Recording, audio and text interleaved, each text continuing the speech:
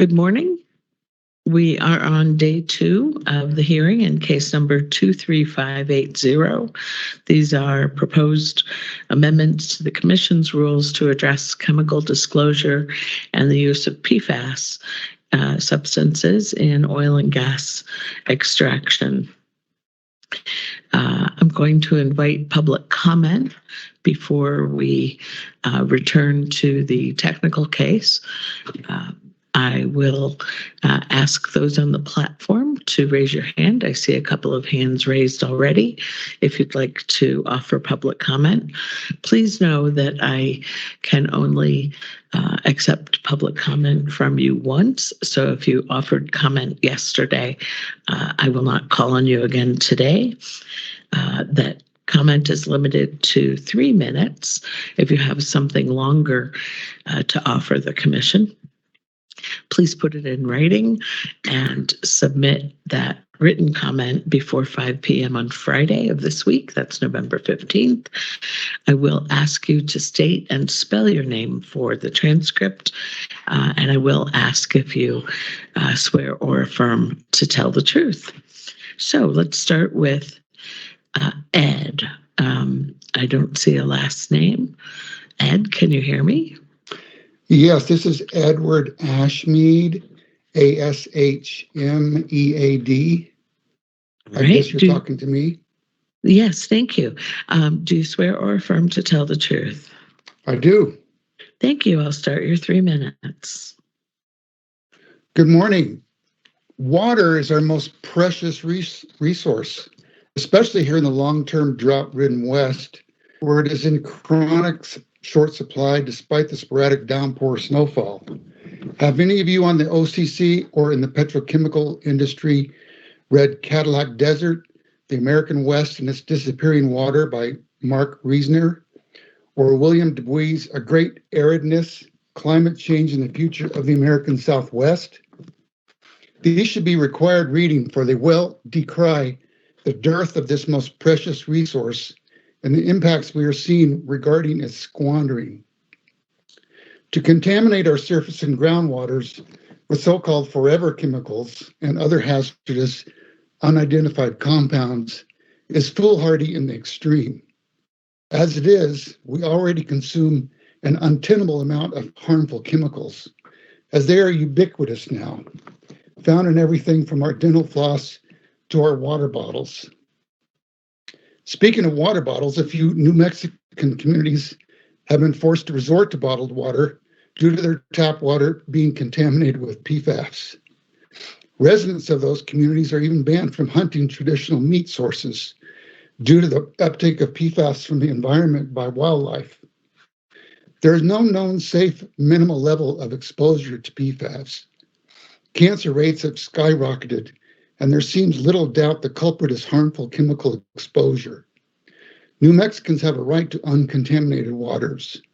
We deserve a ban on the use of, quote, forever chemicals, close quote, injected into our lands and waters by the petrochemical industry, and like California and Colorado, to know the identity of whatever chemicals are used in fracking. Thank you. Thank you, Mr. Ashley. Ashmead. Ashmead, sorry. Number 2, there we go. Ian Colburn. Can you unmute yourself? Ian Colburn. He may have stepped away.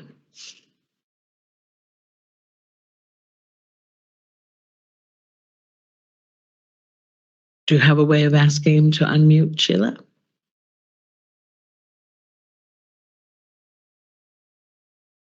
No? Okay. Let's move then to the next number 2.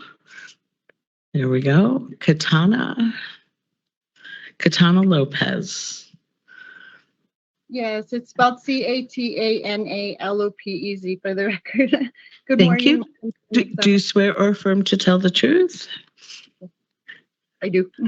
All right. And raise your voice just a little bit. You're a little quiet. I'll start your 3 minutes. Okie doke.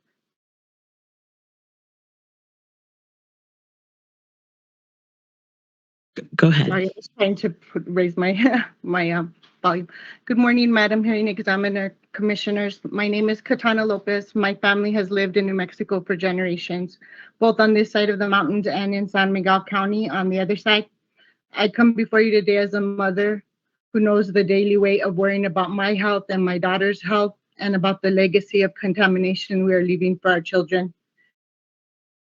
PFAS contamination, PFAS chemicals, persistent, toxic, and harmful, pose a grave threat to public health, especially when used in oil and gas operations that inject them underground where they can seep into our groundwater. We already live surrounded by harmful chemicals. Allowing oil and gas to inject PFAS is an added danger we cannot ignore. PFAS exposure has been linked to serious health issues, including cancers such as kidney, testicular, and thyroid cancer, high cholesterol, reproductive harm, and developmental toxicity in children. These chemicals can cross the placenta and accumulate in breast milk. As a mother, it is terrifying and unacceptable to think that my daughter may face increased cancer risks or reproductive challenges because of exposure to chemicals like PFAS. The Physicians for Social Responsibility report and numerous studies have documented the pervasiveness and harm of PFAS, yet the oil and gas industry continues to use them without sufficient oversight. New Mexico relies on groundwater for 80% of its public water supply.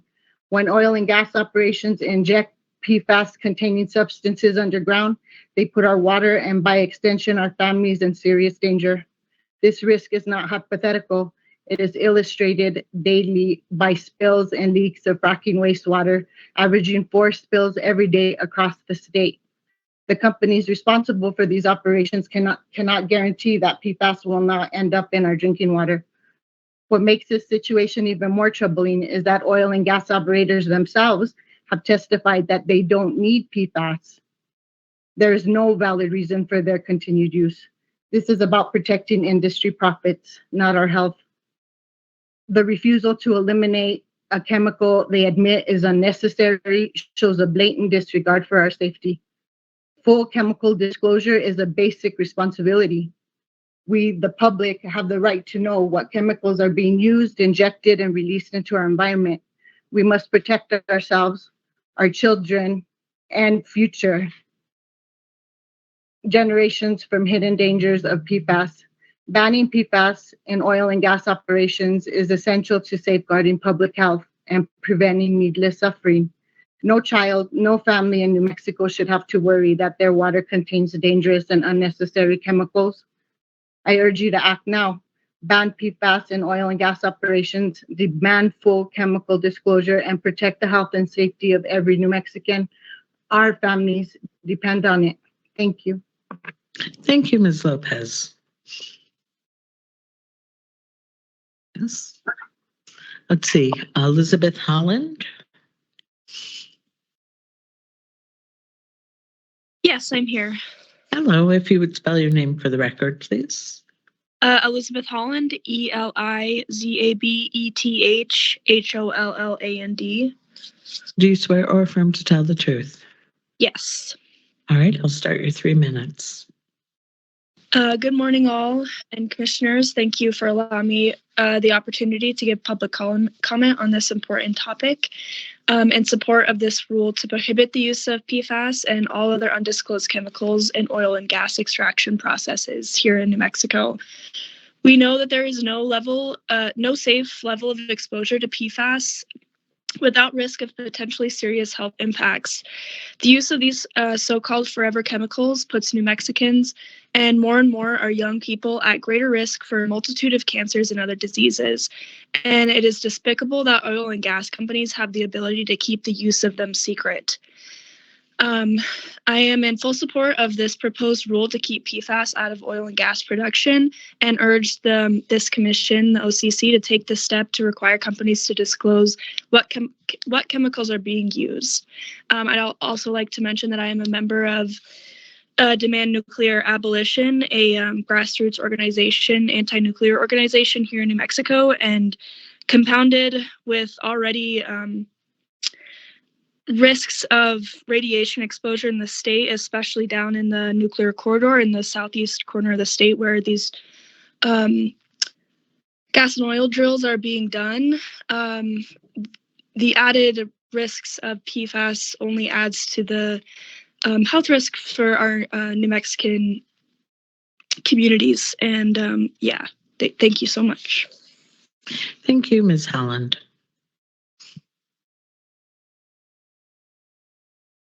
Let's see, Paula Lakeholm, Yes, I'm here. if you would spell your name for the record, please. Paula, surname Claycomb. And do you swear or affirm to tell the truth? I do. I'll start your 3 minutes.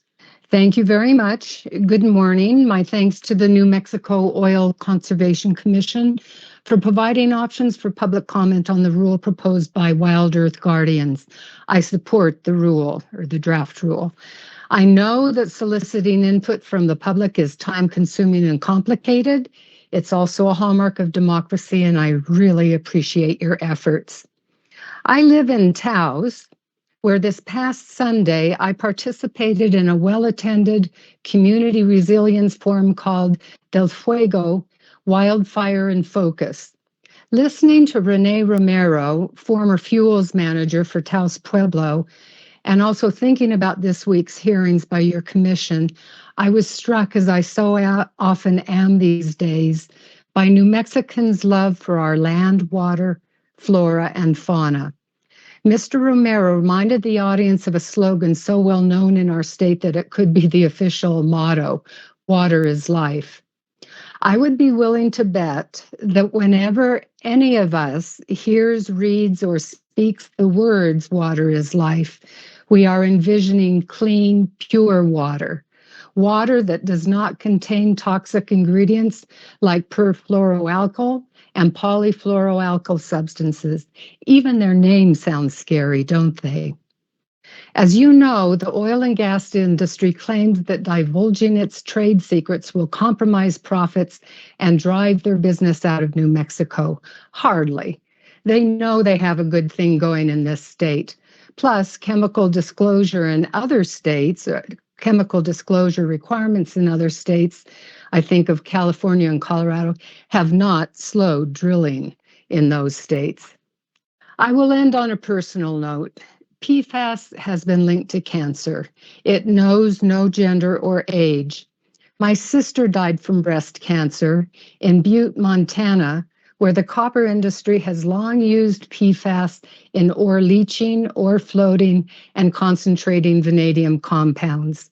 While her illness was not attributed directly to such contamination, it was a shock when 8 years after her death, her 24-year-old son developed testicular cancer, which one oncologist said could be linked to PFAS.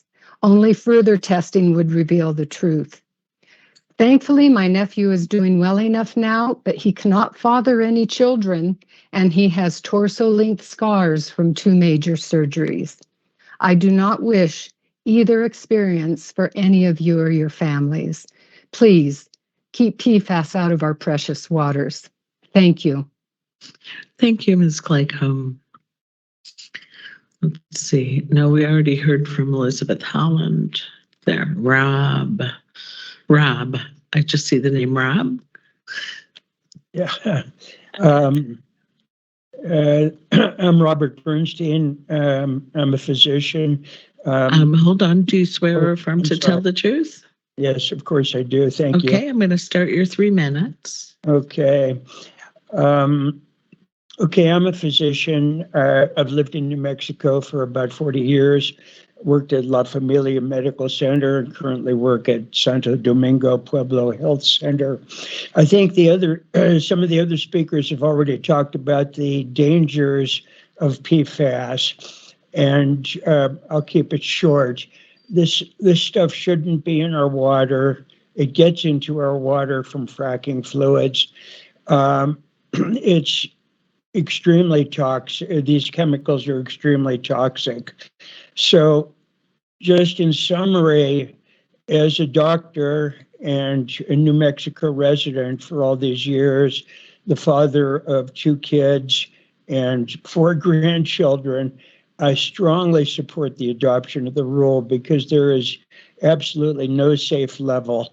So I'd ask or plead with the Oil Conservation Commission to use their power to protect all of us.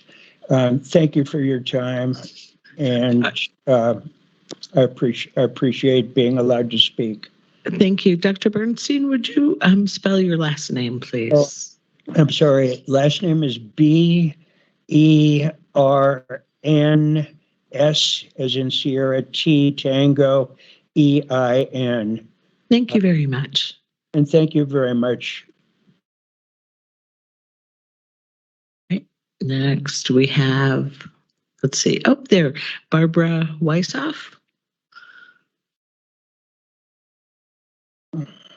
My name Would you- is spelled Barbara, B-A-R-B-A-R-A, Wissoff, W-I-S-O-F-F. Thank you. Do you swear or affirm to tell the truth? I do. I'll start your 3 minutes. Good morning. I am a concerned constituent residing in Albuquerque. I have asthma, and aside from my own health concerns, I care deeply about the health of my grandchildren and adult family and friends, and all living things here in New Mexico and everywhere else, whose health is impacted by New Mexico's excessive contribution to pollution due to poorly regulated oil and gas extraction and insufficient contamination remediation. By all accounts, PFAS and undisclosed chemicals used in oil and gas extraction are extremely harmful to our water supply, to the on-site workers, and to surrounding communities. Trade secrets are allowed by New Mexico's minimal regulation of the oil and gas industries. Rule against trade secrets. And Rule 4, full chemical disclosure to protect our water supply from further contamination. The waste of our diminishing water supply by oil and gas extraction is unconscionable. There is no known or tried process for cleaning the toxic sludge from fracking. There are 3 commissioners on the OCC, according to the EMNRD website, but no names are listed, and subsequently, there is no contact information for these 3 commissioners. There is no direct contact information for the 5 members of the OCD Bureau. The print for the engineering and inspection program is so tiny as to be nearly impossible to read. This is what the public is given. I magnified the page in sections and took screenshots to be able to read the information. And the word fracking does not appear anywhere on the EMNRD website. Avoidance of printed facts on a New Mexico government website is deceitful. What does this say about the EMNRD's public transparency and for whom the NRD works? I quote, "Our website has been designed to provide you with information about doing business with the Oil Conservation Division of New Mexico, as well as to provide access to forms, services, and data provided by the division. Putting business profits above the health of people in our water supply is wrong. According to New Mexico Environment Department, approximately 78% of New Mexicans depend on groundwater for drinking water. 81% of New Mexicans are served by public systems with water derived from groundwater sources, and over 170,000 New Mexicans depend on private wells for drinking water. Groundwater makes up nearly half of the total water annually withdrawn for all uses in New Mexico, including agriculture and industry, and is the only practicable source of water in many areas of the state. I hope that you will serve all New Mexicans by banning PFAS and requiring full chemical disclosure used by oil and gas, because once oil and gas poisons our wells and waterways, the water is contaminated forever." Thank you very much. Thank you, Ms. Weishoff. I'd like to just address one thing in response to your comment. To the extent anyone has a written public comment or other input for the Oil Conservation Commission, the public notice for this hearing and other hearings, which appears on the webpage, would have you send that to Sheila Apodaca. She is the commission administrator. And yes, it is an intentional decision for most boards and commissions that I conduct hearings for the state of New Mexico, not to provide personal contact information for board members or commissioners. I will tell you that Some of our Environmental Improvement Board members, for example, were harassed in their homes and yards last year as part of a rulemaking around clean cars. If you have something to say to this commission, please put it in writing and submit it to Sheila Apodaca. Sheila, I think we can go back to Mr. Colburn. Yeah, good morning. Can you hear me okay? Yes, will you spell your last name, please? Certainly. Colburn. Do you swear or affirm to tell the truth? Yes, I do. Thank you. I'll start your 3 minutes. Thank you so much. Good morning, everyone. Today I'm speaking in support of the Wild Earth Guardian's proposed rule to prohibit the use of PFAS in the oil and gas industry, as well as bring New Mexico in line with other neighboring states in regarding to transparency in the oil and gas industry. Some context, I'm speaking to you from Albuquerque. I'm a small business owner. I'm a vegetable farmer. We own 2.5 acres in the South Valley and grow more than 20,000 pounds of organic veggies that end up in Albuquerque and around the state. So that said, I understand the economic prosperity that energy production has brought and continues to bring our state, as well as the importance of energy independence. However, this proposed rule is not an attack on our state's ability to take care of its people or utilize its natural resources, nor even industry. It aims to fulfill that which all New Mexicans are guaranteed by our Constitution, by our government, and that is the right to safety and happiness, as well as to obtain and protect property. The use of PFAS is extremely detrimental to human health and well-being, but also to property holders around the state. From an agricultural perspective, agriculture in New Mexico is a $3 billion plus industry. And I hope I don't have to remind anyone that Chile does not grow without water, nor do pecans, onions, peanuts, or the thousands of pounds of fresh produce grown by small farms like my own around the state. Contaminated water is taken up by plants, and those contaminants enter the fruits and vegetables, which we ultimately consume.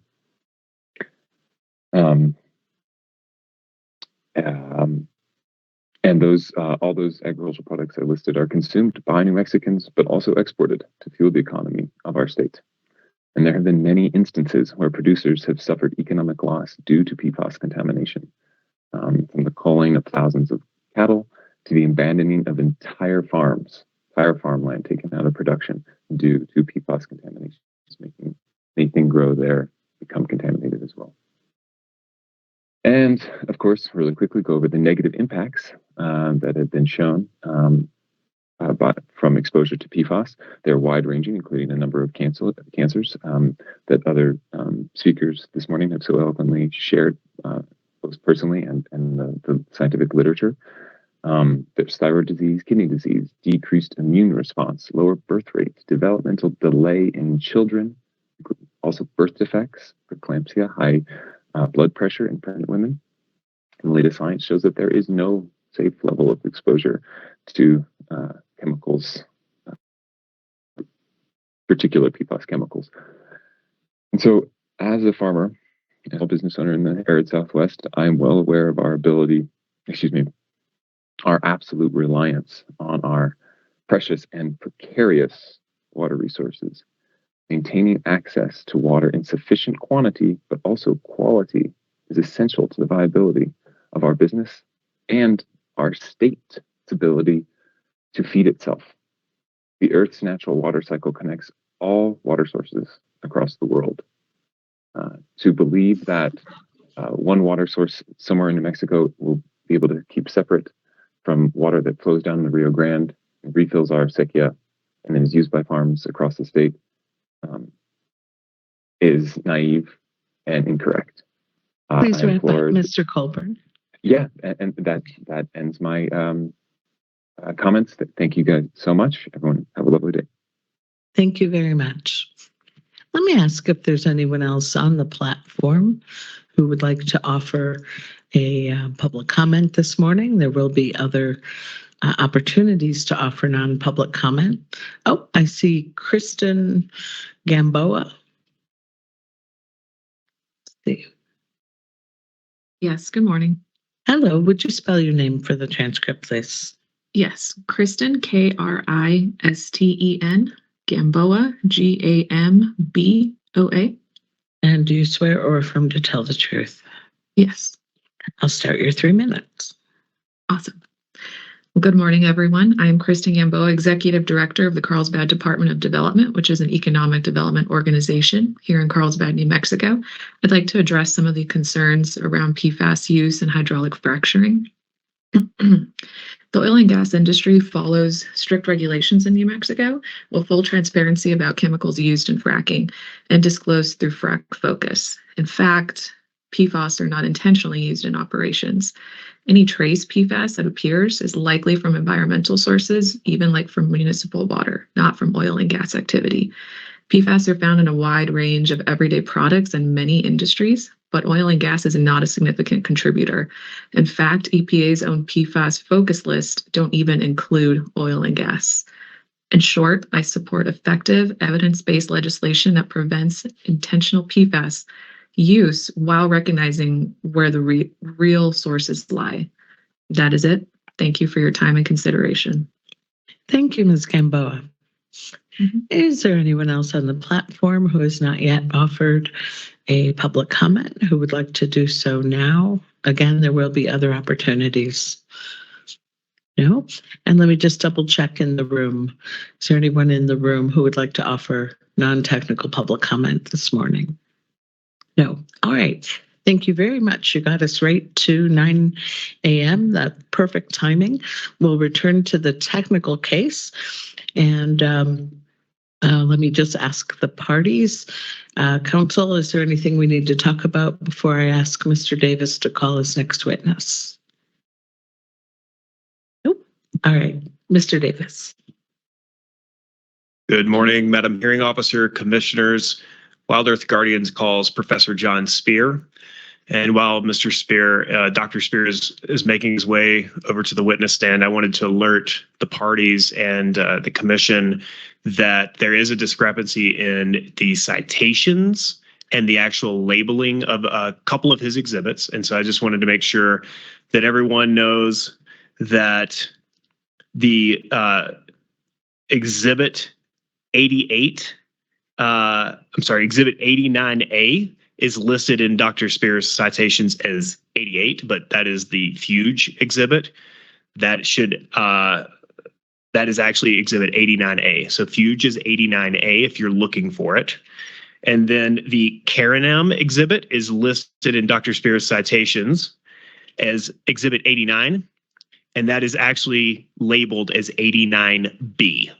So if you are looking for it, you'll be in the vicinity, but I wanted to make sure everyone knew where to find those. And my apologies for that discrepancy. And I believe the witness is ready to be sworn in if there aren't any questions about that. Yes, Ms. Mulcahy. I have no questions, Madam Hearing Officer, about what Mr. Davis just said. I just wanted to before we get started. He spoke up too quick. I couldn't get in there. The exhibit yesterday from Mr. Horowitz's testimony that I projected on the screen with the red highlights, I just wanted to make you aware that I emailed a copy of that to you and to all of the parties this morning, Madam Hearing Officer. Thank you so much. I'll have a chance to look at that a little later. Dr. Spear. Do you swear or affirm to tell the truth? Thank you very much. Mr. Davis. Good morning, Dr. Spear. Could you please state and spell your name for the record? Green light. Thank you. It's John, John, Spear, Spear. Did you prepare direct testimony for this proceeding? I did. Is that exhibit a Wild Earth Guardians exhibit 79? Yes. And other than the exhibit issue that I just made the parties and commission aware of, do you have any changes to that testimony? I do not. Did you review and rely on any documents to prepare your testimony? Yes, I did. They're listed in at the end as references. And that would be Wild Earth Guardians exhibits 80 through 89-B? Is that correct? Yes. Your CV is also an exhibit to your testimony. Is that correct? Yes. Is that Wild Earth Guardians Exhibit 78? Yes. Is your written testimony true and accurate to the best of your knowledge? Yes. Do you adopt your written direct testimony at Wild Earth Guardians Exhibit 79 as your sworn testimony today? Yes. Madam Hearing Officer, this witness is available for questions from the parties and the commission. Are you going to move the exhibits? Oh, thank you. Wild Earth Guardians moves exhibits 78 through 89-B.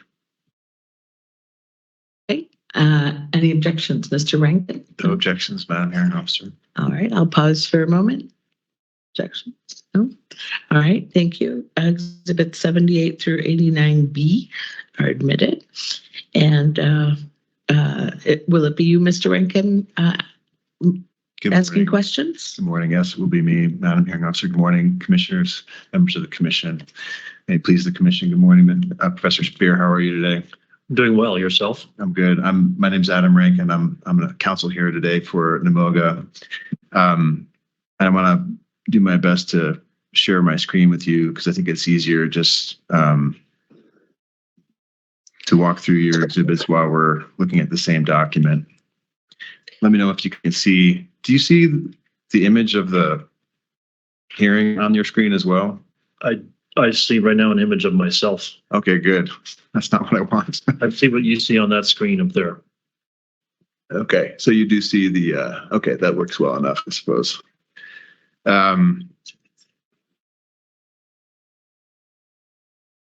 So showing on your screen, you see the Exhibit 78, which is your CV or curriculum vitae. Yes, And this has all your education and training, correct? that is correct. And you included everything relevant here to this rulemaking based on your experience in education, I did. including all the work and papers you've done. Everything would be relevant. You've included on this CV. I believe so. There could be a few papers I don't have on there. Okay. So skipping down to your testimony, then I'm going to look at page 2 here. This caught my eye. I highlighted it already for you. You state here, and I'll read it, one of the primary focus areas of our department at Mines, and I think you're referring to the University of Colorado School of Mines. Is that right? It's correction. It's actually Colorado School of Mines. Sorry, It's Colorado. its own entity, and I just briefly refer to it as Mines Got it.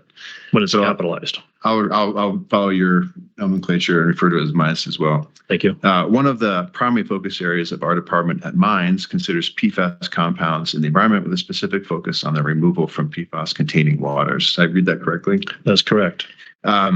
What struck me in this comment here, or your statement here, was, and in reviewing your CV, I didn't see any work that you do on PFAS, but your department does work on PFAS. My department does quite a bit of work on PFAS. I do some things with microbes in PFAS. Okay, but when I reviewed your papers and your review, I didn't see anything referencing any work on PFAS in particular. We have not published anything yet. Okay. Okay, so you are involved with your department on PFAS research. Yes. Okay.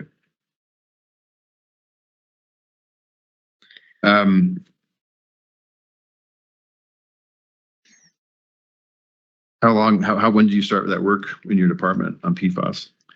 I got really interested in this about 5 years ago, and we've been slowly conducting work since the pandemic. What has been your area of interest? Where you've been looking at it? I'm very interested in how I'm an environmental microbiologist, and I'm interested in how microbes metabolize or don't metabolize PFAS compounds, PFOA compounds. Which compounds in particular have you been looking at? Right now, we're thinking about AFFF, which is a firefighting foam. Have you looked at any other PFAS compounds other than AFFF? You know, we've been looking at natural waters that are contaminated with these compounds, and there are many compounds in those waters. So what we're basically looking for is there defluorination of carbon fluorine bonds that could be happening microbially. Are you aware of AFFF being used in any oil and gas operations? I am not, but I also am not aware of all compounds used in oil and gas operations. Have you reviewed what oil and gas operations have used for downhole operations, hydraulic fracturing? Yes, somewhat. Where have you reviewed that? I reviewed that in the document that came out that Dusty Horowitz put out. Okay, is that the extent of your analysis? I've Or also looked at frac focus stuff. okay, so Dusty Horowitz, that's the Physicians for Social Responsibility report, That's correct. the one that relates to New Mexico or for any of the other state reports? Both, or several actually. Okay. And then in addition to that report, you looked at some of the frac focus disclosures. Yes. Okay. Was that done in preparation for this hearing? Part it's done in preparation for my own research. Or our own research.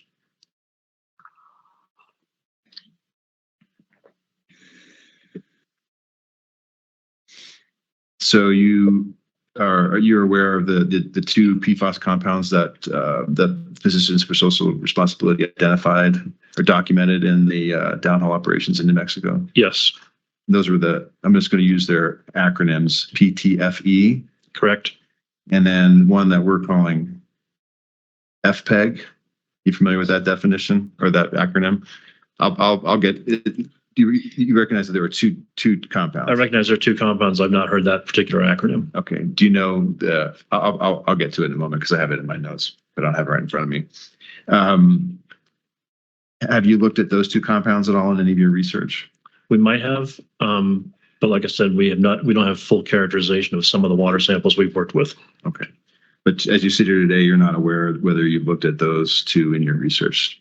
In my own research, when I look at contaminated waters, I think of them as like a minestrone soup with lots of compounds and ingredients, and it's hard to know all of them. Now, but sitting here today, you're not aware, or you can't state for certain that you have evaluated those two specific compounds that were identified in the PSR report. Not in waters that I've looked at from Colorado. Okay. And have you looked at any waters in New Mexico? I have not. Okay.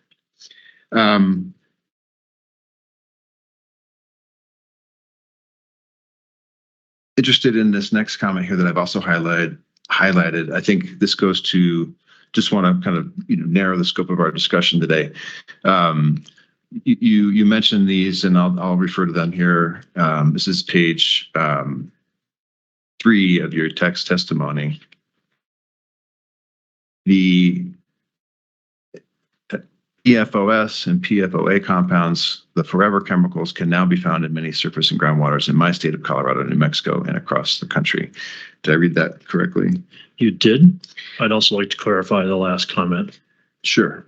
Well, if I looked at any waters in New Mexico, I have not for PFAS compounds, but I've looked at a number of waters related to caves that are in southeast New Mexico for the geochemical components that comprise those waters. As far as this comment right now, can be found in many surface and groundwaters. I've really relied on a paper that has come out of New Mexico State in Las Cruces, New Mexico. The corresponding author is Pei Zhu. It was published in 2022. It has a comprehensive list of, I think, 56 PFAS, PFOA compounds in there, as well as the geochemical characterization of the metals in the waters. And that paper is very well done, in my opinion, and it has a lot of great information that I've relied upon for how I prepared this testimony. Okay.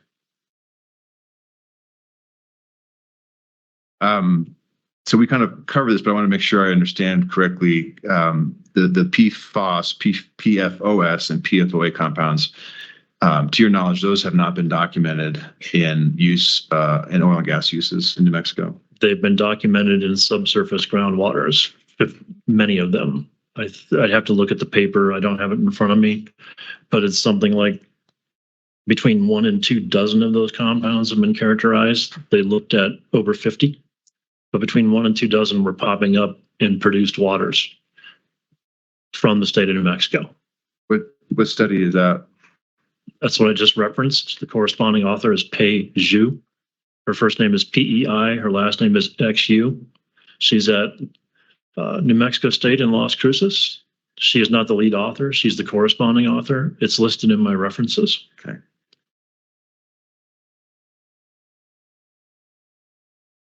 And that paper contains a lot of good information. Okay, so on the question of now, but just to be clear, in the Physicians for Social Responsibility you and I just discussed, that report on New Mexico, it did not identify PFOS or PFOA compounds as being used in completions in New Mexico, correct? It did not, but it may possibly have not been aware of that paper. Okay. But that report was based on what was actually used downhole, correct? The PSR. As far as the authors could determine, yes. Okay. Can I expand on that? Sure. They compared several surface waters, looking at potentially like man-made contributions to surface waters that are found in most surface waters in the U.S. right now from all the products that contain these compounds. And they were able to show a characterization of surface water that was different than that of the produced waters, suggesting that there are 2 different sources of the compounds. There's a surface human component, and there is another subsurface human component, but they are different. Yeah, that makes this whole process complicated, doesn't it? Trying to figure out the sources of these complex compounds. So source tracking is an important thing to always consider. Yes. On the issue of PFOS and PFOA, are you familiar with the chemical properties of those compounds and how that might be useful or advantageous or used in oil and gas if they were to be used in oil and gas? I mean, why would those compounds be used if that's the potential allegation I understand you may be making that they may be actually being used in oil and gas? I'm familiar with some of their applications, but by no means all. I know that they are used. There's a compound when you're putting drill pipe in the ground, you're trying to lubricate the joints, the threads, the female and the male parts, and you'll put a goop on there. Some people call it pipe dope and things like that. What is in that, I do not know. That could be a potential source of it, right? You can also use these things for proppants to pull rock chips up as you're cutting. You can, as a foaming agent. You could use them for various lubrications that might be needed or necessary or required for downhole operations. I can foresee many uses of them. I don't have oil and gas industry disclosure on how they are used. I guess my question, though, is as to PFOA and PFOS, are you familiar with those specific compounds and their properties and whether or not they would be useful in oil and gas? I'm familiar enough with their properties to know that they would be useful for oil and gas. Okay. And you, in your opinion, based on your understanding of those properties, it's possible they're being used for oil and gas? They would be useful for oil and gas. Okay. Now, you mentioned that there are dozens of these PFOS and PFOA compounds. Is it your understanding that, for example, PFOS has more than one form? They both have multiple forms. There are thousands of these compounds.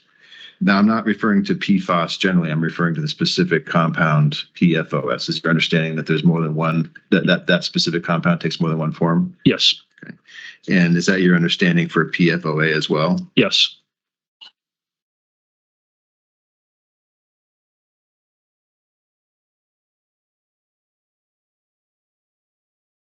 When you mentioned proppants, my understanding of the oil and gas industry is proppants are generally sand grains. Did you understand that PFAS or PFAS compound would function as a proppant itself? I'm using the word proppant as something that makes something float or makes something be suspended. Sand tends to sink. Okay. So different use of the term that you're using. Yeah. Yep. Okay. So on PFOA, your understanding is that PFOA also has multiple forms. It's not just a single chemical structure. Correct. Okay.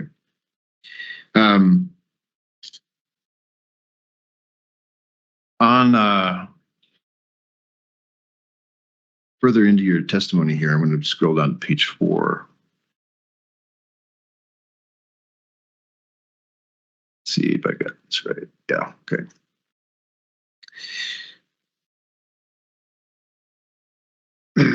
You state here, from my own published research into subsurface microbial influence corrosion, parentheses MIC and parentheses of steel, I know that subsurface separation of aquifers is near impossible in the LNG industry, presumably oil and gas industry, over longer time frames, parentheses years. And then you cite to Wild Earth Guardians Exhibit 83, correct?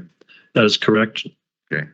That paper that you were a co-author of that paper, correct? I am.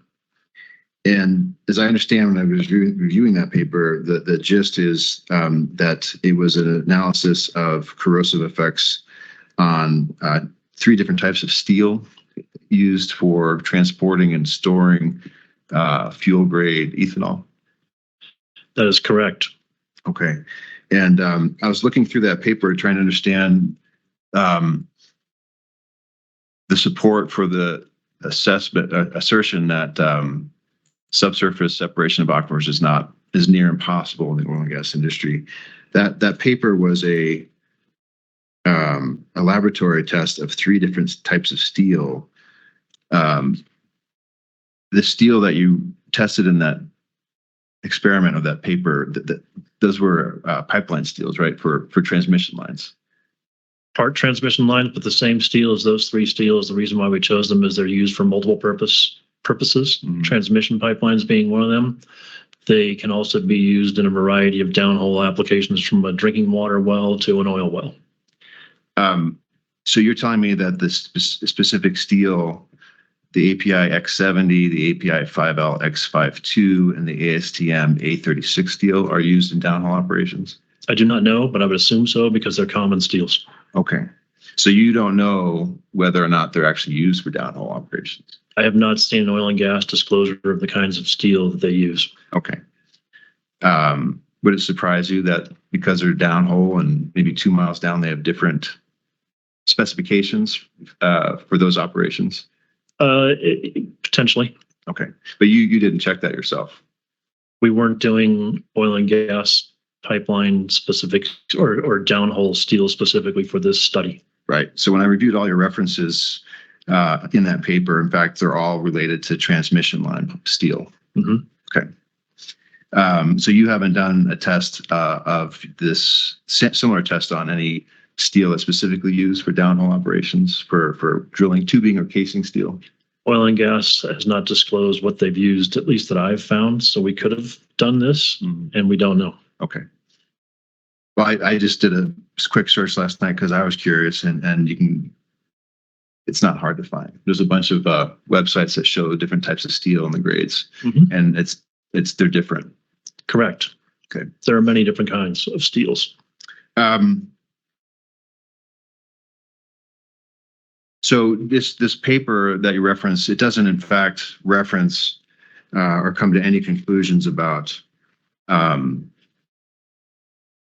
downhole effects. That there's no conclusion about separation of aquifers referenced in that paper, correct? We weren't trying to do that. The goal of this paper that was published in Corrosion Science was to show how microbes can degrade 3 different kinds of steel.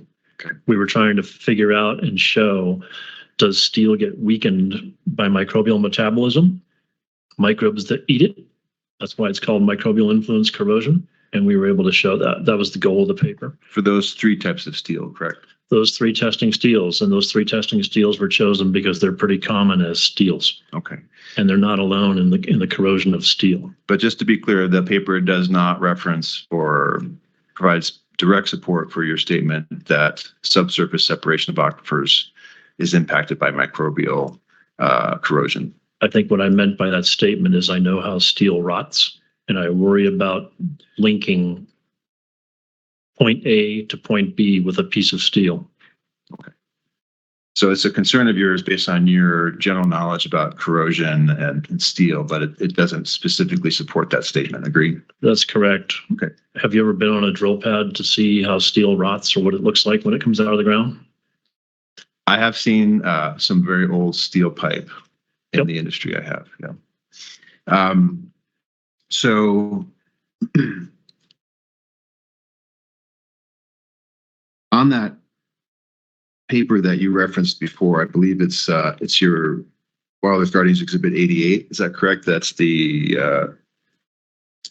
it's a different paper. I think that's the Jang paper. Is that the same paper you were referencing with pay?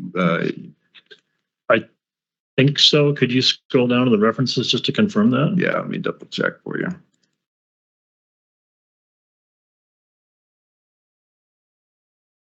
I think it was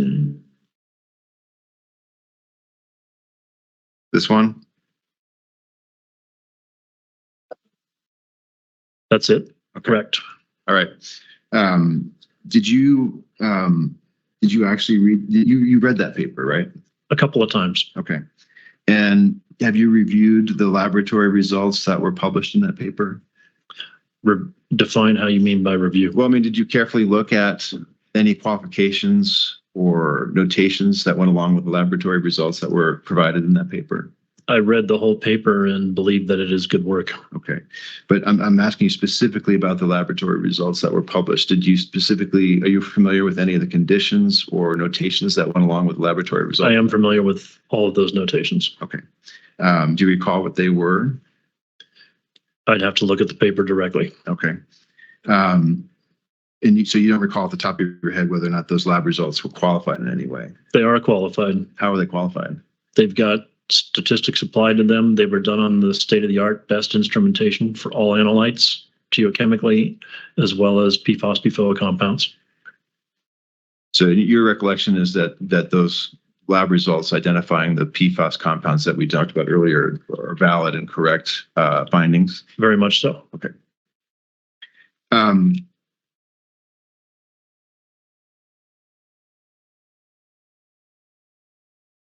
Scrolling back up into your testimony.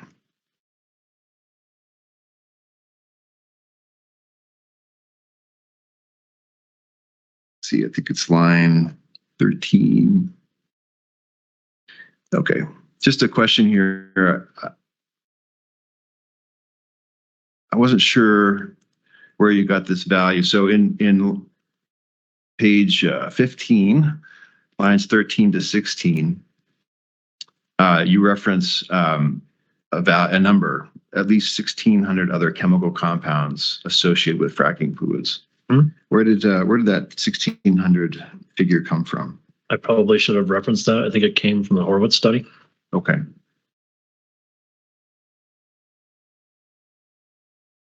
That because you've only ever reviewed some of the fracking disclosures in New Mexico and the Horowitz study, those are the only two possible sources, correct? For that particular number, probably so. Okay.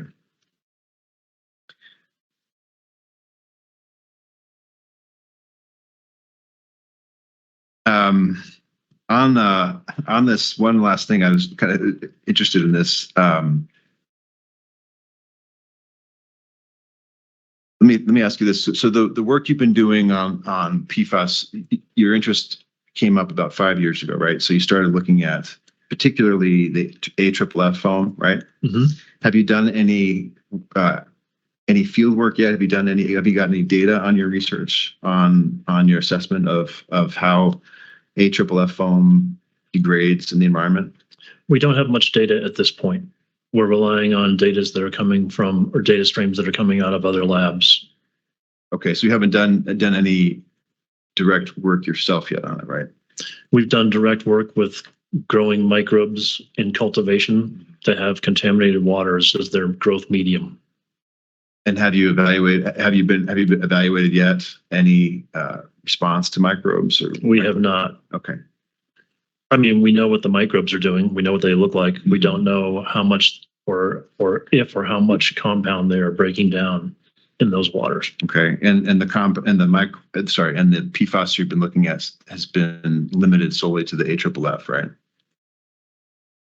Well, no, we're using naturally contaminated waters that have many things in them. We know that, and those are characterized in an adjacent lab. So we know that there are many compounds that are potentially in these. Like I said, think about it as a complex soup. So but to date, you haven't yet got any data back on whether or not, to what extent microbes are breaking down those PFAS compounds in either the natural waters or the AFFF foam directly. Out of my own lab, no. Okay.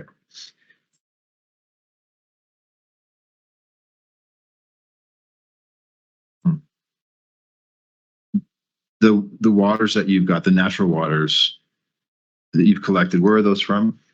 Mostly sites in Colorado. Colorado, right? Peterson Air Force Base, for example. And do you know whether or not those waters contain PFAS at this point that you've collected? Oh, we know. Yeah. Okay. We actually know most of them that can be characterized by the current state-of-the-art technology. Having said that, there are a lot of things that are uncharacterizable at this point because we don't know. Why are they uncharacterizable? So, the instrument provides a data stream that can be referenced to known compounds, but then you see other points in that data stream that are unknown. That's what I mean by that. Yeah. In other words, do we not yet have analysis and analytical methods to detect all varieties of PFAS? So given the complex nature of PFAS and PFOA compounds, I don't think every one of them has been characterized because there are so many of them. And beyond that, we don't yet have methodologies to identify them. We have methodologies to identify hundreds, if not low thousands of them. Okay. But not high thousands of them. Okay.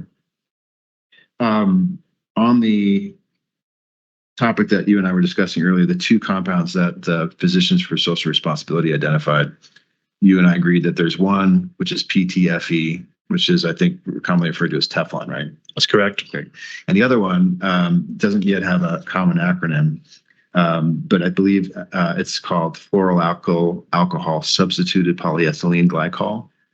Does that sound familiar to you? It does sound familiar. I'm trying to think of what the acronym was I've seen for that, the common acronym. So NMOGA in his filings has referred to it as FPEG.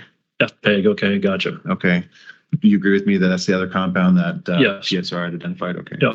Now, in your natural waters that you've collected in Colorado, do you know whether or not those natural waters have been, you have found PTFE in those natural waters?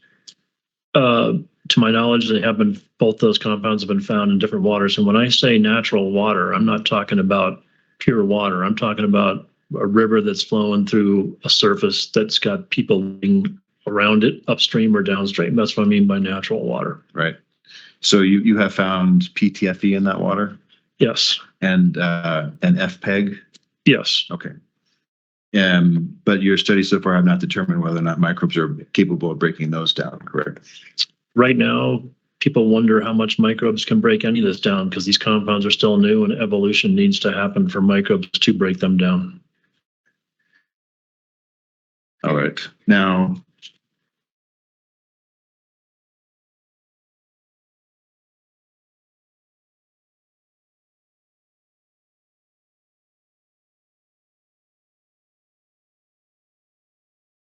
do you know on the PFOS and PFOA, I was asking about whether you're familiar with how their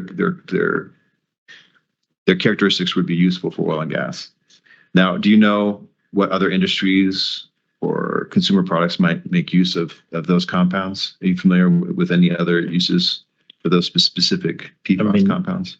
For those two specific ones, I don't know if they're in our pizza boxes or not, because nobody's ever characterized the full extent of those compounds in most environments. I mean, they're on pillowcases, they're in sheets, they're in clothing, they're in the lining of pizza boxes, they're on your hamburger wrapper. I've heard people use the word ubiquitous. Ubiquitous? Ubiquitous. Yeah, and that's a bad word to be using for these compounds. I mean, in that it's true, they are ubiquitous, but the worry is large. On that point, I wanted to just talk with you about this analogy that you used in your testimony.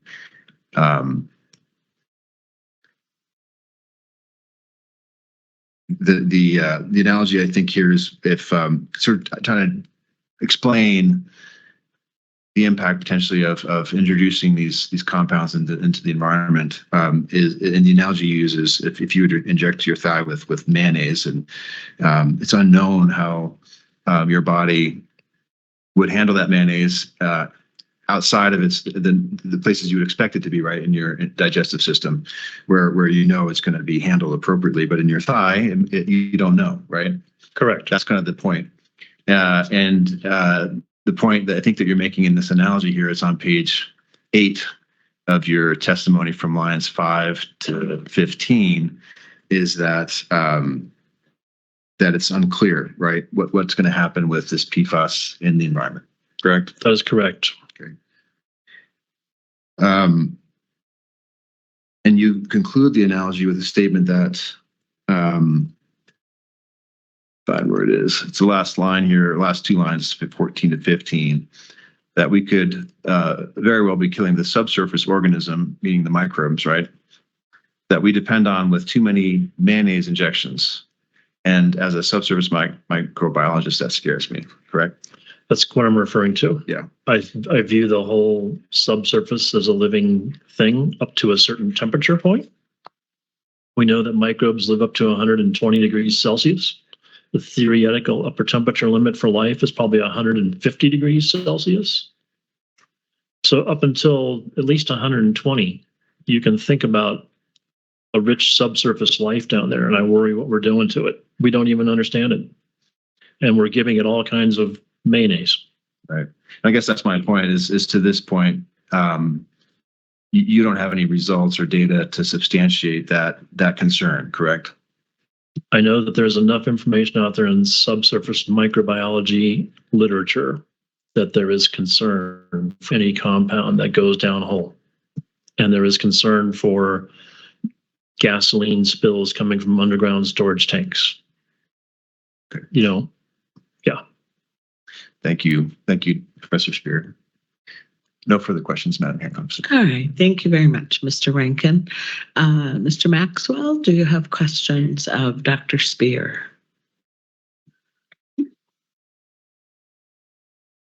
Thank you very much. Mr. Tremaine? Yes, Madam Hearing Examiner, I do have a few questions. Thank you. Good morning, Professor Spear. Good morning. I just have a clarification question. I think we all know what you mean, but in your testimony, you used the phrase regarding PFAS, recalcitrants in the environment. Yeah, can we back up a sec? Who are you? Oh, thank you. I'm Jesse Tremaine. I'm the counsel for the Oil Conservation Division. Thank you. Sorry, I had to ask. That's quite all right.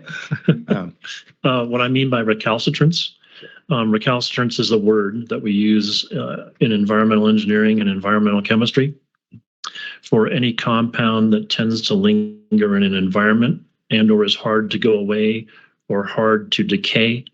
It's used a number of ways. You could say that the furniture in your house is recalcitrant because you want it to be there and it's there. In reviewing the testimony of the other witnesses to this hearing, I believe it's been referred to as PFAS are stable in the environment. Would you agree with that as well? Is that a synonym? That's by design. Those compounds are meant to be stable in an environment so that they can provide the property that they do for the lifespan or lifetime of that molecule with a high recalcitrance. Thank you. I want to ask you just a couple clarifying questions about a phrase that you used in your testimony. I believe that you used the phrase under the precautionary principle that we should ban known harmful substances. Is that true?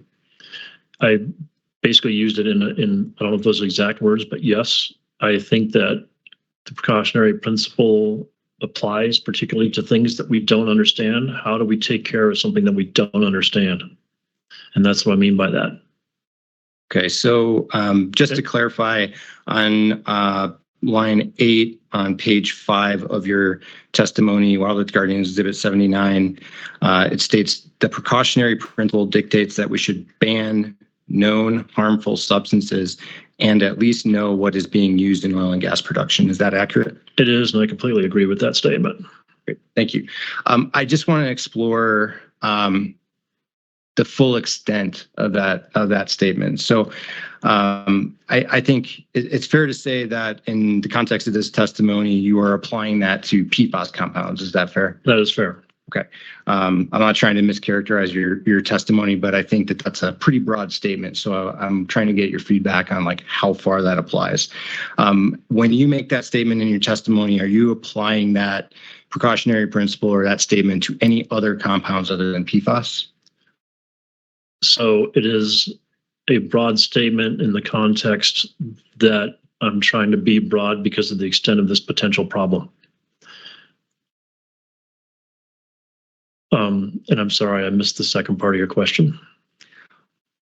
I'll get it. So how do you, I'll rephrase the second part of my question. How do you define, in your professional opinion, harmful substances? I define harmful substances as something that causes harm to a living thing. And that would be could be a human body, could be you or I. It could be something that changes the microbial community of your mouth. It could be something that changes the microbial community of near surface, like soil. It could be something that changes the microbial community of a deeper environment, like a deep subsurface. Okay. So it's something that causes harm or it causes a drastic shift. Yes. Okay. So is it fair to say, I mean, you are applying that in terms of both human health and environmental harm? Here I'm applying it to environmental health. This statement applies to environmental health because that's what I do is environmental microbiology. But the environmental microbiology that I do often transfers to the human body. I just don't work on the human body too much. Thank you. Thank you for that clarification. I'll focus on the environment. So I understand the purpose of or the point of your testimony to be essentially the statement that the commission should ban, as you say, all known harmful substances from injection underground. Is that true? It is. And what I'm asking or what I'm thinking of there is I think it's not just PFAS and PFOA compounds. I think we need more data to understand what's going downhole. We need to understand what is potentially migrating into subsurface. It would be great for future generations to understand what went down a hole today, because some of these compounds are going to be around for decades or centuries. Thank you. I want to split off your statement about acquiring data, because that's a different question from the policy statement of banning or prohibiting the use of substances. I want to focus on that part of it and kind of just clarify how far that goes. So would you agree that depending on the situation, injecting large amounts of water downhole could be damaging to an environment? Depends on what's in the water. Okay, so that's a yes, it depends. Define water. Okay. How about sand? If we inject sand into a subterranean environment, could that be damaging to the subterranean environment or the environment generally? Potentially, because that sand could contain its own microbiome, and you're injecting a new microbiome down into a new place that could alter the microbiome that already exists there. Okay. Argon, mineral oil, or crude oil, any of those examples, if those are injected downhole, those could all cause damage to the subterranean environment, correct? Guar gum, when I hear those terms, guar gum, xanthan gum, crude oil, I think about what they are. They all contain carbon, and carbon is food, and it's required for life. So subsurface microbes are going to probably have a chow down on the guar gum, for example. how about produced water, injecting produced water downhole? As it's commonly understood, once it's separated from crude and natural gas, if you inject produced water downhole, could that cause environmental or subterranean damage? I think if it was injected into the environment that it did not come from, you're going to alter that environment. So, Professor Spear, where do we draw the line then? I mean, here we're talking about PFAS. Yep. Would you agree that it is fair to say that the substances we're talking about exist on a spectrum of greater to lesser potential harm? That's probably a fair description of a spectrum. Okay. So I'm asking you about examples of things that are commonly used in industry and that are perceived by many to be less injurious to human health or the environment. And so I want to elicit your opinion for the commission on where on that spectrum we draw the line for what's appropriate to inject downhole. Good question. I think if we look at the surface limits for water, 4 parts per trillion is the standard for these compounds. 4 PPT. Some of these environments that are coming up from subsurface produced waters have that or more.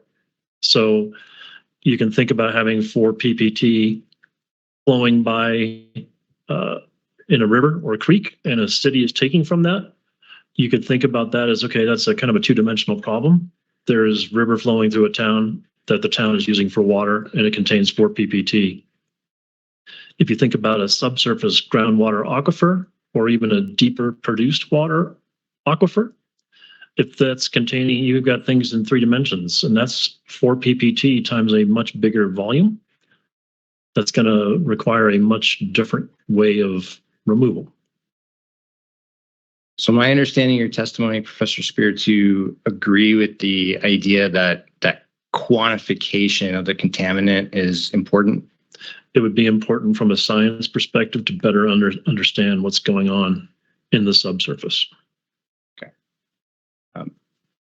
I want to move on and ask you a couple of general questions about the karst section of your testimony, as that is a concern. I think everyone knows for the Oil Conservation Division, and I want to make sure I understand that section. Could you please very briefly summarize your concerns with spills in the context of karst? So, summarize. I am a person who's a caver. I've been caving for 40 years. I have spent almost as many days underneath New Mexico as I have on the surface of New Mexico. I've been in a lot of caves down in the southeast area, in and around Carlsbad. I understand karst from a recreational caving perspective, from a geochemical perspective, and somewhat from a microbiological perspective. Caves and karst in southeast New Mexico form, or are thought to form, by a hypogenic effect. Hypogenic caves are caves where sulfides are coming out of the Permian Basin. Those sulfides form sulfuric acid. Sulfuric acid dissolves the limestone, which then makes formations inside. That makes things like the Great Room of Carlsbad, where I hope you've been, because that place is amazing. The formations you see underground are really something, but the caves of New Mexico are special because they were formed with a big sulfide sulfur component, which probably came off the western edge of the Permian Basin. So what you need to think about for cave is if you have a dish sponge next to your sink in your kitchen, and the one that's next to my sink in the kitchen has a green nylon top that's a scrubby, it's a Scotch-Brite, and underneath that there's a sponge that's yellow. I think of a cave as very much that, not a cave, but I think about karst that way.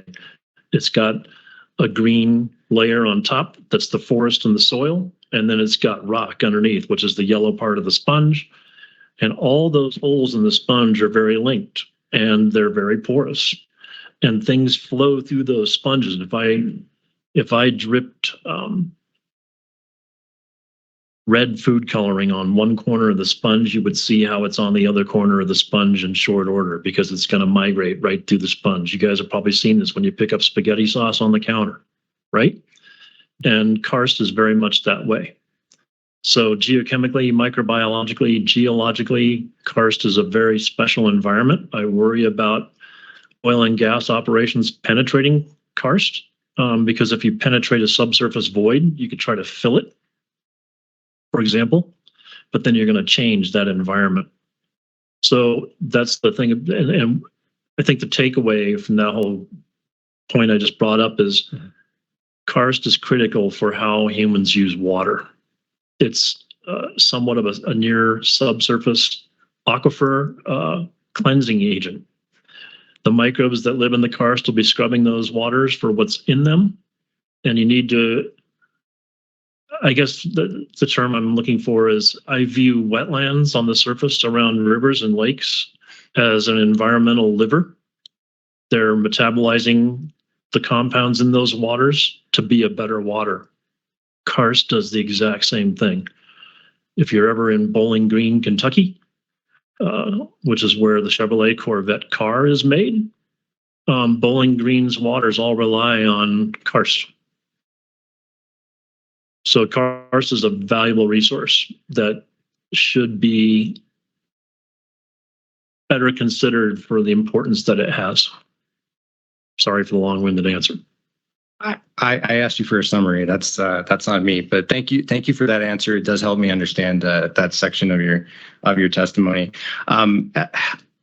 My reading of your testimony in this section is identifying an area of possible concern, but it does not include any documentation of specific effects of releases or PFAS, particularly on karst. Is that correct? That's because there's not much documentation. Okay. There is some from, for example, I think Pejew's paper has water information from the Pecos River, which is flowing on top of a karst. So those two things are linked. Are you aware that the Oil Conservation Division has a specific, a karst-specific release policy? They do, yes. Okay. Aside from the paper that you mentioned, are you aware of any published research or data related to PFAS? I want to use the word perfusion. That's probably incorrect, No, but like moving through karst. I like the word perfusion because that's what's happening. No, I am not. This is something that we've been wanting to look at. Colorado School of Mines instrumentation is pretty booked on worrying about surface waters, and those machines run 24/7, 365. And karst waters, I have not been able to process them through there, but I would like to. Okay. I just want to clarify for the record the pathway that you're describing. And as I understand it, what you're describing is concerns related to surface releases of largely produced water that may or may not contain PFAS. Is that correct? Yes. So I've seen a talk. There's actually something called the International Society for Subsurface Microbiology, ISSM. There was a meeting last year. I was in Banff, Alberta. And there was a talk that was presented there that showed surface releases of things coming out of trucks dispensed out right on the ground in southeast New Mexico and around Carlsbad. I have no idea what was in those waters, but I could assume that it's a complex minestrone of many compounds that are being surface discharged, which are then going into surface waters. They could come in the form of, down there around Carlsbad, you have little creeks and ravines and streams that are only flow when there's a major thunderstorm, and that's when those compounds would go mobile.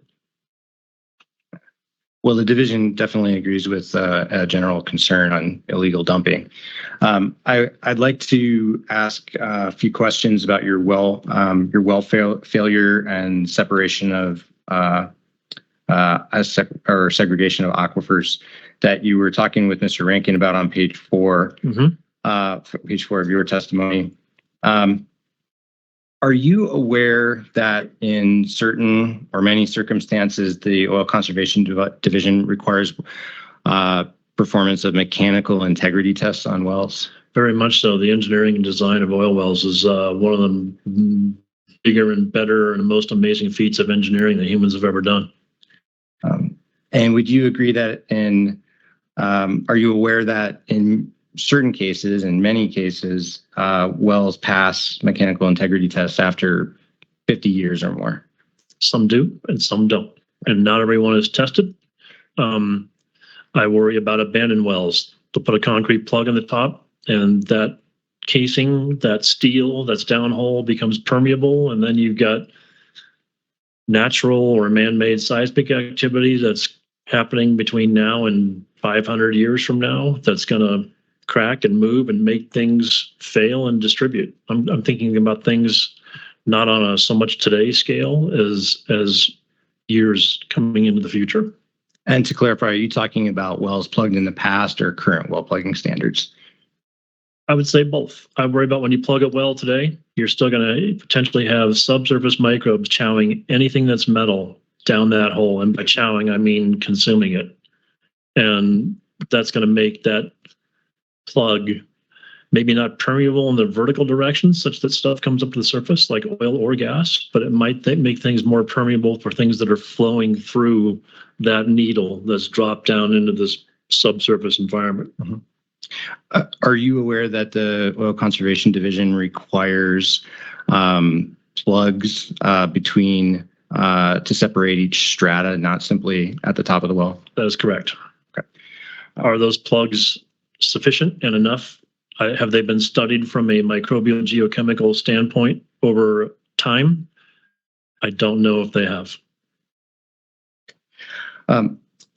Would you agree that in terms of this corrosion concern, that exposure to certain elements may increase the corrosion and decrease the life of the materials?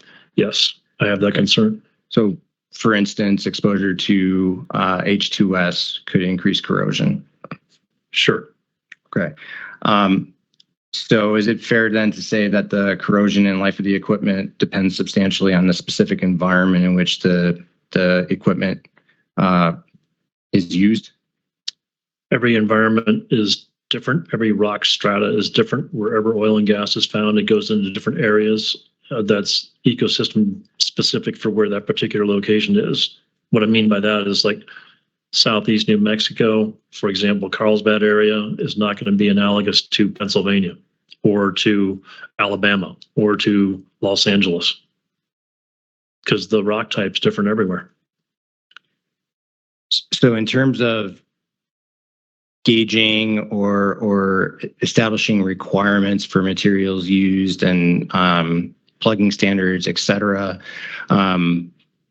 the division has to, division staff have to incorporate information related to multiple different variables that impact the life of equipment in the well. I mean, you would agree with that? Yeah, they do have to require, they require multiple variables be considered, but it's certainly not all variables. Like how many of them think about actual subsurface microbiota? Okay. So I think we agree that the testing component, the mechanical integrity tests, are very important. Is that I would fair? say they're important. Are they sufficient? I don't know the answer to that. So I'm coming around to my point. So thank you. Where exactly how does that kind of, in your opinion, does this calculus or requirements for well equipment change once you add PFAS to the mix? I don't think we know. Okay, so you don't have, as you sit here today, a specific proposal to change any mechanical integrity test limits or processes or equipment requirements or anything like that. It seems like it's a really a recommendation to obtain more information. More information would be great. I could envision like, let's do an experiment to see how well this particular system or subsystem in a downhole environment works, and let's test it and let's see what happens. But we need like declaration of what is being used. It's hard to work when you're blind. I don't have any further questions. Thank you, Professor. All right, thank you, Mr. Tremaine.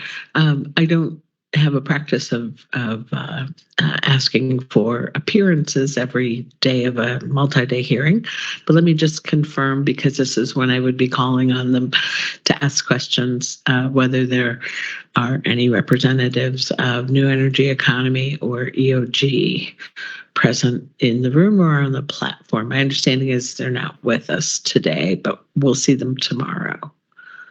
Yeah? Good morning. All right. This is Jordan Kessler with EOG, and I won't be having any questions today. I didn't hear, sorry. Is that you, Jordan? Let's see here. Yes. Can you hear me, Madam Hearing Examiner? Now I can. Yeah, you were very soft. Thank you. Sorry about that. This is Jordan Kessler on behalf of EOG Resources, and I will not be having any questions today. Okay, thank you very much. Thank you. Terrific. Mr. Davis, do you have any follow-up with Dr. Spear? No redirect from me. All right. Commission, it's been 90 minutes since we started. Would you like to ask your questions now or take a break and come back? Break? All right, let's break to 10:15. All right. When we broke for a short break, the parties had finished their questioning of Dr. Spear, and we turn now to the commission. Mr. Chair, do you have questions of Dr. Spear? I actually do have, thank you for your testimony, Dr. Spear. We appreciate you being here with us today. I do have one question. Throughout your testimony with all of the parties that you've discussed, you keep bringing up the JU paper that was done out of New Mexico State, correct? Correct. Okay, so I pulled up the JU paper real quickly because I honestly did not look at it until right now. And I was looking under the subheading under PFAS analysis, and they only pulled out two samples. One was produced water and one was water from the Pecos River. Does that sound correct to you? I thought it was more than two samples. I thought it was like 12. And maybe there were, but okay, then two sources. Two sources is correct. Two sources Two is the way sources. we'll better say it. Fair. Fair enough? Fair. Okay. In their actual analytical process, and I didn't see how I can't tell how they analyzed for PFAS. They didn't really break it out like they did the other VOCs and other compounds that they found. But they said that in total, 34 compounds were analyzed in the study. 5 were detected in the produced water. And also 10 compounds were detected in the water from the river. I found it interesting, though, that the produced water also had the compounds in the blanks. That's kind of problematic for any analytical process. I did forensics for 17 years, and so I understand that blanks should be blank. How, in your mind, as a scientist, do you rectify that glitch? I would, for me, I would rectify by retesting. Whether or not they did that or not, I don't know. I also don't know how the study was funded. Okay. Or how much money they were able to throw at testing. These analyses are expensive. Sure. And not every place has the LC-MS machines to do it. Correct. And so I'd have to check that. But if the blanks are positive, that's what I would recommend as a redo. Yeah. So, I mean, we really can't put as much basis on these results because even the blank came out positive in this instance. No, don't take me wrong. I'm a proponent that PFAS is dangerous. But I agree with you in that statement.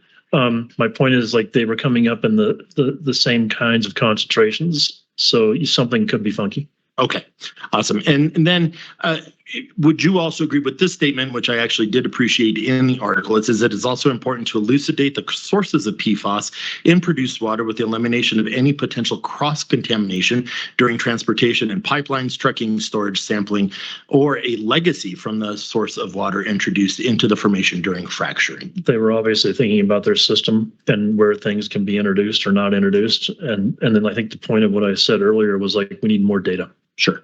Okay. That was my one question. Thank you, Madam Hearing Officer. Thank you. Thank you. Commissioner Bloom? Yeah, good morning, Dr. Spear. Thank you for being here today. I'll look at you and Mr. Davis here for some guidance, but one thing we're going to need to get into are the proposed changes to statute. And I don't know if you'd be the person to talk about that with? I would not be the person to talk to about specific proposed changes to statute. My underlying thing is I would, as a science human, I would like more data. Okay. Yeah, because we do have a lot of proposed changes to language here, including adding the definition of chemical disclosure list, downhole operations, hydraulic fracturing treatment. We need to get at the definition of PFAS chemicals themselves. I think we may have 3 differing definitions between the proponents, OCD, and NMOGA, the Oil and Gas Association. We've got a definition of trade secrets, undisclosed chemicals, well site, along with some other proposed changes to language as well, which would affect policy. Maybe could I comment on that? 14, 15, 16, 17 changes there. And so we need to have those discussions, and I'm kind of digging for a way to bring those up. Yes, Dr. Spear. Sorry to interrupt you with a common question. I think if you like to cook, you have a recipe and you're going to make something delicious. And it's important to know what's in that recipe. Do you want salt instead of sugar in your brownies? And my point is, in an environmental system, I think the more knowledge we have for how we're making the recipe to get a product out of the ground in this case, it's important to know what's in the recipe. And it's important to know the fate of where those compounds might go with time. Or how are they going to be used, or how are they going to disappear or not? And that's why I think it's important to think about all these compounds that you just mentioned. Let me pause here for a sec, and I'll look to our hearing officer here, who probably has done more rule changes than any of us. Any thoughts on an approach to how we get at the proposed changes in language throughout our regs here? So usually following a complex rulemaking, and I would consider this a complex rulemaking because there are several parties with different positions. I would invite the parties, unless you were inclined to deliberate immediately, which I think is unlikely here. I would invite the parties to offer in writing their last best final offer. I think one of the council, perhaps it was Mr. Tremaine, mentioned that, there may well be some movement. It won't be dramatic, presumably, but some movement, even on the parties' side themselves, based on what they've heard here. And so we choose a version of the rules to use as the baseline, say the rules as set out in the petition. The other parties have already kind of indicated what changes they would propose to be made to the changes set out in the petition. And then we would ask them for another round of that, having heard all of the evidence and all of the cross-examination. Mr. Tremaine, do you have something to offer? I would only offer the commission that having done this process before, we submitted for Mr. Powell's testimony a breakdown of section by section comparing OCD's proposal to Wildlife Guardian's proposal. I do expect there will be lots of cross back and forth on that topic. So we go through line by line in that. And today, after hearing the testimony yesterday, we submitted a rebuttal notice related to also for Mr. Powell, and we've submitted a second such set of slides where we walk through, at least from the division's perspective, the specific changes section by section compared to NMOGA's proposal. And again, that will necessarily elicit, I'm sure, quite a bit of cross. So that does not answer Commissioner Bloom's question in terms of guardians during the hearing presenting like their version of that. But I think we intend to elicit a lot of that discussion through Mr. Powell's testimony. Hopefully this afternoon, we'll see.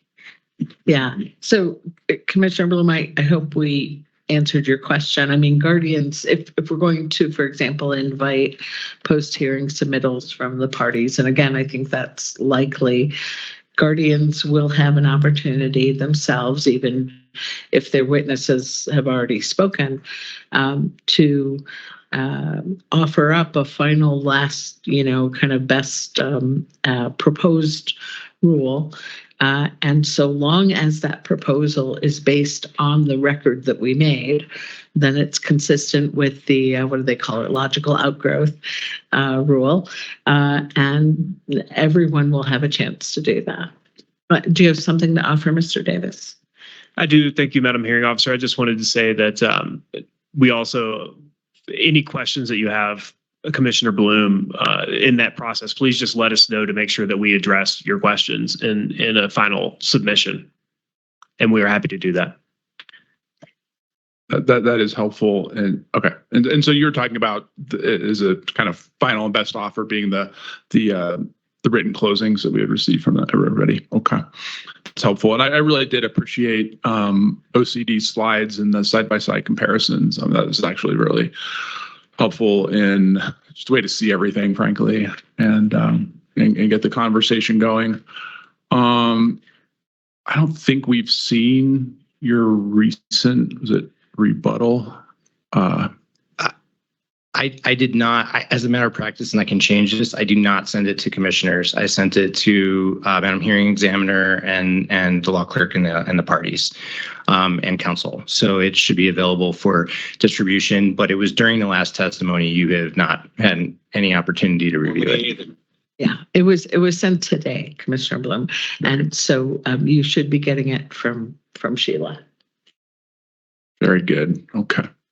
Madam. Oh, sorry, Ms. Mulcahy. I apologize. I didn't mean to interrupt Commissioner Bloom if he had something more to say.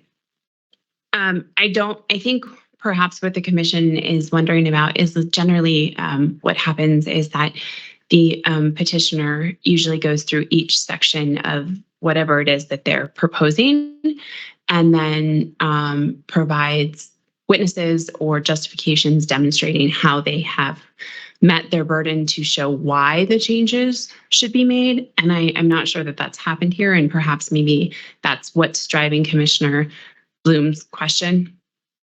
Did I misunderstand your question, Commissioner Bloom?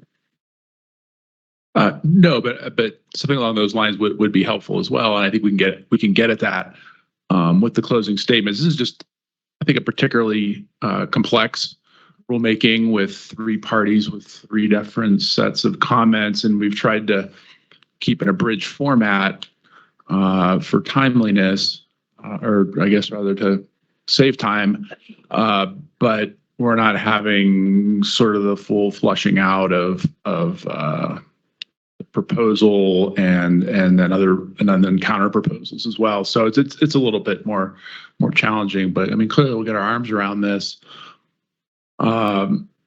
So I think this looks good. So I will not pepper poor Dr. Spear with 400 questions about varying definitions and small changes or large changes to the regulations themselves. But that looks like Mr. Davis may have had something else on this. We can flesh this out a little bit more if we need to. And then I think I'll just have one or two questions for Dr. Spear. Yeah, I just wanted to briefly respond and say that I agree with Ms. Mulcahy that Guardians has not provided the specific basis for our rule yet because we're waiting to see what comes into evidence. And once it comes into evidence, we put that together with you, put that together for you for your consideration. So I agree with Ms. Mulcahy that we have not done that yet because I did not want to put that together for the commission based on facts that may or may not be admitted to the record. And so again, we're happy to do that, and we're planning to do that and want to address all your questions. So if you can give us direction in that process, we're happy to take that direction.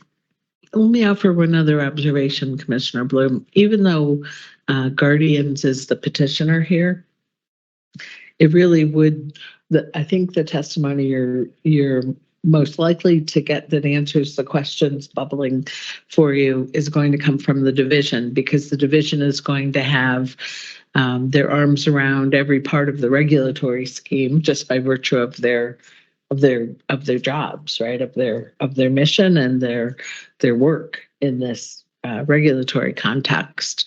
So I think you're going to be able to get, without putting too much pressure on you, Mr. Powell, I think you're going to be able to get a lot of what you're looking for from the regulators in terms of how this petition would change the way they already behave.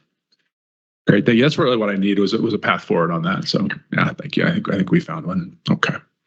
Give me a minute here and let me just pull up my questions and we'll get started again.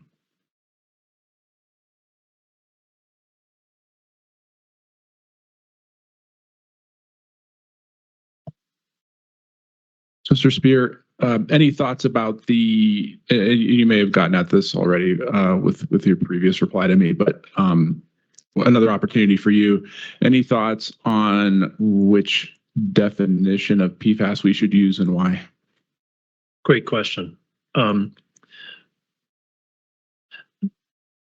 This is trying to find my words. This is a category or a classification of a chemical compound that's man-made. There are tens of thousands of those compounds. You could regulate one, like 3M had Scotchgard for waterproofing fabric. That's great. And they said this is not good because it's going everywhere. People are breathing it. It's, everything. You can imagine aerosolizing that and spraying it on a jacket, right? 3M turned around, made a new reformulation, Scotchgard. Reformulation did the exact same thing, but it wasn't regulated the same way because it was a different compound. So I think, and I get it here, there are thousands of compounds. These compounds are known to have beneficial purpose. They make things slippery. They make things float. They make things fire retardant. So I think for me, I would want to regulate these compounds in the way that is an umbrella. I'd want to put up an umbrella that protects the environment from the majority of things that our great-grandchildren are going to benefit from. And so maybe you need a bit of an umbrella regulation. The Endangered Species Act, for example, I'm just picking on that. But, you can pick on a keystone species to protect an entire ecosystem. And that's successfully happened. I'm not saying we need to do that here. This case is not related to Endangered Species Act, but we need to think about those compounds. What are the keystone compounds, if you will, that can give us a broad regulation for them? Does that make sense? It does. It does. Thank you. And I'm just thinking of all the clothes I've applied Scotchgard to now. Yeah, and you and I both breathing it, right? Yeah, and it's like in the rearview mirror. Maybe not such.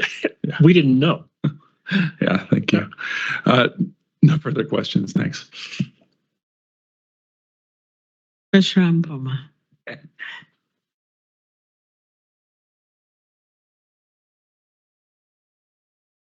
Thank you, Professor Spears, for being here today. I do have a couple of questions for you.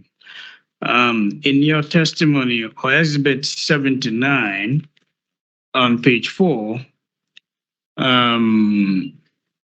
you talk about, so on line 8, from my own published research into subsurface microbial influence corrosion of steel, I know that subsurface separation of aquifers is near impossible in the oil and gas industry over a longer time frame.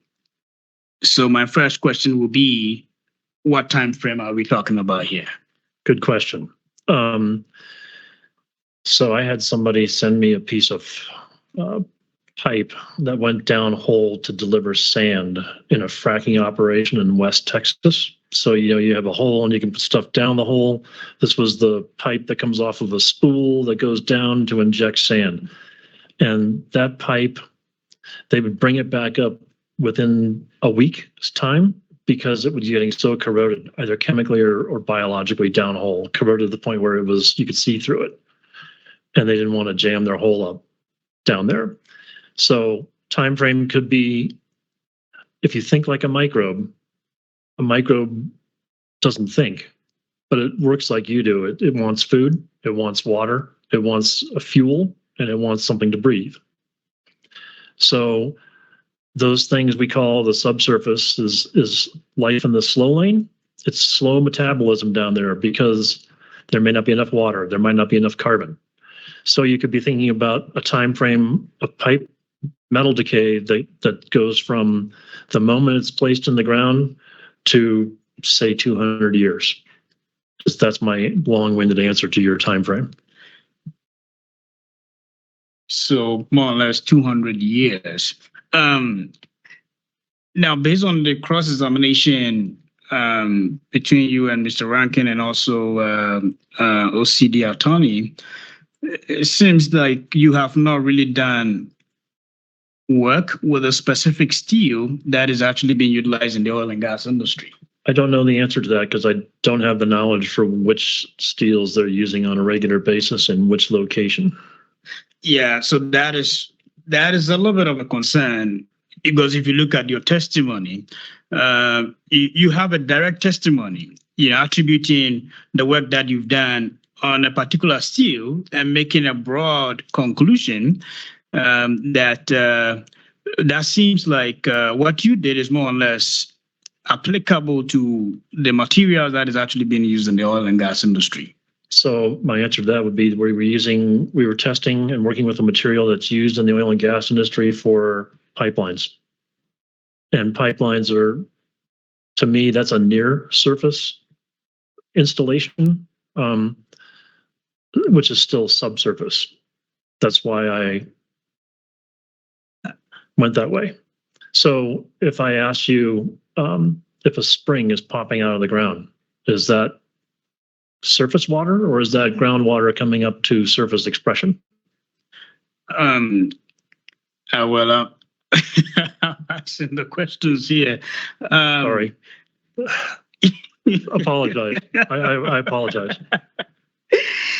Yeah, some of your testimony is very direct and straight, and it makes it really difficult to really think about what is actually happening in the oil and gas industry, and then more like the generalization of the, let's say, of the testimony. Now, let me move on. You talk about on line 17. We do not know what is really happening in the deep surface with the metric tons. It goes on and on. The oil and gas industry would also have you believe that a near surface aquifer for drinking water is not impacted by deep oil and gas operations and contamination.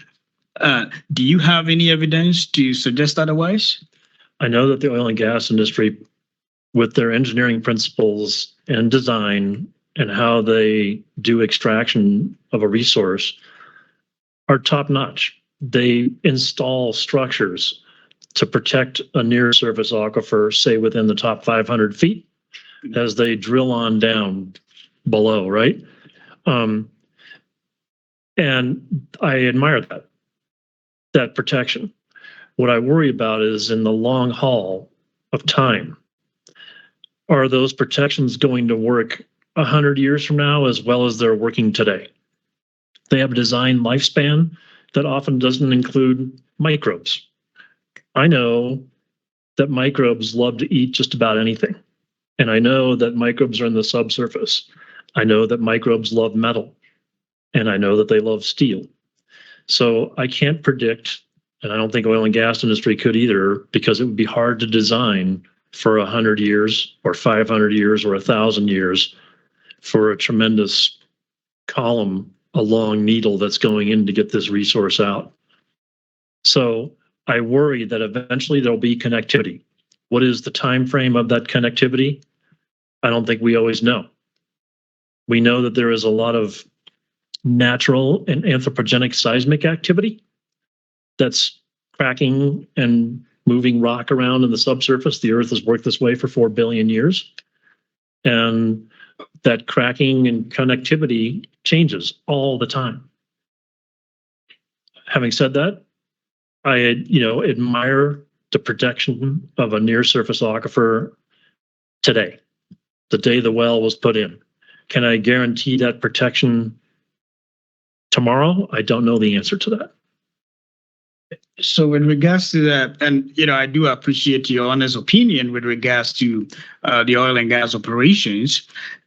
Based on your submission, then do you believe that there has to be extensive research into how we do plugging of a well? Because definitely there's no well that is probably going to produce for 200 years, right? Right. And it's going to be plugged. So do you believe there has to be something there? I would love to do more research on how we plug something. I know that there are self-healing concretes because you can have microbes built into the concrete that will precipitate calcium carbonate and backfill cracks. Could you apply that sort of thing in a subsurface environment? Perhaps, but that'd be fun to research. Yeah, I think this is something that probably NMOCD might want to look into, with regards to, I know that in the oil and gas industry and even in our research, we normally do not focus more on microbes. So I think this is really important, and thank you for that. Now, let me ask you this question. What is your assessment with regards to transparency when it comes to the oil and gas industry? Can you say again? What is your assessment, with regards to transparency when it comes to the oil and gas industry? Generally, I think oil and gas industry is responsive to public's inquiry. I would like to see more transparency. Like, could I go somewhere and find out exactly what is in a drill fluid for well X in section Y on the northeast side of Carlsbad? It would be fun to see things where I had more information. Just as a scientist, as a microbiology human, I would love to know what the bugs are potentially eating. Are they eating Burger King or are they eating Quiznos? And if you think about it that way, it's like, that's an intriguing thing, and I would like more information. Having said that, I mean, I also think, I understand proprietary compounds and the needs for them. I just wish I knew more, and I wish I knew more for future generations. Yeah, so then let me turn to Exhibit 88. That is the paper that was published by Professor Zhu from NMSU. It's so interesting that you brought that up. So I went in there to really take a quick look at it. Do you believe that the oil and gas industry was more or less transparent when it comes to this particular study? I do not know how that study worked, so I have no information. Given the information that's published in there, I like the samples that samples, produced water samples, were analyzed. I like that they analyzed surface water. I don't know the mechanisms of their relationships. Yeah, but in the paper, they stated that they got significant samples from the oil and gas industry, allowing them to even sample the hydraulic fluids. So I admire that. So obviously they're working with somebody, and the oil and gas industry wants to know more too. Exactly. Correct. Now, so in that same paper, and I know our chair tried to get into that. How did I lose it? So let's go to the introduction. Okay, give me a second. Let me pull that up here. So in the abstract, they talk about various minerals, salts, salt, metals, and grease, volatile. They list a lot of compounds, then also PFAS as well, were detected at different concentrations.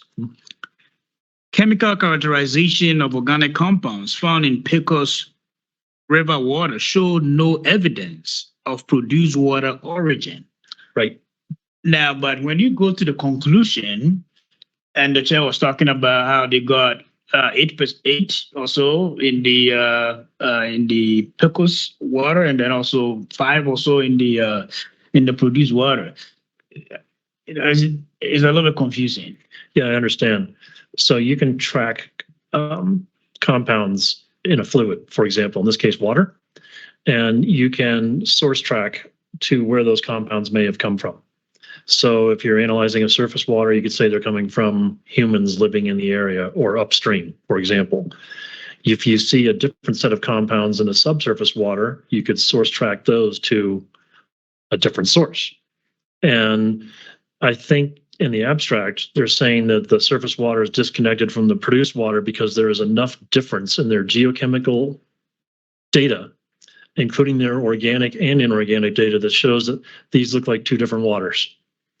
And it may not be just one compound that they drew that assumption from. They could look at the net whole and say, these are two different waters. Just statistically, this is not possible for them to be the same. This is source tracking is a tough thing in environmental science. Did a raccoon take a poop or did a bear take a poop? And can you tell the difference between raccoon or bear? I'm sorry to be graphic there, but I mean, that's a source tracking of a microbe in a surface water, for example. And you can geochemically do that as well. I work in Yellowstone National Park quite a bit up in Wyoming. I look at life at high temperature in hot springs, and we look at the geochemistry of those hot springs to try to figure out what's going on to feed the microbes in a hot spring. You can have a hot spring that's right in front of you that's blue on your right foot. You can have one on your left foot that's yellow, completely different geochemistries, not even linked. And I can tell just by looking at the geochemistry that they are two different things. My point of that is you can see the same thing here. Is that a produced water's got content X and surface water's got content Z? Long-winded answer to your question, sorry. Yeah, so then based on this article and probably based on your experience, and if you listen to the public comment, like oil and gas industry is more or less contaminating our water. Is that easy, clear cut, to one, at least based on this study, to conclude that, let's say, oil and gas operation is more or less polluting our surface water? Mm-hmm. I understand the notion of that. I think, as always, the proof has to be solid. As a science human, what is the proof? And if we want proof, we need to understand with more data. We need to know, is a produced water, for example, contaminating something that humans are getting exposed to? A lot of produced waters are somehow treated, possibly re-injected. There's a holy grail of, can we treat produced water to a level that allows for agriculture, for example? Can we really clean up produced water? It depends on how much time, energy, and money you have to put into that problem and the total salinity and all of that. But right now, I understand the sentiment. I am a member of the public as well, and I'm concerned for what's in my water. I think we all are. Water is New Mexico's got 3 important fluids. They've got water, oil, and natural gas. And water is paramount because we can't go more than 3 days without it as a living human. And we want that water to be of high quality. We can get oil and gas from anywhere. We can't get water from anywhere. That's why there's a priority placed on water in people's minds. So definitely on page 5 of your testimony, then I think we are all in agreement that harmful substances, known harmful substances, definitely needs to be banned, from any of our operations, more or less to safeguard our water. Now, but that statement is very broad. It is. And I know... admittedly so. Yeah. So what guidance are you giving to the commission? Are we more or less restricting ourselves to the PFAS as we've known that it is a harmful substance, or there are others too? Speaking to the commission as me, I would say that we need to be careful here. We know that these compounds are problematic. We know that they are virtually everywhere in our bloodstream, in our water supplies, in our groundwater aquifers, in multiple locations around the 50 United States, as well as elsewhere in the world. I think we need to think about having more knowledge of what is being used. I think if the oil and gas industry was using a compound and they say this gives us a better result, you know, if I use A, I'm going to get a better result. If I use D, maybe I'll get a less better result. My point of that is what do we regulate? And with more data, more openness, more communication, I think maybe we're going to understand how these compounds work better. To get back to another food analogy for me, if I said, do you want 10 toppings on a pizza? Does the 10th topping really matter? Can you tell the difference with that 10 versus if I'd only gave you a pizza with 9 toppings? And I suspect oil and gas industry knows exactly what compound A does versus compound D going downhole because they've tested this, you know, and they know the result and the effect of what they're going to get. I would like to know the result and effect of what that's going to give a groundwater so that I know more about how subsurface metabolism might work. So with that, then how do we draw the line with regards to, full disclosure and then also more like trade secrets? How do we draw the line? This is a tough question. Can we go back to just where they're drilling with water only? No compounds in it. That's probably not going to work for a 5,000 foot deep hole, right? So what are the things that work best? And I think we're going to need more study.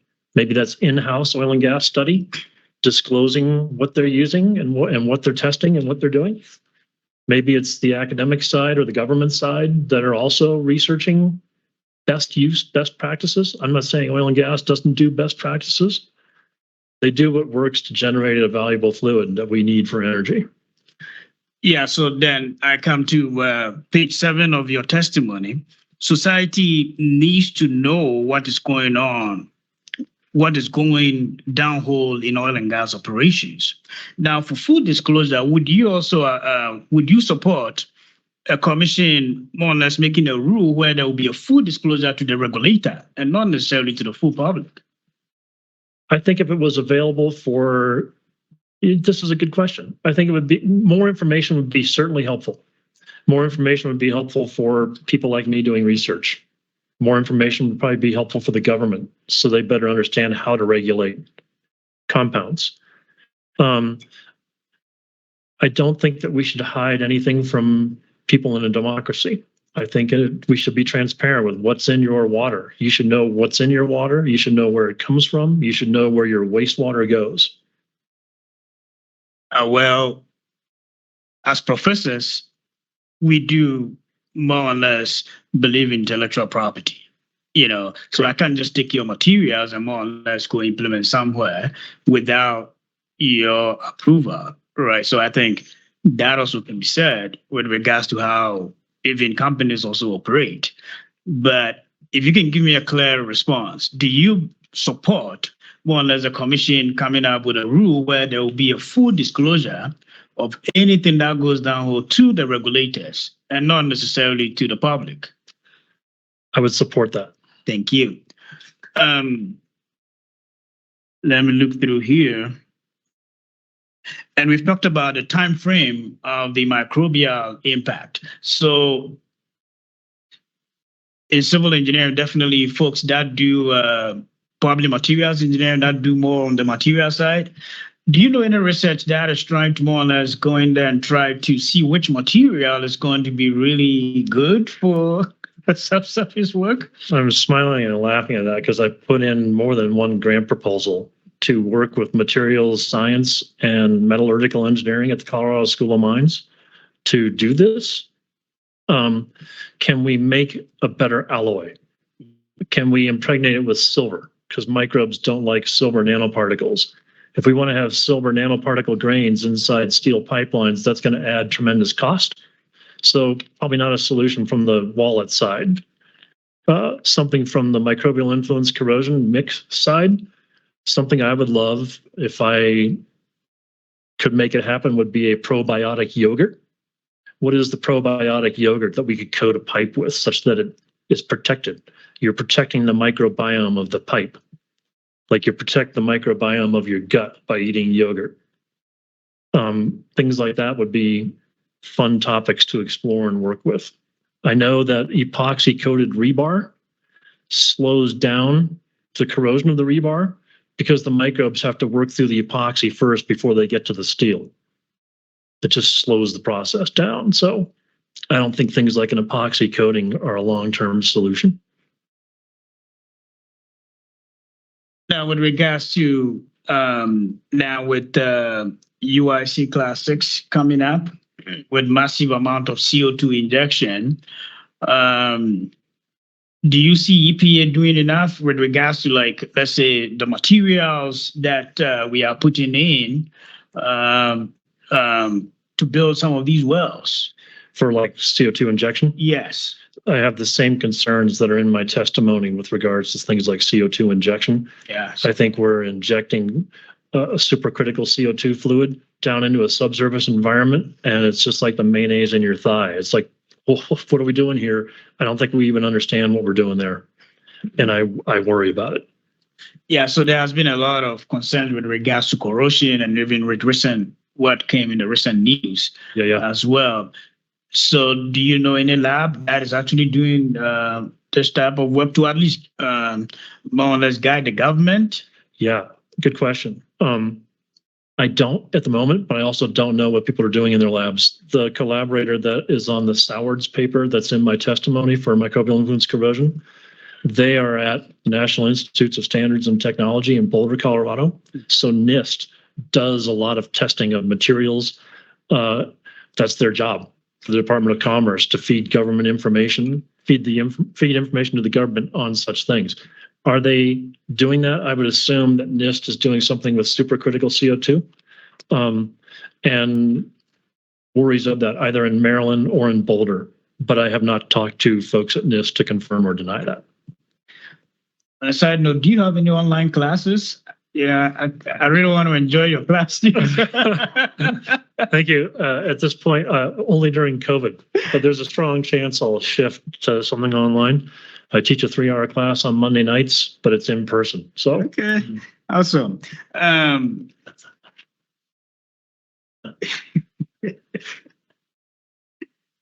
Now, so on page 12, where you talked about the MIC seismicity, subsurface fate, and transport. The effects of MIC on subsurface infrastructure is well known in the oil and gas industry. Is that really true? I believe so. From people I have talked to with personal communication in oil and gas, everybody knows that stuff corrodes. It's just a matter of how long and over what time frame. If you spend any time around an oil field, you'll see corroded stuff. So most of it is mostly on the material side, but what about the fabric itself, the rock itself, in terms of the microbial impact? Yeah, good question. So microbes will change rock with time because they can consume a metal, for example, and that could go mobile itself. They can increase the pore spaces of rocks just by eating rock, and that happens all the time. I do appreciate your knowledge and your time. Very insightful. Thank you. Thank you. Oh, one more. So in your testimony, you talk about online pits. Are there still online pits in New Mexico? The ones I have been around have always been lined. I don't know about other places in the world. I worry about unlined pits elsewhere. I think in this country it's regulated to be so, correct? Yeah, at least in New Mexico, you can use online pits. You can use online pits. You cannot, right? You cannot, not in this country. I don't think so. What I worry about are things I've seen pictures of where a truck is discharging something right out into sagebrush outside of Carlsbad, New Mexico. It's not even going into a pit. It's just going straight onto plants. I've seen photos of that. Okay. Thank you. I've actually, I mentioned the International Society for Subsurface Microbiology meeting. Those images were projected Thank you. Thank you, Commissioner Mpoma. Is there any reason not to excuse Dr. Spear at this time? All right.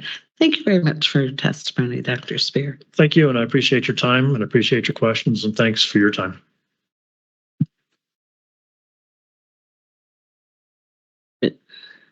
Mr. Davis. Wild Earth Guardians calls Melissa Troutman. Great.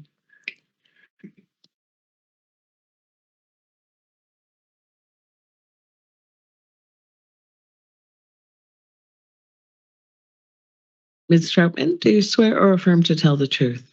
I do. Thank you. Go ahead, Mr. Davis. Madam Hearing Officer, I would just like to renew NMOGA's objection to the testimony of Ms. Troutman on the same or similar grounds for which we filed a motion in limine, that, this is not a spills rulemaking. Not only is it not a spills rulemaking, there would not have been proper public notice of anything about spills.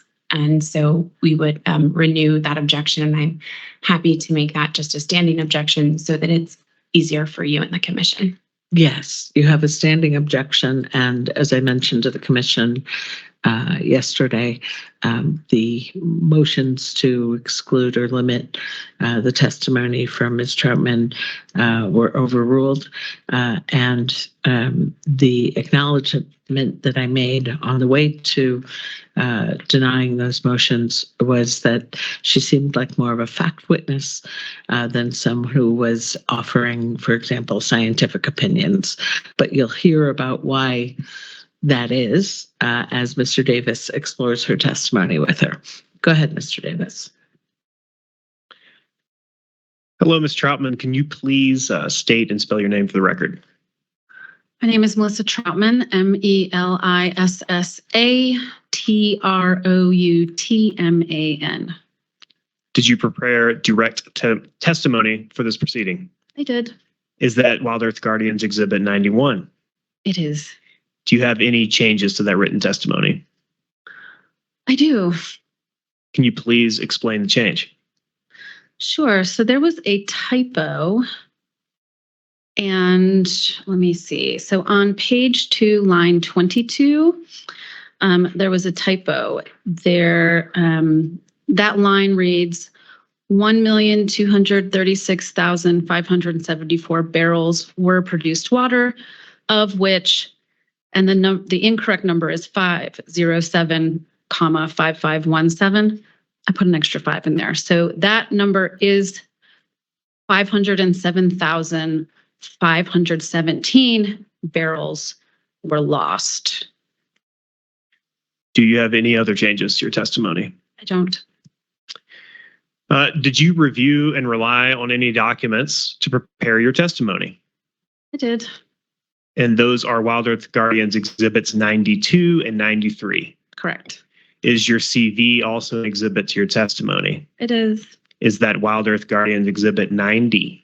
It is. Is your written testimony true and accurate to the best of your knowledge?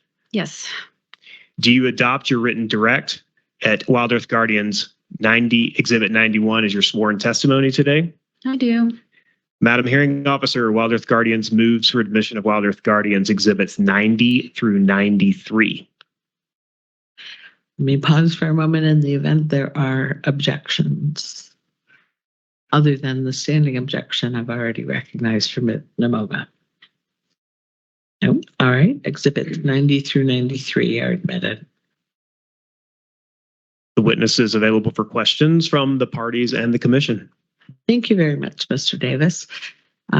Is this you, Ms. Mulcahy? Yes, thank you. Good morning, Ms. Troutman. Good morning. Thank you for being here. Ms. Troutman, you are not a data scientist, correct? Correct. And you are not a data analyst, correct? Correct. And the exhibits that you have provided, which are exhibits 92 and 93 that you state is data pulled from the OCD site have not been independently QA'd. Is that correct? No, although, let me pull up the date for you here. No. We'll leave it there for now. And Ms. Troutman, in exhibits 92 and 93, you talk about spills in your testimony, correct? I do. And you do not know whether the spills that have been identified in your testimony are from initial C-141s or final C-141s, correct? No, I didn't look at all of the C-141s for each individual spill. Okay. And so you don't know if there was a final determination that there was in fact a spill that affected groundwater then, correct? Correct. Okay. And Ms. Troutman, you in exhibit 90, which is your CV, correct? Call yourself a quote, climate and energy advocate. Is that correct? Correct. That's my current title. Thank you, Ms. Troutman. I have nothing further. All right, thank you. Mr. Maxwell, do you have questions of Ms. Troutman?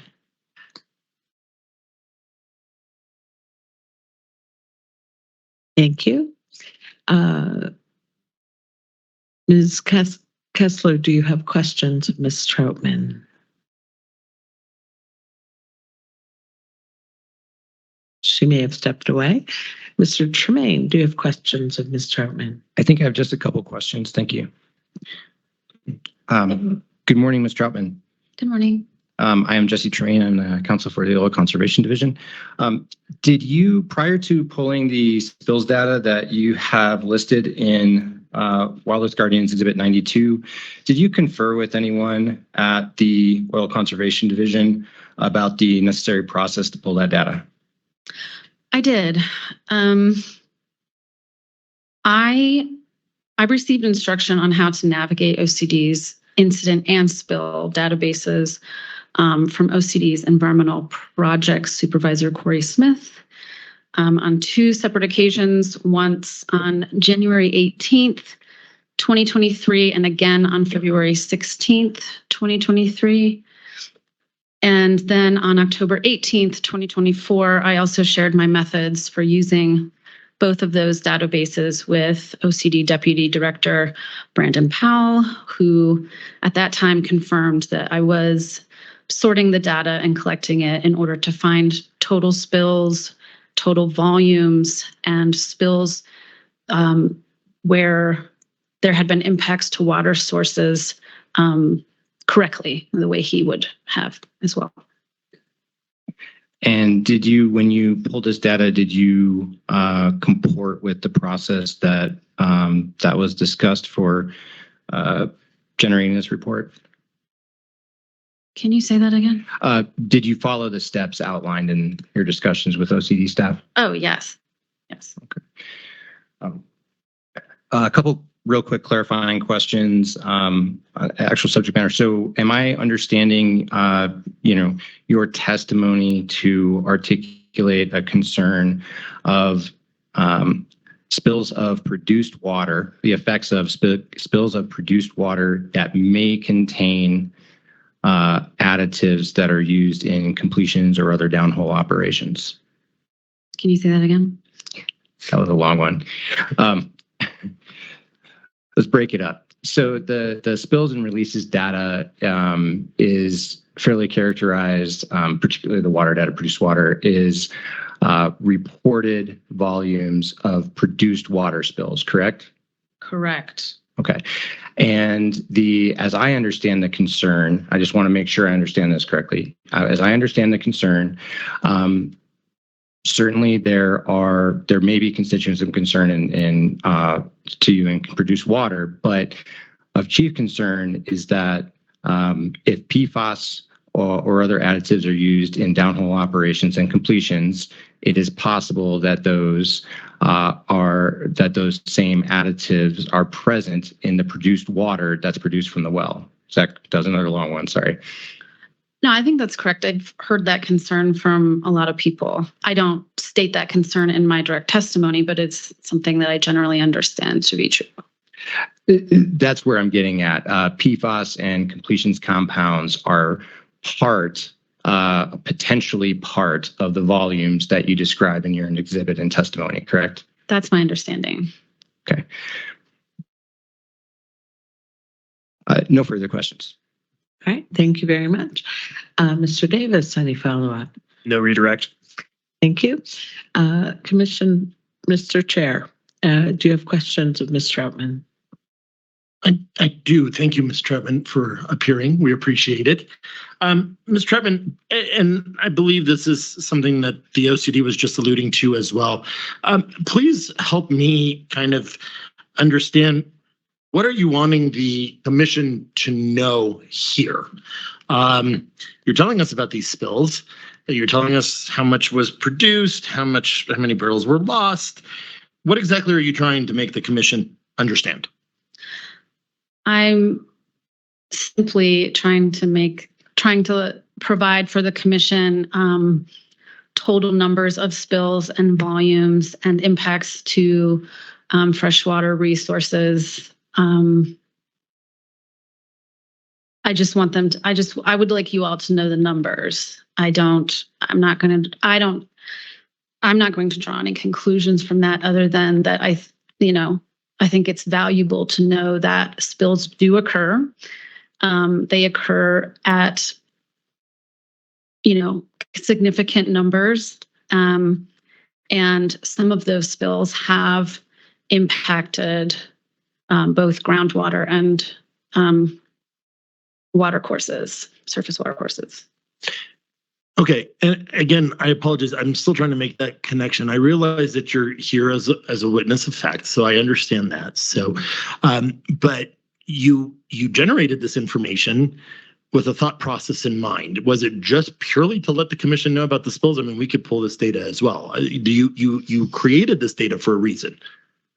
Yeah, I created it because the aggregates of spills and volumes and aggregates of spills that have been reported to have affected water resources are not aggregated anywhere else. And so, yes, you're right. You could have pulled that data and done this basic math yourselves, of course. But I didn't want to assume that would happen.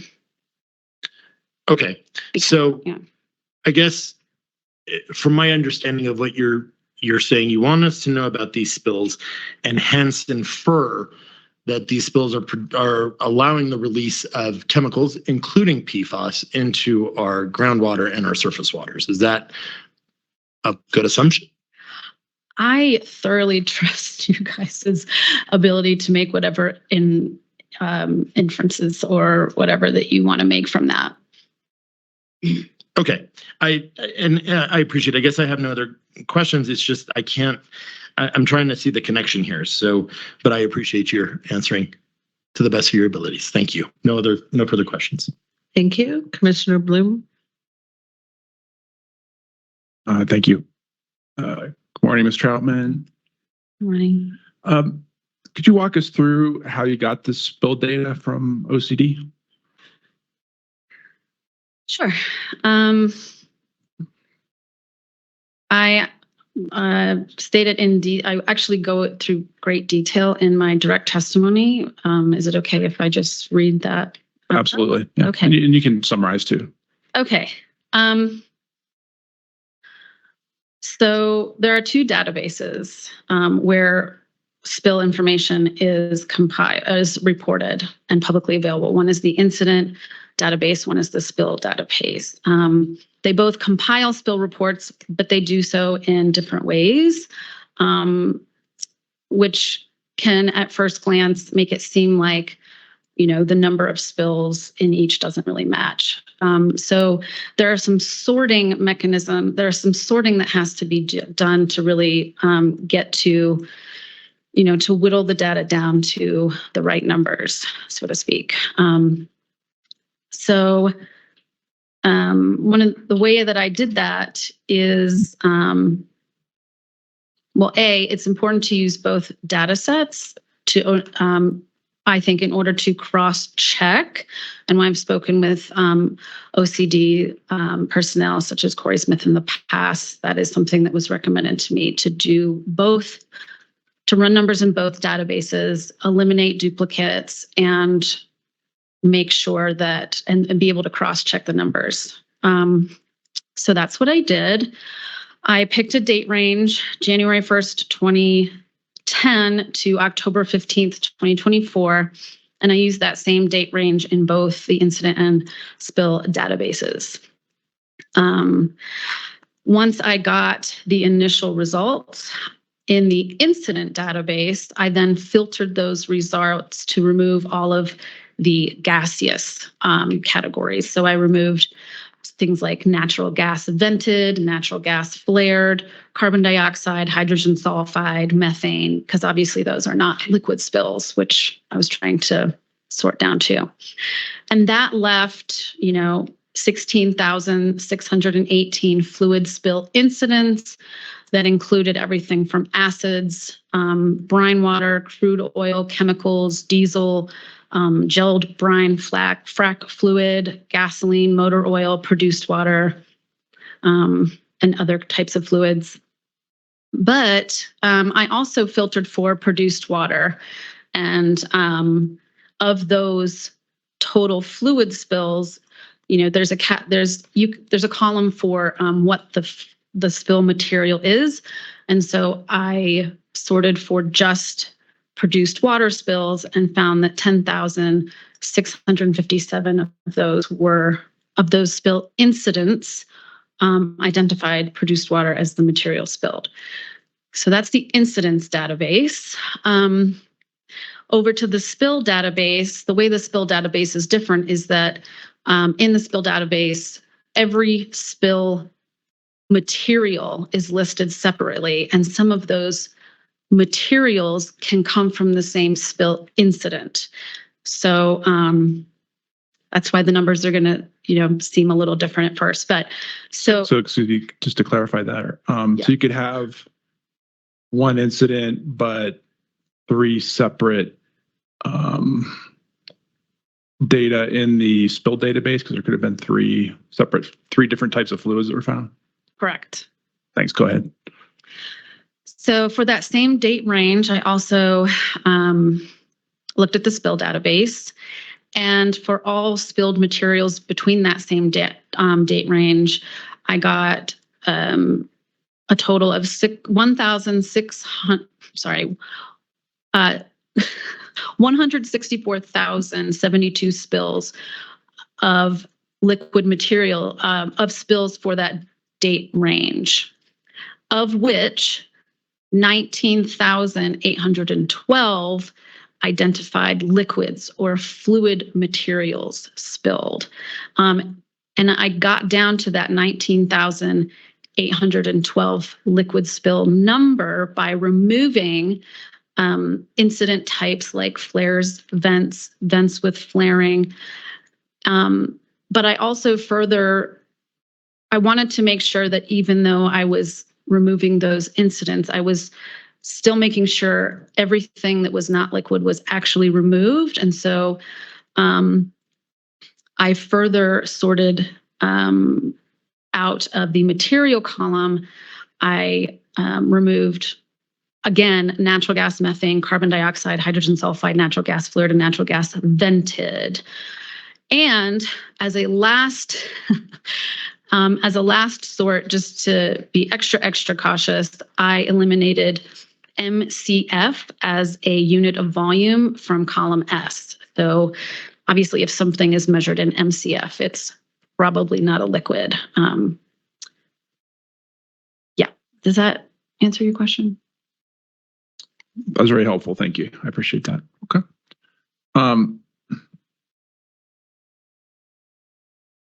the chair asked you why you pulled the data. We got that answer. Just any other thoughts about how this informs Wild Earth Guardian's proposal, your effort? I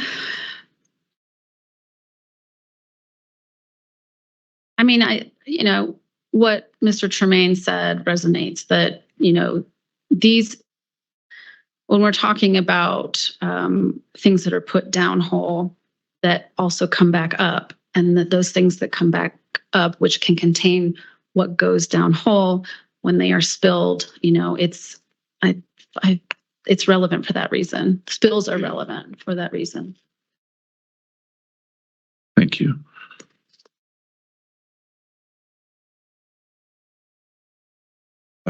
To your knowledge, Ms. Troutman, has any party here submitted different figures from yours or run their own analysis? Not aware of any. Me neither, thank you. And then finally, on the spills, I think we heard from Dr. Spear, and this is something we see at the land office, but would spills include intentional dumping of fluids in a field?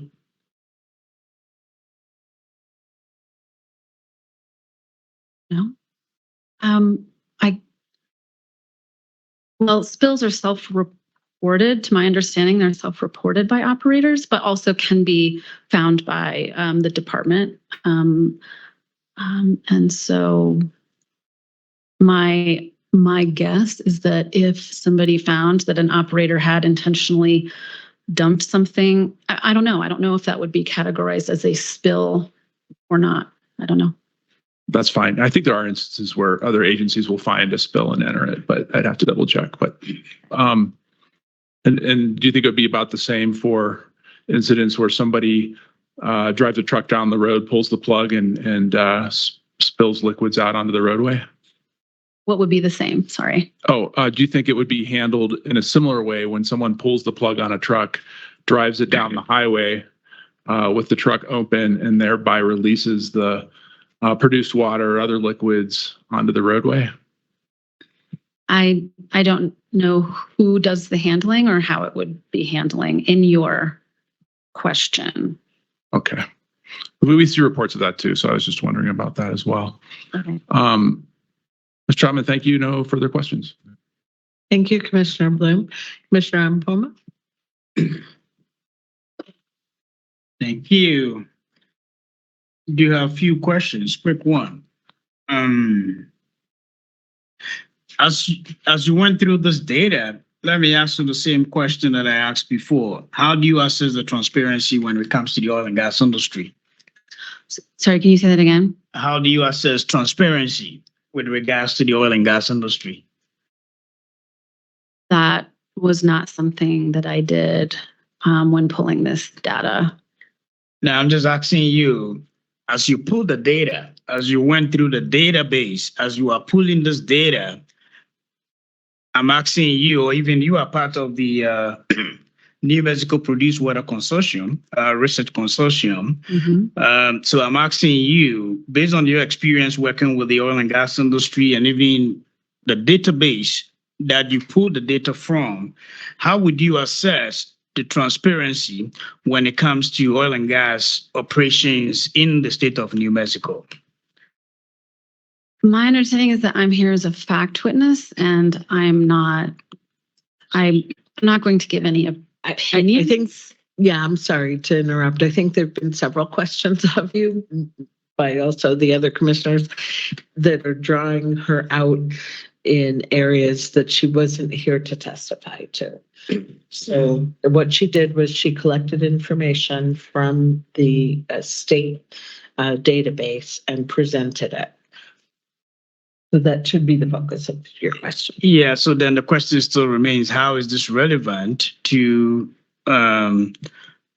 let's say, how is this relevant to help us to make decisive decisions? But let me ask you one more. And if it's not, then you stop me. So you talk about 187 spills were identified as having reached a water course, and 99 spills were identified as having affected groundwater. Can you explain how this was determined and the approach that came to this conclusion? So in OCD's spill database, there is a column for where there's a column that indicates whether there has been impacted to water resources. There's a column for groundwater and there's a column for water courses or waterways. And so I added up the spills that had yes in those columns respectively. So I don't know if you can speak to this. So in the New Mexico Produced Water Consortium, Research Consortium, so they collect produced water and even they analyze the produced water as well. Some of the team members do that. I know NMSU, they do that. New Mexico Tech, they also do that. Do you see any clear correlation, between the components in the produced water and then also in the underground water? That is outside the scope of my testimony. Okay, That's beyond the scope of her testimony. I'm done. Okay. There's titles, not for this witness. Mr. Davis? Madam Hearing Officer, if I could be granted leave to move into evidence one of the exhibits that I failed to move. Certainly. Yes. Ms. Troutman, you also relied on Wild Earth Guardians Exhibit 3 in preparing your testimony. Is that correct? Oh, yes. Yes, I did. Can you describe that exhibit? That exhibit is titled NMED Water Resources and Management, Percentage of Drinking Water from Freshwater.pdf. So that is that exhibit pulls a statement from NMED that states that approximately 78% of New Mexicans depend on groundwater for their drinking water.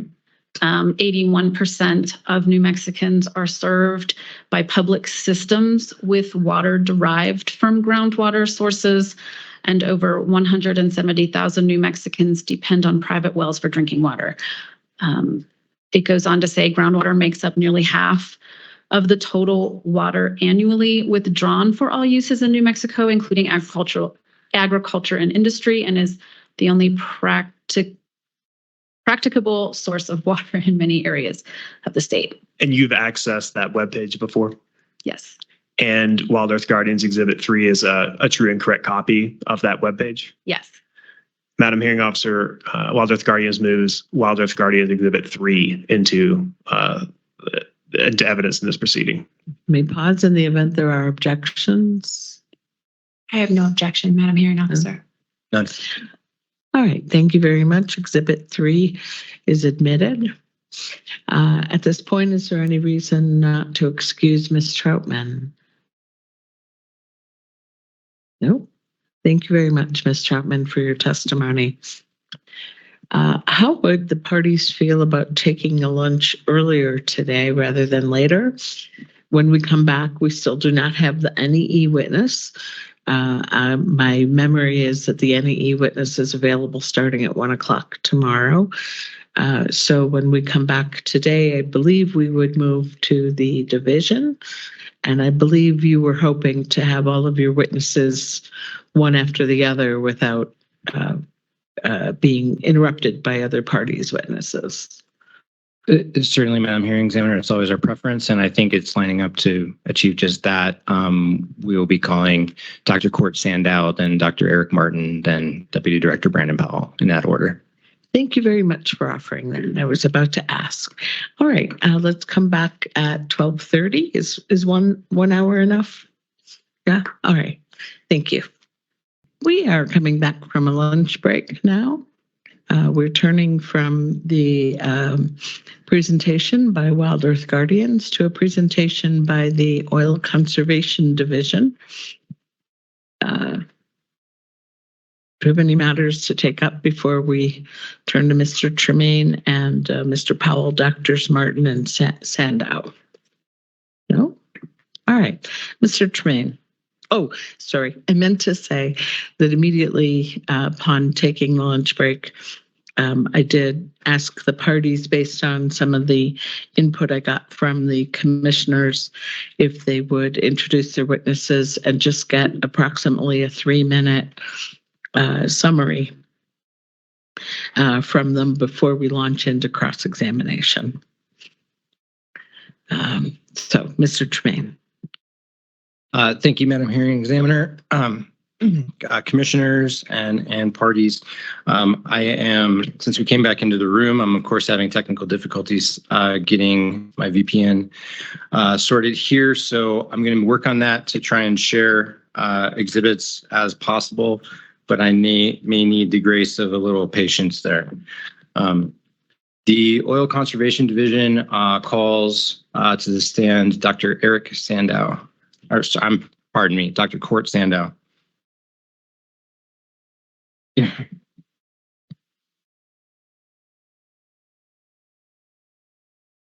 Do you swear or affirm to tell the truth? Thank you. Mr. Tremaine. Good afternoon, Dr. Sandow. As you know, I'm Jesse Tremaine. I am counsel for the Oil Conservation Division.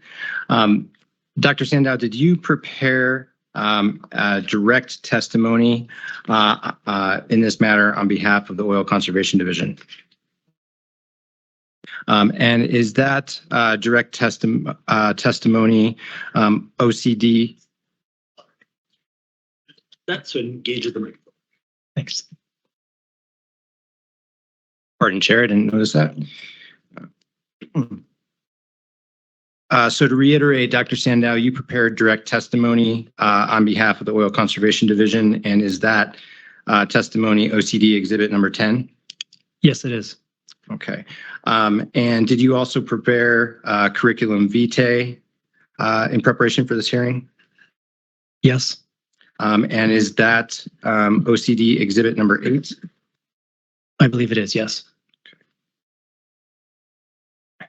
In preparing your direct testimony, did you rely on any particular reference materials or sources? Yes, as included in my report or in my report. Okay. And those references are listed on the final 2 pages of your direct testimony, Exhibit 10? Correct. Okay. Is it necessary to make any changes or clarifications to that exhibit number 10, your direct testimony? No. Okay. Do you adopt today as your direct testimony the pre-filed Exhibit 10 as true and accurate? Yes. Thank you. Based on feedback from the commission and in discussion with the parties, I'm going to ask you to provide a brief 3-minute or less summary of your direct testimony for the commission. Sure. Essentially, I was brought into this project working as a contractor through Vertex and with Dr. Martin, who you're going to hear from in a little bit, to come up with a definition of PFAS. That would seem simple enough, but PFAS is a very diverse group of chemicals consisting of hundreds of thousands of different substances. So to come up with a universal description as it applies to the oil and gas industry and this particular commission was a task that's not as easy as you'd think. And we concluded from reading the reports, reading what the science community had been talking about over the last few years. This is an issue that's affected the whole scientific community of defining what a PFAS is. There's lots of articles that are discussing this and organizations that are trying to do this. We settled in on the OECD definition with a caveat. The OECD definition calls a PFAS a chemical with 1 carbon or a methyl carbon fully fluorinated or an ethyl carbon fully fluorinated. And that's a very broad description that covers tens of thousands, if not 100,000 different chemicals. So it's a very broad definition. And we settled on that to be clear. if we could have further refined it to be more specific, but we thought it would be best to keep it general, to be consistent with the general scientific community and what they're calling a PFAS, with the limitation being the analytical methods that are used to measure. So you can see at the end of the description, we say as described in EPA methodologies, and the methods are listed there, 1633 and such, which will limit the PFAS being monitored to about 40 to 70 different chemicals. Madam Hearing Examiner, pursuant to OCD's noticed rebuttal testimony, I do have a number of other questions that I'd like to ask Dr. Sandow now. That's fine. Okay. Dr. Sandow, so in your testimony just now, or in your summary, I believe that you indicated a specific number of PFAS chemicals that would qualify under OCD's proposed definition. So I want to back up to the questions about PFAS generally. Given the existing OECD definition, absent the limitations in terms of the methodologies that OCD and yourself have proposed for the definition, approximately how many chemical compounds would qualify under that definition as PFAS? That is described in the OECD document that first described that definition, and it was about 5,000. Okay. And once you apply the specific methodologies that are proposed in the definition, approximately how many chemical compounds would qualify under that definition? Depending on which method is used, 40 to 70. There are analytical labs out there right now that'll measure all 70 of the chemicals that are listed in those three methods in a single analysis of a sample. And of the total body of PFAS chemicals that fall under the OECD definition, how many are known to have industrial or practical use in your experience? And again, that's listed in the OECD document where they were describing all of the different PFAS that could be out there. When they did their market research to figure out what chemicals were actually relevant, it was less than 300 were industrially used or commercially used in the world. And at a high level, could you explain for the commission the different types of PFAS compounds that exist? The different types, different methods for measuring, or the different types? I'm looking at a summary of PFAS generally, like surfactants, et cetera. Oh, right. Yeah. Again, PFAS is a arching term that covers so many chemicals, and that can be scary when we talk about 100,000 chemicals that are out there that are PFAS. They range in chemical structure. So I'm a chemist, so I'll talk about chemistry. There's small PFASs, very small. They're gaseous. That's because they're such small sizes, they're prone to be in the air. There's other PFASs that have surfactant properties. They act like soaps, lubricants. These have some common uses and some of the most studied. So they'd be liquids at room temperature. Then there's some molecules that are so large that they're actually solids or waxes. And this diversity in chemical structure causes PFASs to be span all those different types of phases, and that impacts how they move in the environment. That impacts their toxicology. That impacts how we measure them. So when we talk about PFASs and group them under a name, just remember that we're grouping a very large class of chemicals with varying physical chemical properties that make when you talk about them as a group, they may have something common, but they differ in how they act in the environment and in toxicology. And is it true, Dr. Sandow, that all of those types or categories of PFAS that you just described fit within the OECD definition? Yes, they do. And at the time that the OECD definition was developed, were there any recommendations as to its use or application by the developers? I'm asking, for instance, in application to an OCC rulemaking.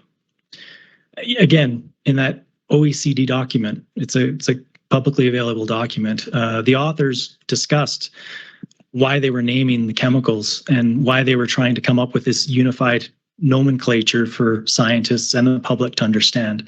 And they recognized that generic description that we're talking about as PFAS that I described earlier does cover many chemicals, too many chemicals, and some that are quite irrelevant to a lot of industries. And they actually suggest in that document that specific work groups or concerned areas where they are worried about PFAS should maybe think about limiting that description down to just the relevant chemicals. So even that group knew the shortcomings of causing or of naming PFAS and calling it what it is and including that many chemicals would be problematic for certain industries and be too big and too broad. Thank you, Dr. Sandow. I'd like to ask you a couple questions about methodologies. We've heard some testimony and questions over the course of this hearing regarding OCD's proposal to include detection and screening methodologies within the definition of PFAS. Could you please summarize for the Commission the current state of PFAS detection and quantification methodologies? Sure. We have a big group of chemicals with different physical chemical properties. And so there's different analytical methods that are used to measure those. And I'm going to break it down into sort of three main groups. The first is what I'd call screening. So there are measurements that we do to screen for organic fluorine. It's called a total organic fluorine measurement. That you take an environmental sample and you measure the total amount of organic fluorine. That's available in routine laboratories. What that provides you is a number, but it doesn't give you any idea of what's there. Doesn't give you the number of constituents, what they are. You don't get that. You just get the total amount of organic fluorine. The second type of measurement would be what we call targeted analysis. So this is where they've developed methodologies that are specifically designed to measure those chemicals down to very low levels, parts per trillion. This is unheard of. 30 years ago, when I started my analytical chemistry career, to measure the parts per trillion was unheard of. And now we're regulating to those levels, just to give you an idea of how far we've come and how low we can go. Those methods, I think the commission was talking about it, about forensic methods and being able to measure you need proper QA/QC, you need standards, you need to measure variability, you need to monitor the instrument performance. There's lots of stuff that goes in it. You need certified laboratories to do that. So they're reliable measurements. Those are very important. They're the gold standard in environmental measurements. It allows us to rely on a number, to know the precision of that number so that it's dependable, enforceable. Those are the ones we really want, because that's the stuff that's usable and reliable for litigation or knowing if someone's compliant or not. And the last one, which is a big research component in environmental studies and in my world, is non-targeted analysis. And it's sort of the holy grail. Can we measure everything in the sample? And we can look for everything in the sample. We probably can't measure everything in a sample. So we may see peaks, but once you see a peak, we don't know what it is. So now we have to identify it. So we have to figure out its molecular weight, and then we have to synthesize it and find a standard to be able to quantify it in a reliable manner. Those non-targeted analysis allow researchers to screen for other things in the environment. They're a good research tool, but it's hard to enforce and to use on a routine basis. They're really just a specialty tool to look for other things that might be there. Thank you, Dr. Sandow. And I think that you kind of answered part of this question, but I'm hoping you can provide a summary or a description of how such methodologies are developed. So this comes down to the target analysis that I discussed. So when we're coming up with the definition, we limited it to those EPA methodologies. And we listed 5. We're going to reduce it to the 3 that are water-based methods. These are methods that are developed for the targeted measurement of those particular chemicals to very low levels. And as I sort of alluded to before, didn't allude to, I actually talked about it. These are where we know that these chemicals are common in the environment. They're common enough that we found them and had to synthesize a chemical standard in order to measure them accurately. So we know that they're around. They probably have all the toxicology data associated with them because they've been found in the environment. Someone's gone and dosed a rat or figured out, what kind of effects they might have and made them important enough to monitor. These analytical labs have then taken the standards and developed routine laboratory methods in their certified laboratories that allow us to measure to that precision of 10 parts per trillion. And to know that when we measure 4 or 10 parts per trillion, we know it's 4 plus or minus 1 or whatever that uncertainty is, right? These labs also have the controls mechanism, the blanks, as we were talking about. Like you need to know your blanks with something as ubiquitous as PFAS. Was it collected? Were you wearing a coat that had PFAS applied to it in the rain and water was dripping on your coat into the sample, causing it to be positive for PFAS, but it's actually because of the collection process.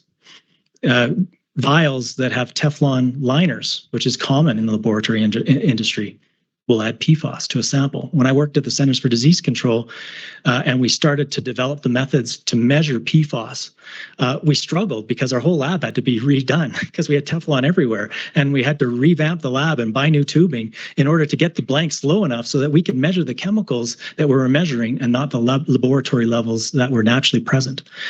This all goes into developing these methods at these routine labs so that we can get to that precision. 4 and 10 parts per trillion is extremely small concentrations. And so using those certified methods, those reliable methods, we can we're confident that something is present and it's present at a certain concentration, and we know what the variability in that concentration is.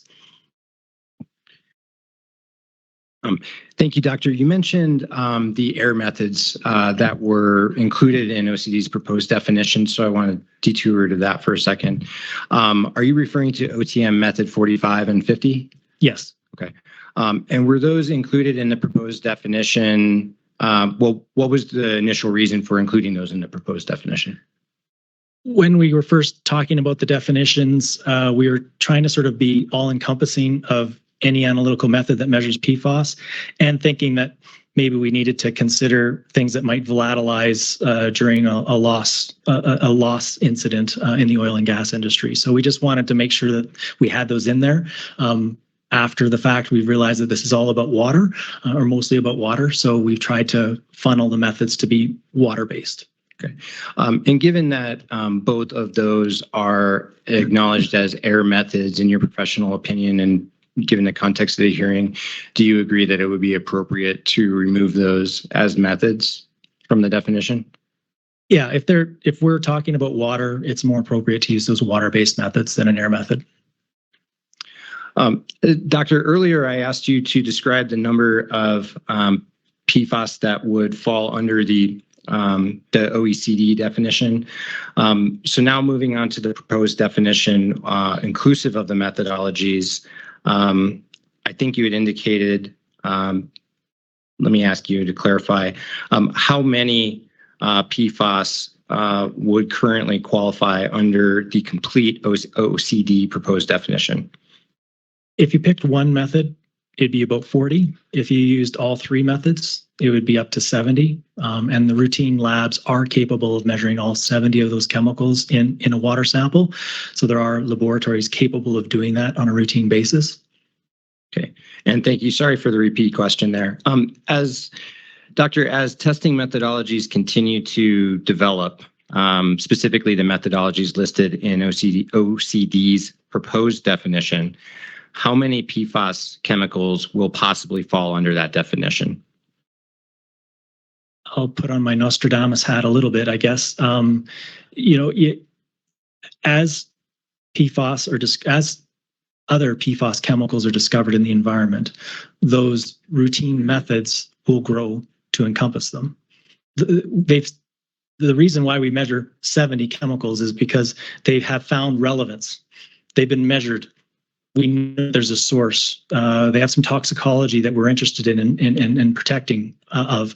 That's why that list is there. So as the science continues to develop, and everybody's researching PFAS. You go to a scientific conference now, and that's all anybody talks about now. As we discover more and more of these things, if they're relevant enough, they will get incorporated into those methods and continue to grow. So I would expect that to grow upwards of 100, if not maybe more, to be part of routine methods in the future. Okay. Doctor, in your professional opinion, are there any problems associated with defining PFAS as inclusive of chemicals which are either not detectable or not quantifiable? Well, the problem, those are two different things. Detectable. PFAS data sets, I do a lot of forensic fingerprinting and trying to look at where sources of contaminants are coming from. And PFAS are bad data because they're so what we call sparse. You'll get one hit of this chemical in this sample, and you get one hit of this chemical in that sample, and it'll be zeros, non-detects in the middle. And then you'll measure that same location later, and that chemical's gone. So non-detect is a problem because they appear, disappear, and you can't do much about that. Quantifiable goes to how reliable is the measurement, and it goes to the blank, controlling for the blanks and making sure it actually is a measurable thing, and quantifying with a certified reference standard or a synthesized standard so that we can measure to those very low levels with the accuracy and the precision that we need. And that's where it's important, I think, in being enforceable, is to be able to know what you're measuring, be confident in the number that you got from that measurement, so that if there is some procedure where you're trying to enforce something, you can rely on that number and be confident in it. Doctor, during the course of the hearing, we've heard some concerns or conclusions drawn regarding the toxicity of PFAS based on the published groundwater levels. I'm wondering if you can provide the commission with any description as to how those the PFAS groundwater levels were described and how and what they mean. Yeah, I guess it's just a word of caution that just because something's being regulated to 4 or 10 parts per trillion doesn't mean it's necessarily causing adverse effects at those levels. We're capable of measuring to those levels. When those levels were first proposed by EPA, the whole environmental industry was up in arms because we weren't capable of measuring that low, and we had to adapt. And the laboratory industry adapted and was able to develop methods that we could measure to that level. That doesn't mean that they have an effect. That just means that our analytical chemistry had to evolve to be able to measure at such low quantities to a reliable manner to be protective. People are scared of PFAS. So the EPA and the government organizations that are in charge that are enforcing these regulations or proposing these regulations wanted to be precautionary in developing methods that could measure to such low levels. So don't draw a direct linear relationship to a low a guideline regulatory limit being the toxicity limit. That's just to be able to be conservative and to measure to those levels so we can be watchful in where these chemicals are in the environment. Doctor, did you review the rebuttal testimony submitted by New Energy Economy from witness Dr. Hansen? I did. Okay. And I think it's fair to characterize that Dr. Hansen draws a different conclusion about the proposed definition than you do. I'd like you to provide the commission with, in your professional opinion, why do you think you two doctors arrived at a different position or opinion? I think it's we're coming from different angles, and it's totally fine. It's not a right or wrong. I think Dr. Hansen is coming from, I want to measure as much as I possibly can in the samples, so that we can ensure that nothing gets in the environment that shouldn't be. And that's a valiant goal. I think if we had the Star Trek tricorder that could measure everything and anything and we could get a value, we would, right? But that's not available right now, currently. So I came at it at a little bit more of a pragmatic approach, with the thought of we have to regulate and enforce this, and we need to use reliable analytical chemistry methods that can do that, so that when we say someone is not abiding by the rules, we can prove it, and we have the information to do that with. And using those targeted analysis that cover the most concerning PFAS in the environment, with the most information out there, that allows us to do that. And remember that our method is not limited, because it will grow as the knowledge of PFAS in the environment grows, so that new chemicals are incorporated. So, I was coming from a little bit more pragmatic of an approach, I guess. Thank you, Doctor. No further questions from the division. Thank you. Mr. Rankin or Ms. Mulcahy, do you have questions? Yes, I do. And if it's all right with you, Madam Hearing Officer, can I share my screen just so that it's easier for everybody? Yes. Sheila, please allow screen sharing. Thank you. Interrupt for a second. I'm not sure that I've seen Dr. Hansen's rebuttal, the NEE. Let's see.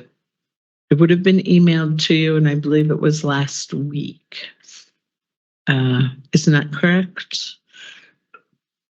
I don't want to speak for NEE, but I believe it was shared to the parties on November 4th. Yeah. Correct. All right. Hold on just a moment, and I'll find it.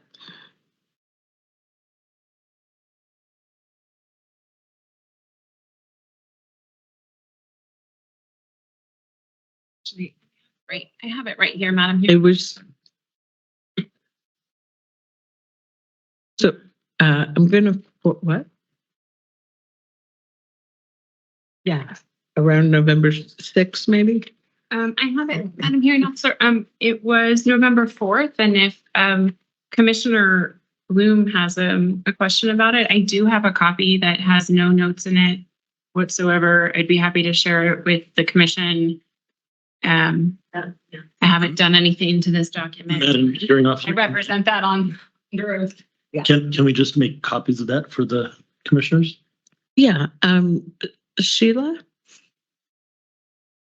Would it be possible to get hard copies of the Hansen rebuttal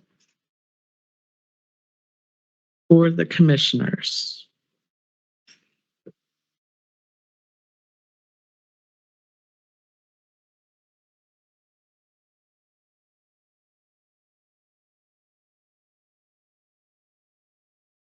Madam Hearing Officer, would you like me to wait until the commission has those copies? Commissioners, is that your pleasure? We can certainly stand down for about 5 minutes. Could we please? Yeah. All right. 5-minute break. All right. The commissioners have now been provided with hard copy of the NEE rebuttal packet. Please go ahead, Ms. Mulcahy. Ms. Hearing Examiner. Oh, Hearing sorry, Examiner. Mr. Tremaine. If I may please interject, I apologize. In my fight with technology, I neglected to move for admission of OCD Exhibit 8, Dr. Sandow's curriculum vitae, and Exhibit 10 is direct testimony. All right. Any objections to the admission of Division Exhibits 8 and 10? Okay, they're admitted. Thank you. Go ahead, Ms. Mulcahy. Thank you. Good afternoon, Dr. Sandow. Thank you for being with us. Good afternoon. Dr. Sandow, I have pulled up here on the screen, just to make things easier for us, what is OCD Exhibit 1-003, which is the definition of PFAS that the division has proposed. Is that correct? Yes. Okay, thank you. And I've highlighted it here in yellow, some language that I just want to ask you about, okay? Yep. Okay. You gave some testimony regarding analytical methods. When you were talking about analytical methods, were you talking about United States Environmental Protection Agency Standard Analytical Methods 531.7? 537.1. Yep. I'm sorry, 537.1. Yep. And method 533? Yes. And method 8327? Yes. And method 1633? Correct. And together, these are the methods that you said can analyze for about 70 PFAS analytes. Is that correct? That's correct. Okay. And then here I see you have also listed OTM-45 and OTM-50. Is that correct? Yes. Okay. And OTM stands for other testing method. Is that correct? I believe so, yes. Okay. And because it's an other testing method, this method is not an EPA standard method. Is that correct? Yes, that's correct. Okay. And so if a method is not standardized, could you explain what that means? Sure. If it's not standardized, it hasn't been adopted as an official method, which likely means it hasn't gone through the validation process of becoming a standard method, which, as I sort of covered in piecemeal in prior testimony, is the way of developing a method is to have it documented, so it'll have to get written out. It'll have to have all the QA/QC procedures documented in that method that the lab shall follow. It'll have limits onto how the laboratory is allowed to rebound in those areas. So how much fluctuation they're allowed in certain things, what the limits are, what would be a pass or a fail of us accepting the data. So there's some criteria that it needs to meet, and that would all have to be sort of written out and accepted and then put through the validation process to become a validated EPA method. And in your professional opinion, Dr. Sando, is it important to only utilize standardized methods? Caveat on that one. Is it important to you only? Depends. It's a made for use, right? So if we're talking about enforceability and passing in a courtroom setting, say litigation, I would much rather prefer having validated, approved methods because they've been pre-accepted, and you know that they've met a certain criteria in order to have gotten to that stage. And then we can validate the data based on how that method was described to make sure the laboratory has performed as they needed to in order to provide reliable data. So on an enforceability litigation side of things, I do want to use those standardized methods as much as possible. Okay, thank you. That actually is a good segue into my next question. It's almost like you read my notes. Dr. Sandow, how do you enforce a regulation if you have a broad definition of PFAS? How do you enforce a regulation banning PFAS if the definition is so broad that there's no analytical method in existence that can analyze for all of the PFAS in the definition? It's extremely difficult to enforce, and that's the problem of a broad definition, and why you want to use those reliable analytical techniques that are capable. But again, we do have analytical chemistry is highly sophisticated. We can measure to such low levels and measure lots of things. And I should caveat the word measure. We can see them. That doesn't mean it means they're there. We may not even have an identity for them. We just know there's a thing there that's present that fits the description and came through that method, so it might be related to what we're looking at. Once that's done in those non-targeted analysis, it then has to evolve into what is it? How do I figure out what that particular substance is? And you have to use high-resolution mass spectrometry, and you have to get a lab to synthesize a chemical in order to quantify that substance to the degree that you need to. So you can measure stuff to see it, you can't see stuff. But to measure it and rely on that measurement, that's where you need those validated methods. Thank you. And so OTM 45, that is only an air method. Is that correct? Yes. And OTM 50 is only an air method as well. Is that correct? Yes, it's volatiles for air measurements. Yes. Okay.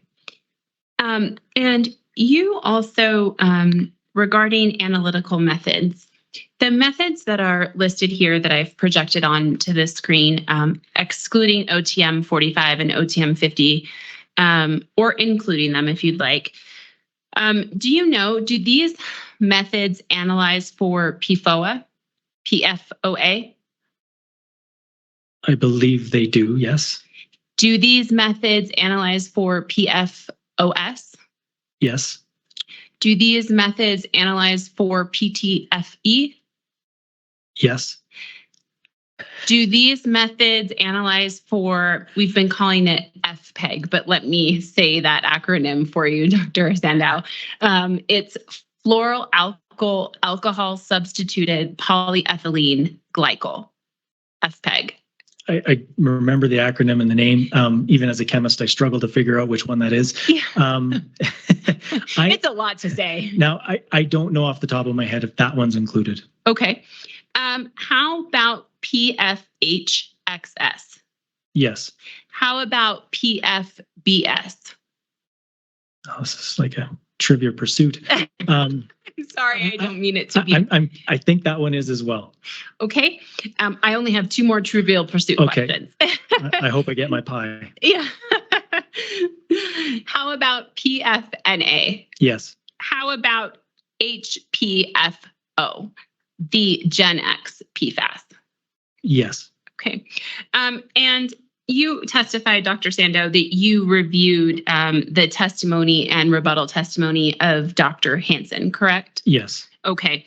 And Dr. Hansen listed 6, what she called, quote, 6 well-characterized PFAS, which are 1 PFOA, 2 PFOS, PFOS, 3 PFHXS, 4 PFBS, 5 PFNA, and 6 Gen X, which, if I understand what you just stated in your trivial pursuit questions that I was asking you, all of those are currently analyzed for. Is that correct? Yes.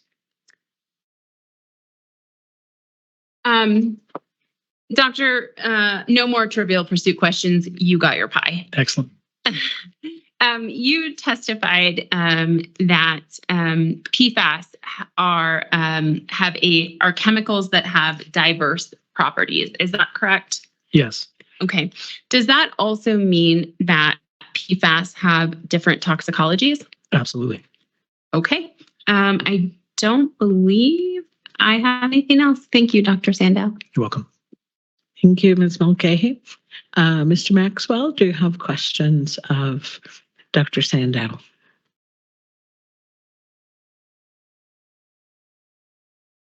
Thank you. Ms. Kessler, do you have questions of Dr. Sandow? I do not. Thank you. Thank you. Mr. Davis. I do. Great. Hello, Dr. Sandow. I'm Tim Davis. I represent the petitioner Wild Earth Guardians. I wanted to ask you about page 10-0097 of your direct. And this is where you state, quote, that 256 PFAS with CAS registry numbers are commercially relevant, with other rarer PFAS and hundreds of associated compounds potentially occurring in the environment from intermediate process. Is that your testimony? Yes. Do you know how many of these PFAS have been researched for toxicological effects out of the 256? I do not know. Do you know how many PFAS have been researched outside of the 256 for toxicological effects? I don't understand the question. Outside those 256 chemicals, have others been researched? I do not know. Okay. Do you know, out of that 256, do you know how many have been used in oil and gas operations? I do not.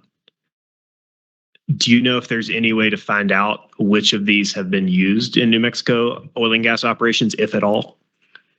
You would have to look at the records and take measurements would be the way to find out. So I want to touch on, I think, two parts of that answer. First, you said you would have to look at records. Are you talking about disclosures from the oil and gas industry? Yeah, looking at, I think we've talked about those reports earlier in the day about different substances that had been looked at in oil and gas records. You can look at those and have some idea of things that might have been used. And then the best way to do it is to measure. And so when you talk about measuring, you're talking about non-targeted testing? You could, if you wanted to screen for everything that's there, you could try doing research and doing non-targeted testing to figure out what might be there, or targeted testing, which is kind of what was done in those reports that were talked about earlier. So let's talk about non-targeted testing for a moment. I think you said earlier, first you said, you used the word measure, and then I think you then said identify. And I want to make sure that I understand that when you use non-targeted testing, you are identifying that something is there, some substance it may be present. Is that correct? Yes, it will be a peak, and a peak being, we make chromatograms. We do gas chromatographs or liquid chromatographs, and we see a bump there, which would represent a substance that's present. And how would you go about identifying that substance with a chemical name? Let's say even with a CAS number. How would you do that from the blip to the identification? It's a multi-step process. I've done it as a researcher, where you would, you find this peak of interest, you don't know what it is, you go, okay, I want to figure that out. So now you need to have a sample with that blip in it, and you want to find a high concentration sample, because the more that's there, the easier it is to use some analytical techniques to figure out what it is. So let's say you've got a sample with a large bump in it. You would the go-to technique is to use high resolution mass spectrometry. What that does is it's the DNA makeup of the molecule. It gives us what's called a molecular formula, if you remember your chemistry classes, which will basically give us this formula that you can try to elucidate what the structure is. If you have a high enough resolution mass spectrometry instrument, you can actually define exactly what that molecular formula is. And from that, we can try to figure out what the molecule might be.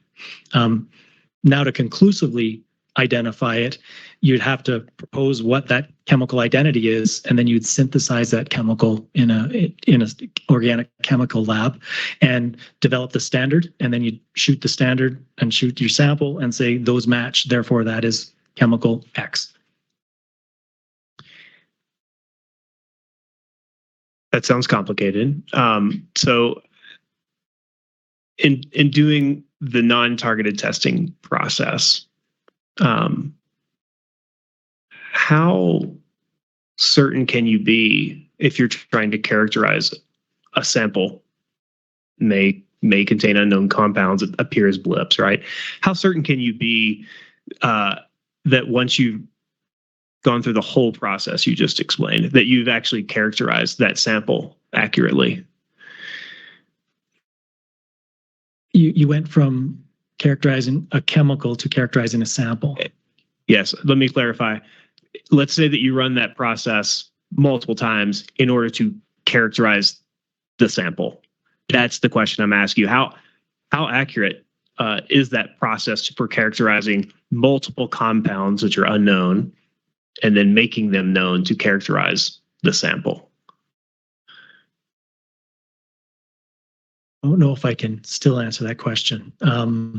If you're in non-targeted analysis, the goal of non-targeted analysis is to screen for stuff, and then you'd run multiple samples and see if it's common in all your samples, and then you would see how abundant it is in those samples. And you don't necessarily have to identify it to characterize it. You can say, we found this bump in 50 samples that we looked at, and out of 60. It's probably an important chemical in those 60 samples because it was found in 50 of them, right? And you could do that for all the chemicals that are in that sample. Maybe there's 5 or 6 or 20 chemicals that are common in all 50 of those samples.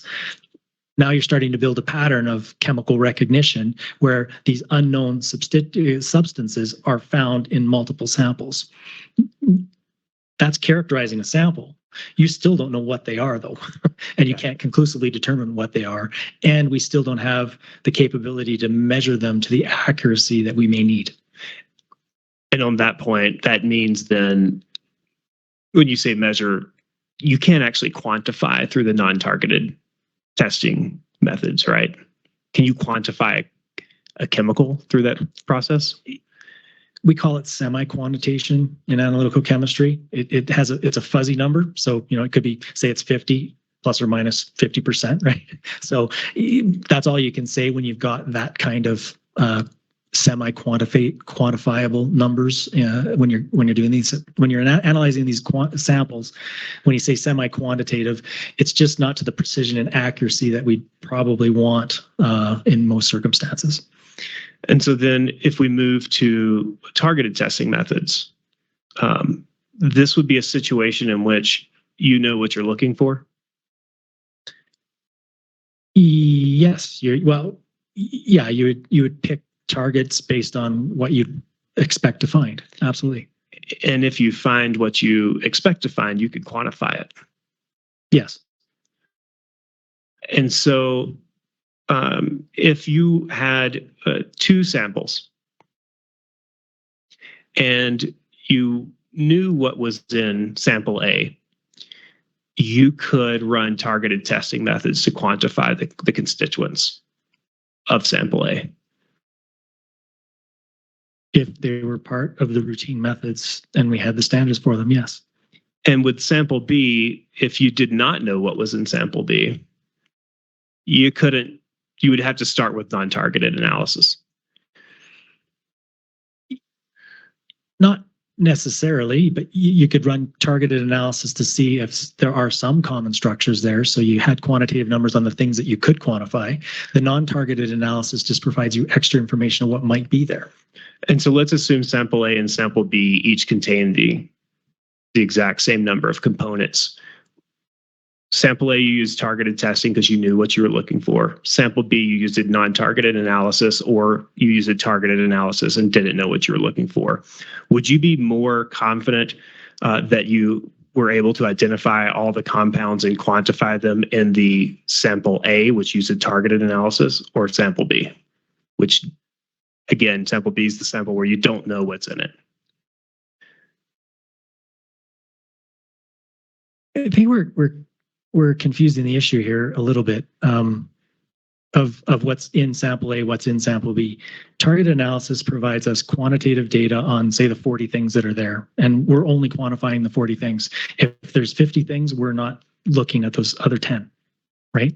So we know what's in sample A and sample B based on targeted analysis because we were measuring for those 40 things and getting numbers for those 40 things. Mm-hmm. The non-targeted analysis, all it's going to tell us is that there's 10 other things there. And we don't know what they are. We won't know what they are. So if your sample, let's say that there's disclosure of what is present in a sample, would you be more confident that you could find out, you could use targeted analysis to confirm that those are in fact in that sample, or maybe not, and also quantify what you do find? No, and I'll caveat that. So the situation that I think you're presenting here is, say there's a disclosure and there's a new chemical that's not in the 40 that we're measuring. Mm-hmm. And it's disclosed as being used. And then we run samples where that chemical could be present.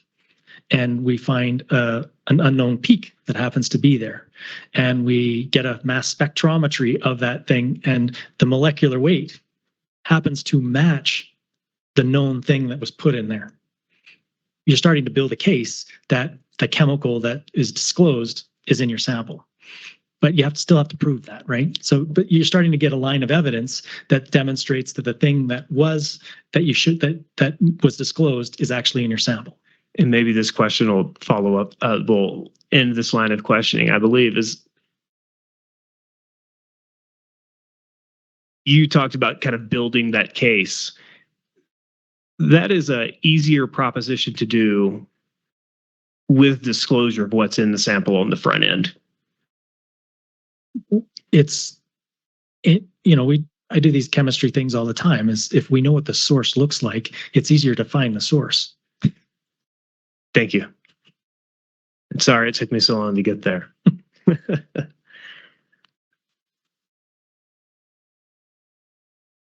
In your direct testimony, you also state that knowing how ubiquitous PFAS chemicals are, these levels reflect there is no level exposure to these contaminants without risk of health impacts.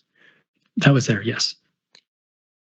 Are you referring to the 256 commercially relevant PFAS compounds with CAS numbers here?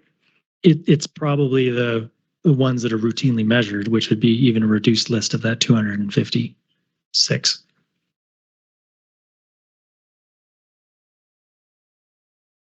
So the ones that are unsafe at any level of exposure are the ones that have been studied. The ones that are part of those routine methods are the most studied, are the most well-defined. We know where their uses are, and that's why they've been incorporated into those routine methods, because we find them more often.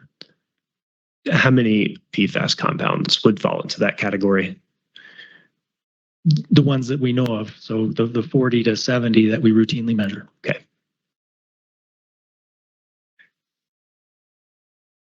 So the 40 to 70 are the ones that we have sufficient data on to determine that there's no safe level of exposure? A bit of an overstatement. It's okay. Those 40 to 70 are the ones we routinely monitor, have had regulatory limits put on some of them. So it's the ones that are toxicologically relevant have the limits that are associated with them. We're not all 40 or 70 of them have limits. They've been included in the methodology because they're still they're abundant in the environment, and we feel that we should continue to watch them. And they're incorporated in those methodologies. They may not have the regulatory limits associated with them. But you would agree we don't actually have enough data to know that at this point? That what? We don't have enough data to know that they are as toxicologically problematic as the ones we do have data on? You should ask the toxicologist on that, so they'll be more readily able to answer a question like that. Because I don't know if all 40 have all the toxicological data to make that statement. Fair enough. Do we know if these PFAS compounds, so not a single compound, but the compounds together could create additive toxicity? I think there's certain families of PFAS, small families, that would have similar toxicological endpoints because they're similar in structure. But not all PFAS have the same toxicological response, and not all PFAS are going to have additive toxicology. So for those that you just stated, because they have similar properties, may create additive toxicity, are those all covered in the 40 to 70 PFAS that are detectable by EPA standard analytical methods? I don't know for sure, but that's where the majority of the tox data is going to lie, is in those 40. They are the most common and the most well studied.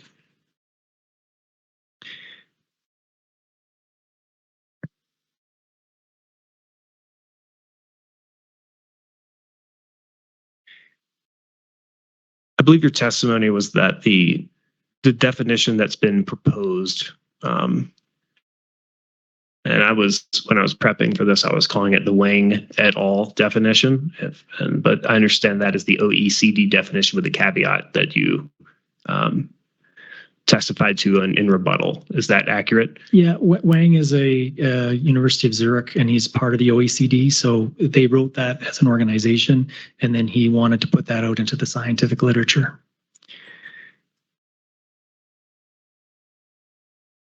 My understanding of your testimony regarding that definition is that it's a definition that is limited right now by what can be tested for using EPA standard analytical methods, but it will grow as those standard analytical methods develop. Yes, I suspect it will.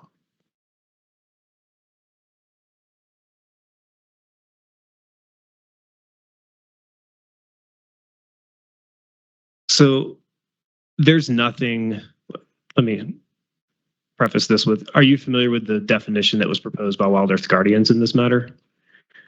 You can remind me, but yes, it's a definition that it defines PFAS as any compound with one fully fluorinated carbon atom. If the commission were to adopt that definition, there's nothing that by adopting that definition that would impede these standard analytical methods to continue to grow. Correct? I don't think that definition has any impact on EPA methods. And as that definition, as the Wang et al. Definition grows due to the growth in standard analytical methods, is it possible that there will be some single fully fluorinated carbon atom compounds that are not encompassed in the 40 to 70 that will be covered by that definition, but that will later be covered by the Wang et al. Definition? I can rephrase that if you need me to. Please. Sure. So right now we have 40 to 70 PFAS compounds that would be covered by the Wang et al. Definition, correct? Yes. And there are thousands of other compounds that would fit under a single fully fluorinated carbon atom definition, correct? Yes. And so as the definition, the Wang et al. Definition grows with testing methods, it would start to cover some of the compounds that would be included under the Wild Earth Guardians proposed definition, correct? It would, but you have to read the Wang definition and the rationale for why they defined it that way. It was to exclude chemicals that should not be a part of the PFAS family based on their chemistries, and so there's some rationale there on why they wanted to restrict it to being a fully chlorinated methyl or a fully chlorinated ethyl carbon, so that certain chemicals were excluded and certain chemicals were included in the definition as it was stated previously, which was 2 carbons in a row that had to be fully fluorinated, right? So you have to read the Wang and the OECD rationale on why they went with that definition. The Wild Earth Guardians definition ignores that part, the rationale that Wang used. And what it does is it sucks in a lot of chemicals that would never be classified as a PFAS for the chemistry and the chemists that were deciding on what is a PFAS and why is it a PFAS. The chemists who were making that decision to define PFAS in the Wang et al. The scope of the definition, that definition was not arrived upon in consideration of toxicological data, was it? No, it's a chemistry decision. Okay.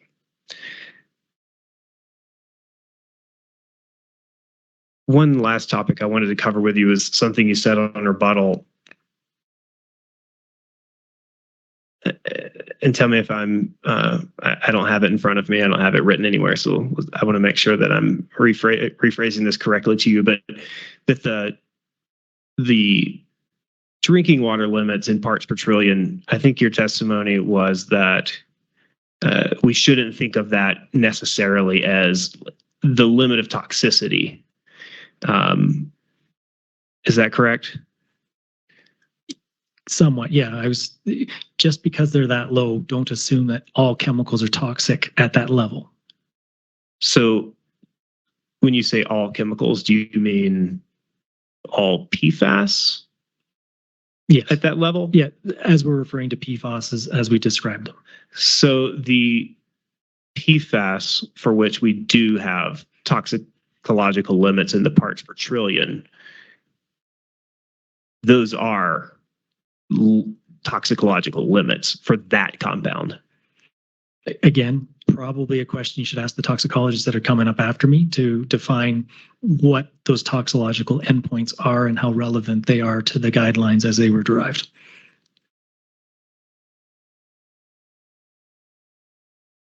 Okay. I have no further questions. Thank you. Okay, thank you, Mr. Davis. Let me turn to the chair. Mr. Chair, do you have questions of Dr. Sandow? I do. Thank you, Doctor, for your testimony. Appreciate it. Quick question for you. I appreciated you described for us the difference between analytical screening, targeted and non-targeted. Do you know if samples that go to the EPA standards, do they start off with a analytical screening first and then go to a targeted, or do they go straight to the targeted? Most samples that are being analyzed will go straight to targeted. Okay. Because it's sort of off the shelf. You can go into the store and buy them. Sure. Right? Just making sure that I understood that correctly. Now, method 533, method 537.1, and method 8327 are definitely targeted analyses, correct? Yeah, and 1633 as well. And 1633. Sorry, I didn't go far enough to look down. My apologies. Now, the targeted analyses look for specific compounds. They're slated for specific compounds. Could there be other blips on these chromatograms as they come off of the machine, or are we just looking at 70 and that's it? There's no other blips on the chromatograms. Depends how good your analytical lab is. There could be other blips that show up in the lab. If they're just reporting stuff and you're not looking at the chromatograms as a purchaser of that service, you won't notice the blips. The lab won't report the blips. Okay. If I'm doing a scrutiny of data and I see a blip and it's important to me, I could ask the lab, hey, what's that other thing that's beside the chemical that we measured? And they would probably be able to try to help me figure out what it might be. So those blips might be present, but they're likely not going to get reported in a routine setting. Okay. Another question that kind of came up with Mr. Davis's questions. When a laboratory is looking at blips and is saying, ooh, this one was in 40 of my 50 samples, and you start figuring out what this blip was, how are you assuring it after you say it's compound X, whatever X is, that when you go from just a screening to a targeted, how are you assuring that this is what we're reporting is correct? Could you kind of go into that step for us? Sure. This happened in my thesis. I was measuring metabolites in polar bears, and there was this great big peak that was the biggest thing in the chromatogram. I was measuring all this other stuff, and the big peak was there, and I'm like, what the heck is this big thing that's there? I should probably identify it since I'm measuring this chemical mixture. And so that's what I had to do is I measured it, and it was in all the polar bear samples, and there's the biggest thing there. I'm like, okay. So I went through the process that we described. That's why I was able to describe it so nicely, because I've been through it and wrote a paper on it. Nobody's read it, though. It's a very not well-cited paper. Anyway. There's a plug for your paper. Yeah. So if anybody wants to read about polar bear plasma. Anyway, so you find it's interesting. It's in your samples. You're like, okay, as a researcher, I need to identify it. So you go to the tools that are available. And so I had to take a liter of polar bear blood and extract it and extract it down so that I could inject it on this highly specified instrument that's called a high resolution mass spectrometer. And so I needed it at very high concentrations at the time, because it was a while ago. I won't age myself. And then we got a high resolution mass spectra of that substance. And that gave me the molecular formula of it. So I knew what its chemical structure was. And as a chemist, you can sort of put the building blocks together on how it fragments and what the molecular weight is to identify kind of what it is. And then I had a lab synthesize what I thought it was. And we spent money and they spent their time and they synthesized that chemical. And then we bought it off of them. And I injected it with the polar bear blood, and I could see that was the exact chemical. It came out, that blip came out at the exact same place where that synthesized standard came. So then I could confirm that was the chemical. Now that I've done that, I've identified it, I've given it a name, I've given it a CAS number. I can then say, okay, those 50 samples that I measured, I can go back and then quantify all of them to say the chemical is this concentration in all those samples that I ran previously. Okay. And so that now we're on the quantification part of it. How are you doing quality assurance and quality control for that? For that, it would have to go through the same process of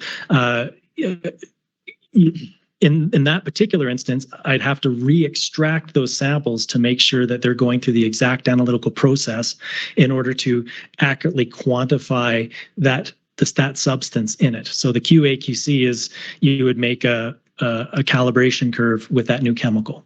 You would extract your samples and have a recovery standard that would tell us how that you got the chemical out of your process. And then you'd run your sample with those calibration curves samples to quantify the exact amount that was found in each sample. So is it fair to say that these methods that the EPA is using have basically followed that basic protocol to where now we have a targeted result coming out of the EPA standard? Correct. And with the EPA methods, they go a step further. They define all the QA/QC materials you should have. You have to have this many blanks, and you have to have a lab blank, and you have to have an instrument blank, and they put all these other qualifiers in there to know that the method is valid, that the instrument's working the way you say it is. It's measuring the same thing at the same concentration over periods of time. That's all built into that as well. And then that method also defines how much wiggle it's allowed before you say, the lab's not working, let's recalibrate and run those again. Sure. Okay. Thank you for that. Just, I apologize. When we're looking at testing, it was thrown out that 4 parts per trillion and 10 parts per trillion, or 4 nanograms per liter and 10 nanograms per liter. When we're talking about this, and I realize you said you're not a toxicologist, so I'll definitely ask the toxicologist to further on this. But does that basically mean that you're reporting at that lower level? Is that the lower limit of detection for the instrument? Yes, no, all of the above, something of that extent? The analytical labs will all shoot to have at least a 10-fold safety margin. So if the limit is 4, they're going to have 0.4 as their detection limit so that they can quantify that number to the degree of accuracy and precision that they want. So the lab is actually able to go to 0.4. Even further. And they'll go even further so that, again, if you're right at detection limit, sometimes you'd see it, sometimes you wouldn't, and it gets caught up in the noise. So analytical labs will always want to have that safety margin, which is usually 10. With this low, maybe 5, but they're going to have a factor of safety so that they know that when they detect 4, they know it's 4. Okay, excellent. So with the OECD definition, kind of going with Mr. Davis's question about a single carbon that's been fluorinated. Does the OECD definition encompass a single fluorinated carbon as well? It does. I think the question needs to be flipped. Okay. The definition that we've supplied is consistent with what the scientific literature considers a PFAS, and it was derived based on the OECD guidelines on chemicals that were getting screened in as PFAS that shouldn't, and chemicals that were screened out as PFAS, although they shouldn't. They should be, and so the OECD one, the European one, and North America is part of it too. It's not just European. That was to define chemistry-wise what a PFAS molecule is.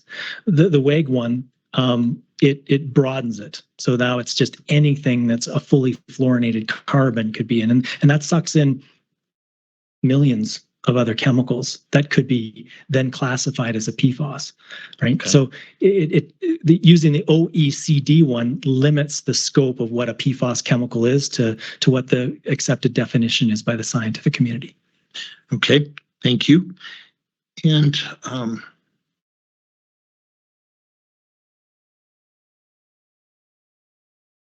a question had come up, and I don't remember who asked the question, about the OCD records and the testing that was potentially done in there.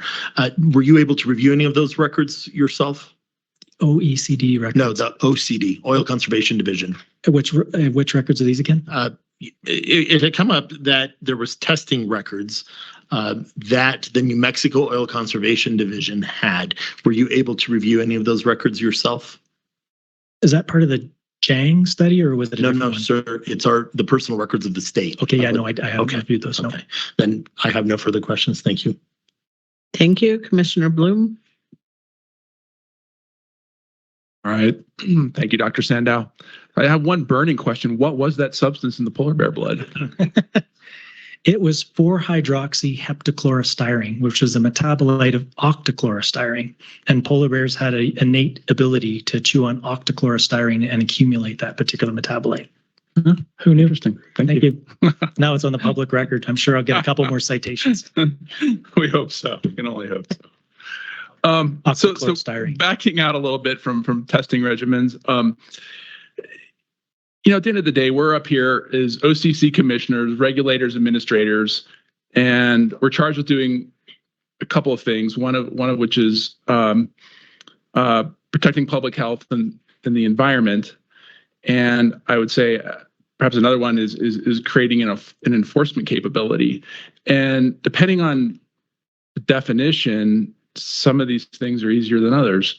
If our definition of PFAS is what the proponents have put forth, which, if I can say this correctly, it's a fully fluorinated carbon atom, correct? Okay, I'm learning. And then that would be a standard which would ban potentially thousands of PFAS or more. Is that correct? Hundreds of thousands, if not millions. Okay, hundreds of thousands, if not millions. So that would, and based on what we've learned about the toxicity of PFAS and how few of them have been tested, that would create a very comprehensive way to protect public health. Does that seem fair? It would cover pretty much anything that's fully fluorinated. So that's a big blanket that's been thrown.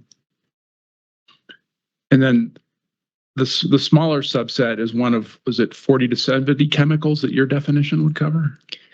As it's defined now by the analytical methods that are currently in practice. Okay. And I don't know, this might be a question more suited for Mr. Powell, but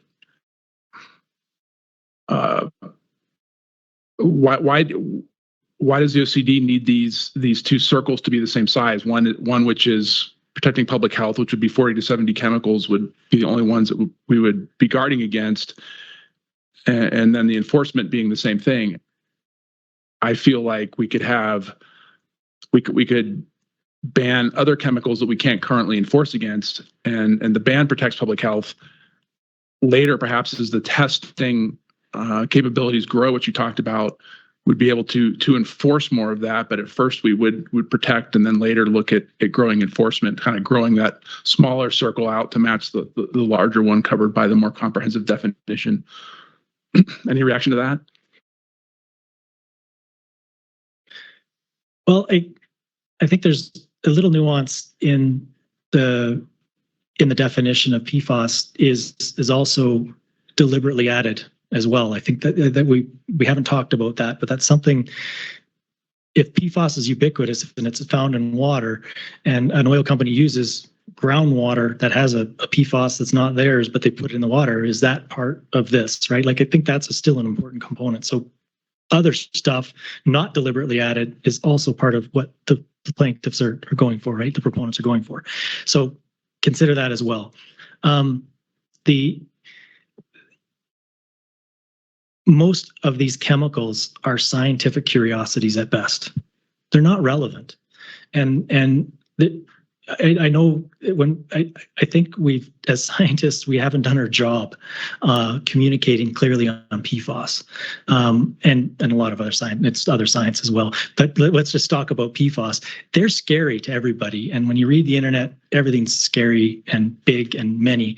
Most of these chemicals have no use. We're never going to see them. A million chemicals. There's no reason to ban a million chemicals that we don't even know what they're used for. Is kind of where limiting it to things that are measurable, that are relevant, to methods that will continue to incorporate things that are measurable and relevant. You're not limiting it. You're just keeping it to a realm of that's enforceable and usable on a day-to-day basis. I think the commission has heard about disclosure. If there is a leak, there is going to be disclosure, and we are going to be able to look for other things, and they are going to be measurable. So I know that's an extreme event where we're now measuring for a release, but it doesn't preclude us from looking for other things outside those 70. So, keeping it manageable and enforceable, I think, is an important part of what this group needs to figure out how they're going to do that, and still grow with the science that's coming, and not pigeonhole it to a definition right now that limits it to 10 things or the 40 things that are in 1633.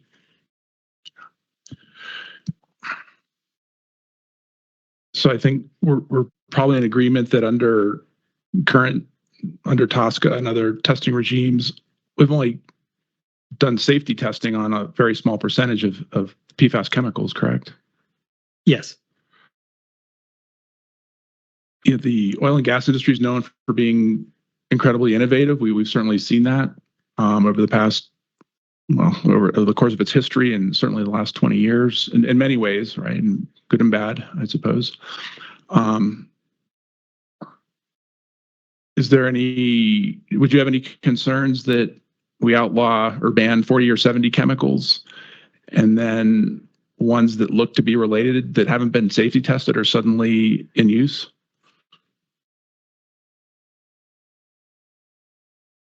With the focus on PFAS right now, if an oil and gas company is going to be innovative and use a chemical that might even look like a PFAS, I think that would be kind of silly.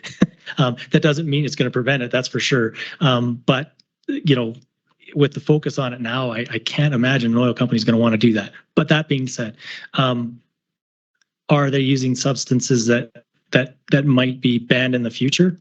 I think, we live in a chemical industry that has innovation, and to think that we're going to, are we going to be smart enough to include everything and protect against all substances? I don't think we can do that without some ability to enforce it. And that was the trouble of trying to work on this project, is how do you come up with a definition that is encompassing and enforceable?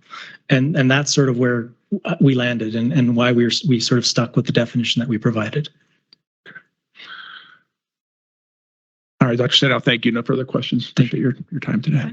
Thank you. Commissioner Apomba.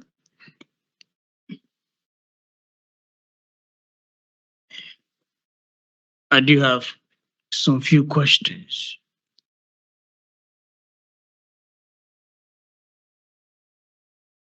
I want to take it off from where my other commissioners left off.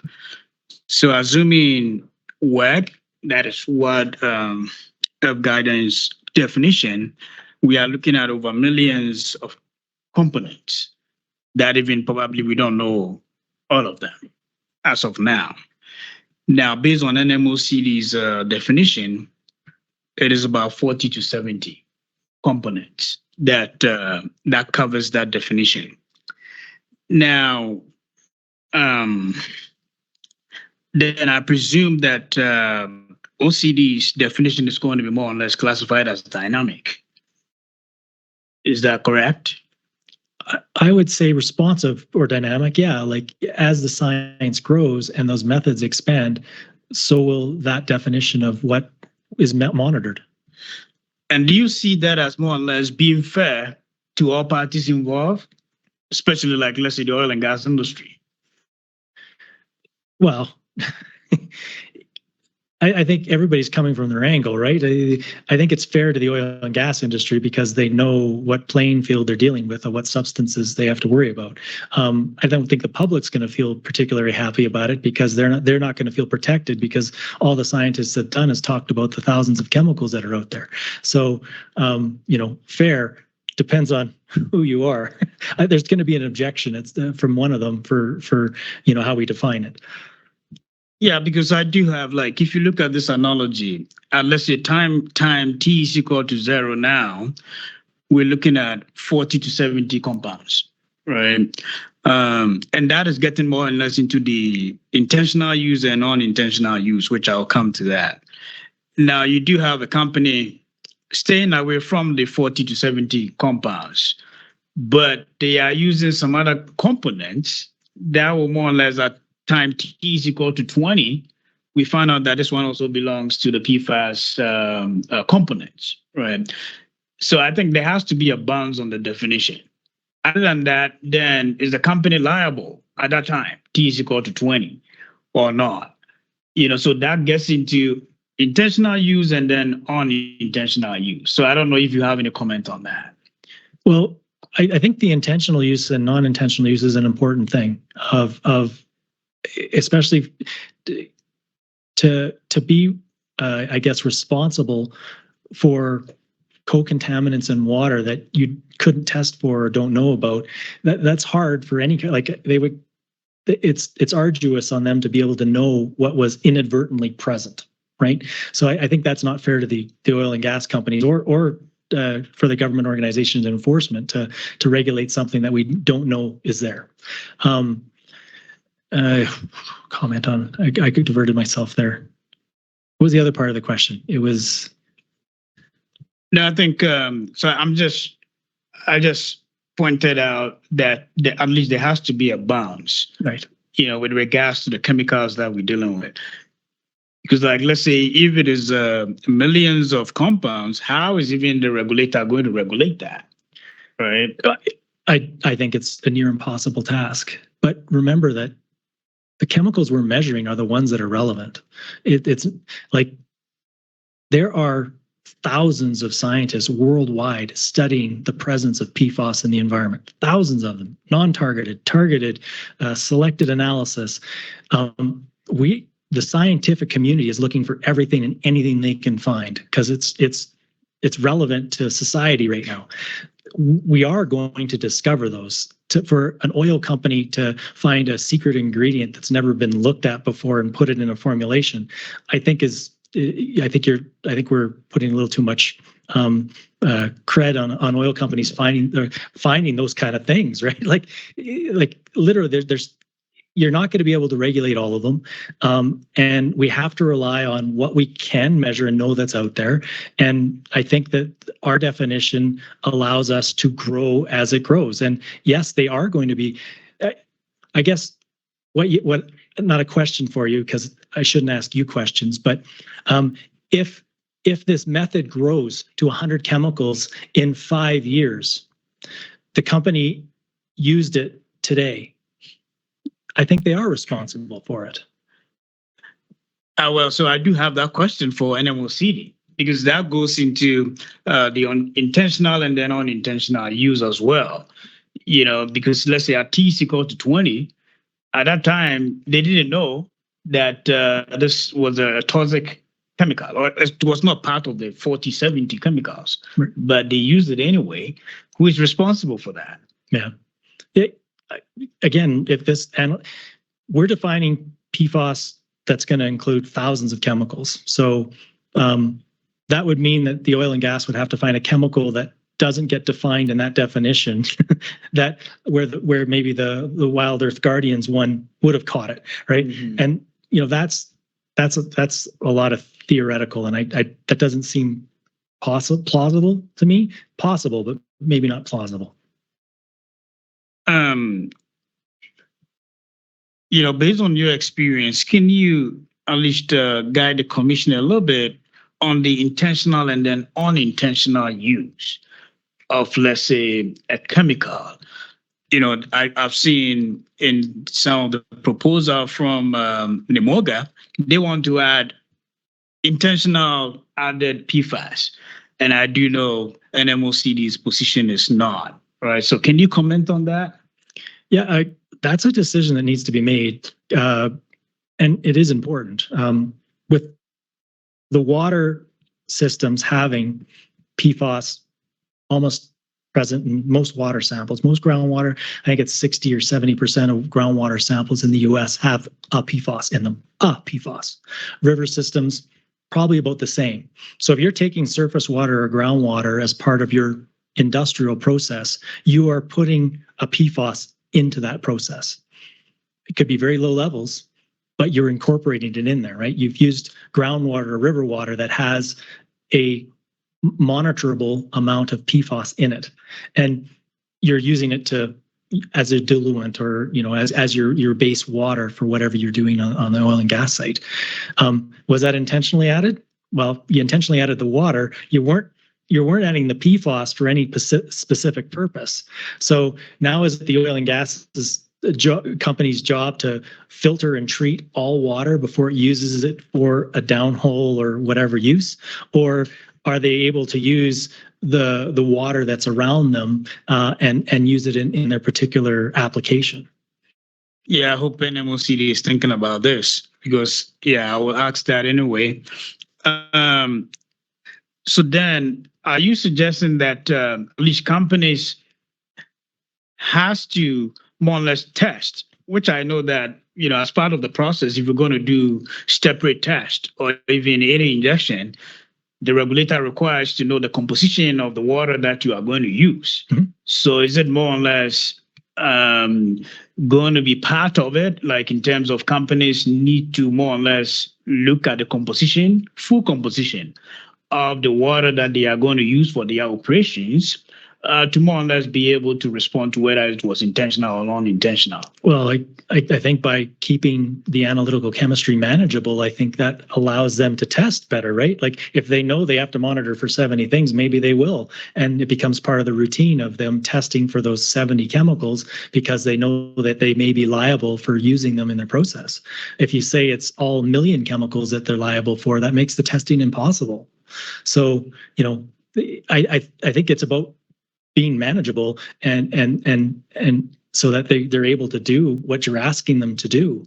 And what they're going to have to struggle with is what is background. And if you take water downstream from a firefighting foam facility, that's probably not the best water to use for your downhole injection or whatever you're using it for. If you're taking regular river water that has just background levels, maybe that's okay. But that's for the decision makers to make. But having tangible analytical chemistry that they can wrap their hands around and understand, I think, is the crux of what we need to do so that we know what game we're playing. Thank you, sir. Thank you. Let me ask if there's any reason not to excuse Dr. Sandow at this point. No? All right. Thank you very much for your testimony, Dr. Sandow. I loved it about the polar bears. That's great. All right. I think this is a good time for a break because 15 minutes brings us back at 2 hours since lunch. Then we can go to your next witness. 2:30. Maine. Thank you. The Oil Conservation Division would call Dr. Eric Martin.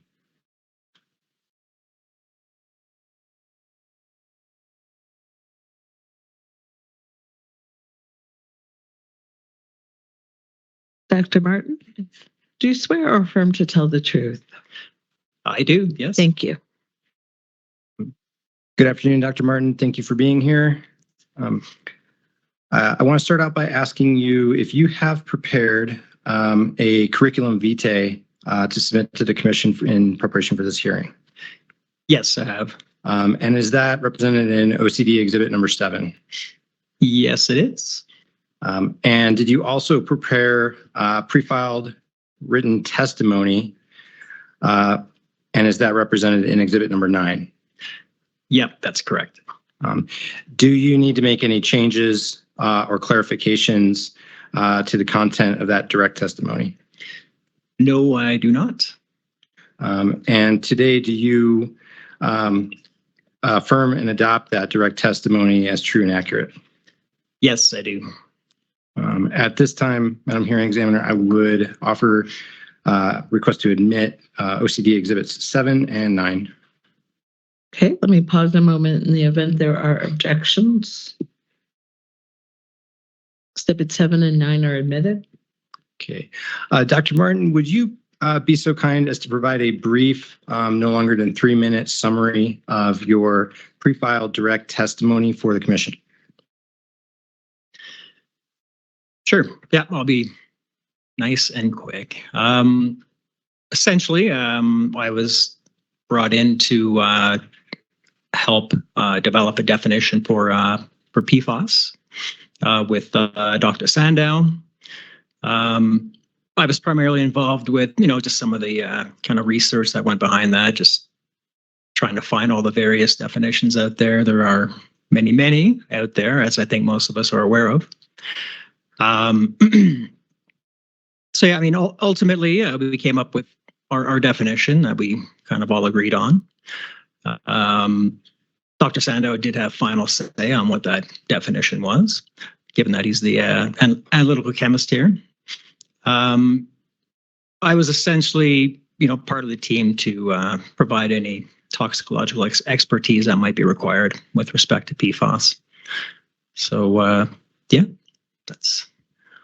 And in your professional opinion, did you agree with the ultimate proposal of the definition submitted and proposed by OCD? Yes, I did. Madam Hearing Examiner, I did have a couple rebuttal questions for Dr. Martin. We have not submitted a notice of that intent. I don't believe that that's strictly required by the rules, so I would ask to proceed with just a few, much less extensive than I had for Dr. Sandow. All right, thank you. Go ahead. Okay. Dr. Martin, we've heard I think quite a bit of discussion about, the chemical or chemistry definition of PFAS and discussions through some of the testimony and the questions about how those different definitions may or may not relate to the toxicity of different PFAS compounds. So I want to start with the rebuttal exhibit. Have you reviewed the rebuttal testimony from New Energy Economy submitted by Dr. Hansen? Yes, I believe I read that this morning. Okay. Would you agree with the statement that all PFAS are toxic? No, that's definitely not correct. Given this large, vast expanse of chemicals that we're talking about, obviously we're looking at chemicals that got majorly different kind of chemical groups, and they just don't look anything like each other. Very big differences in some of them with respect to physical chemical properties, and some of these chemicals are known to be inert. So they're certainly not all. They certainly don't all have the potential to cause toxicity. Okay. And how would you respond to a general statement that the impacts of PFAS from a toxicological perspective are additive? Again, given that, if we're talking about the entire PFAS universe, then that statement is, again, it's not correct. Again, given the vast differences in some of these chemicals, vast differences in physical chemical properties, for sure, they're not going to have, if you're assuming something is additive, then you're essentially assuming that they're going to have the same mode of action. And that's just not going to be the case with these chemicals that are extremely varied. And that's not to say that a small subset, we definitely don't know the answer to this, but for sure, a small subset of these chemicals could potentially have additive effects. Okay. I think you just answered my clarifying question, which was, would you agree that certain PFAS compounds may have an additive effect? Yeah, chemicals that are fairly similar in chemistry, again, similar phys chem properties, it's possible that they will have additive effects. Could you please briefly describe for the commission the general or your let me rephrase. Could you describe for the commission the typical pathway of exposure for PFAS to the general population? Sure. Yeah, for general population, exposure would primarily be through food and water. Drinking water, obviously, could be a municipal supply, or it could be a well at someone's house or a property. We know that PFAS, it's in the food supply. So, I mean, that's where you would get most of your exposure, food and water. Okay. I think did you hear the testimony of Ms. Troutman related to the spills and release data? Yes, I did. Okay. If PFAS were present in produced water and that produced water was released to surface, does that establish a cogent or potential pathway of exposure to humans? Yes, I mean, any human that would, so I mean, obviously you're going to have some soil impacts. PFAS has the ability to migrate through soil, particularly with water, so rainwater, for instance. So anyone that's near the spill site would have potential exposure in soil. And yet PFAS can migrate down to the groundwater table. So they would have the ability to hit the groundwater table and then kind of pancake out from that direction, depending on the direction of groundwater flow, would migrate away from there. So there is some potential for people to be exposed if they had a shallow well, I suppose. Dr. Martin, the division's proposal and red line focuses primarily on what I'll call loss of integrity events. So there's a casing failure and triggering disclosures, testing, notifications, et cetera, where completions fluid or other fluids are released and may directly travel to groundwater. Is it fair to say that represents a clear pathway of concern from a toxicological perspective? That if there was a failure, I mean, that would depend on where your failure occurs. If you're failing in a drinking water aquifer, then obviously that would be a concern. I mean, if there's PFAS in the product, then sure, some PFAS would be released into the water. I mean, relative to those two examples, the different pathways that we're discussing, in your professional opinion, is it fair to say that the concern of a loss of integrity, well integrity, and contamination direct to sources of groundwater is a more significant concern than the other pathways we've described? Sorry, you're saying like a concern to human health? Yes, a concern. Yes, a concern to human health. And that totally depends on the scenario, I suppose.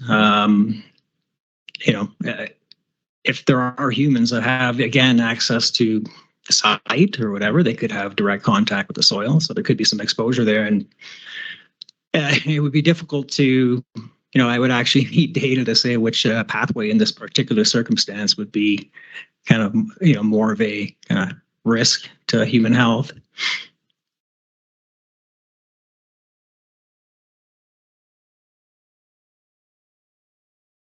No further questions in rebuttal for Dr. Martin. The witness is available for cross. Thank you very much. Ms. Mulcahy or Mr. Rankin? Yes, thank you. Hi, Dr. Martin. I realized that I failed to introduce myself to Dr. Sando, so my apologies there. I'm Chris Mulcahy. I'm counsel for the New Mexico Oil and Gas Association. Thank you for being here. I just have one question, Dr. Martin. Is exposure the same thing as risk from a toxicology perspective?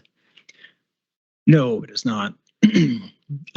Exposure, you're typically talking about an actual dose. If you have contact with something and that you could potentially calculate some sort of dose from it. Risk, you're talking more about kind of a probability of something occurring. So a probability of something versus an actual, exposure. Yeah, they're definitely two different things. And are you familiar in toxicology terms, the acronym PBT? PBT. Persistent, bioaccumulative, and toxic? Not off the top of my head. Okay. I have no further questions. Thank you. All right, thank you, Mr. Maxwell. Any questions, Dr. Martin?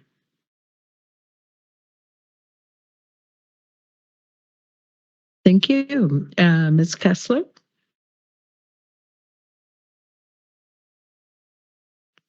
Not from me, Madam Hearing Examiner. All right, thank you. Mr. Martin, Mr. Davis. Thank you, Madam Hearing Officer. Hello, Dr. Martin. I'm Tim Davis. I represent the petitioner Wild Earth Guardians. I wanted to ask you first, your specialty is environmental risk assessment? That's correct, yeah. And on page 9-0091 of your direct testimony, you talk about, I'm not sure if I'm going to pronounce this correctly, but the Gluge et al. Study, GLU within the two dots. I think that's an umlaut. GE study. Sure. Can we put that somewhere so I can see what specifically we're talking about? I just have a quick question about it, and I'm not sure we even need to see it. That study is the one that identified hundreds of uses for more than 1,400 individual PFAS compounds. Okay.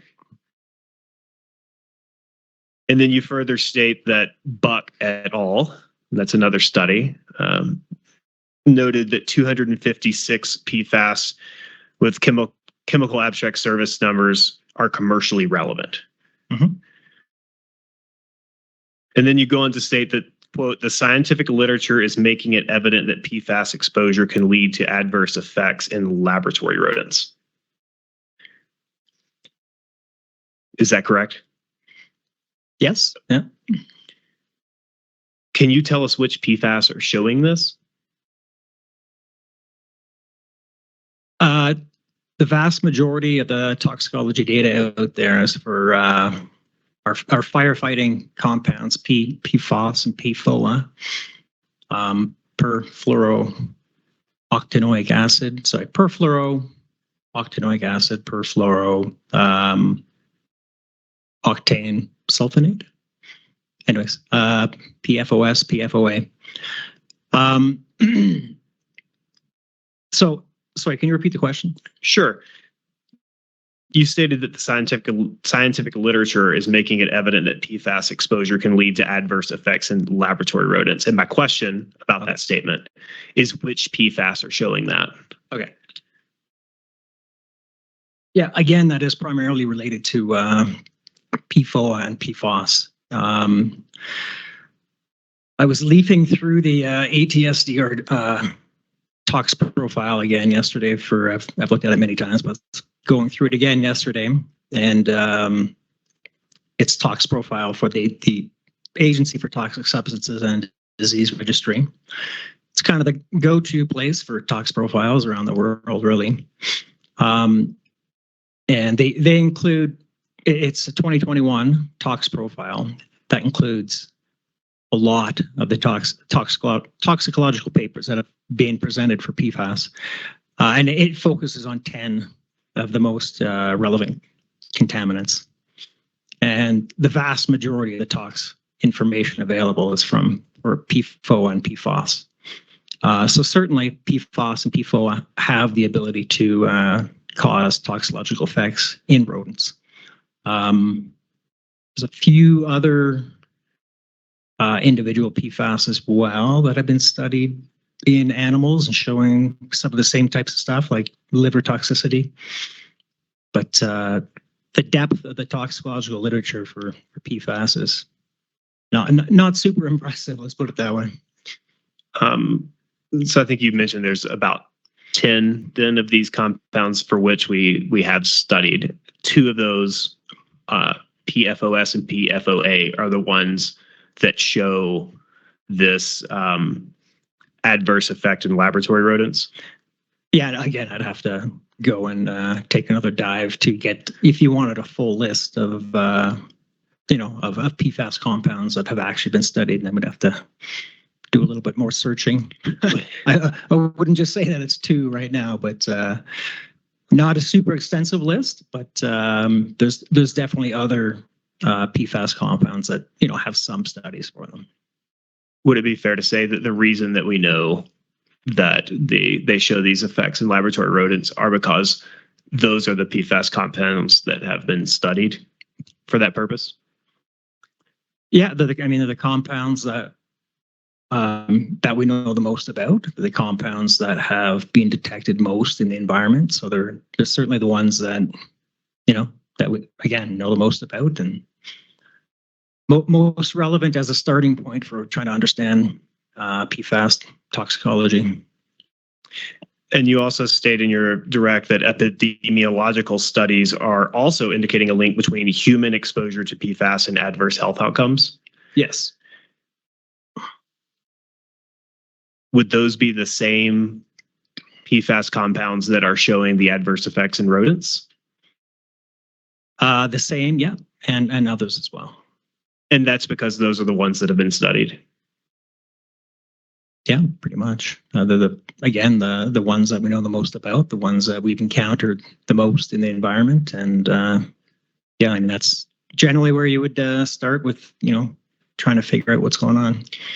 Is it fair to say that for the rest of the universe of PFAS compounds that have not been studied, we don't know what their toxicological effects might be? That is a fair statement, yes. And is it fair to say that for the PFAS compounds that we have studied, they generally show these negative health effects that you've talked about both in rodents and in humans? Yes. I wouldn't want to extrapolate to other chemicals that we, again, could have very different chemistry, very different, phys-chem properties. So I wouldn't want to make an assumption that everything is toxic when, we know so little about a handful of PFAS. And I'm not asking you to make that assumption. I guess I just want to make sure that the reason that we know that whether it's, I don't know, I think we've been talking about 2 specific PFAS compounds to maybe 10 that we have data on. The reason that we know that those handful of PFAS compounds are showing negative effects in rodents and humans is because they've actually been studied. Yeah, that's correct. Obviously, to conduct tox studies, you need people and money and labs, and there's a limiting factor with that, for sure.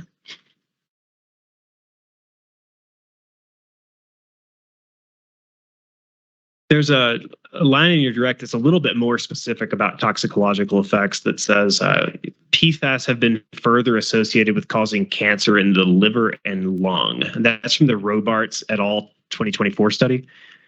Yeah, that was through. Those are associations through epidemiological studies. So there's, correlations between, concentrations found in groundwater and blood versus, various types of 2 types of cancer in particular. And my understanding is that the association between those 2 types of cancer and PFAS were actually about 3 specific compounds: PFOA, PFOS, and Gen X. Is that correct? Yeah, that's correct. Those were the only 3 compounds that were part of that study? I can't tell you off the top of my head. All 3 of those compounds were associated with cancer in the liver and lung? all three of those compounds were associated with cancer in the liver and lung. There was strong associations between kidney cancer and testicular cancer. Okay. And we only know that because we have data on those three PFAS compounds. That's correct, yes. Moving on, you state further that most available toxicity data on PFAS focus on a few chemicals, mainly legacy compounds like PFOA and PFOS. Epidemiological studies have linked PFAS exposure to various health effects, including immune and thyroid dysfunction, liver disease, lipid and insulin dysregulation, kidney disease, reproductive issues, developmental problems, and cancer, with many findings supported by animal studies. Is that a correct statement of your testimony? Yeah, that's correct. Animal studies have not correlated every one of those items that were listed there, but certainly there were some correlations between animal studies and the human associations. So we have limited data on most PFAS, or even no data at all on many of them.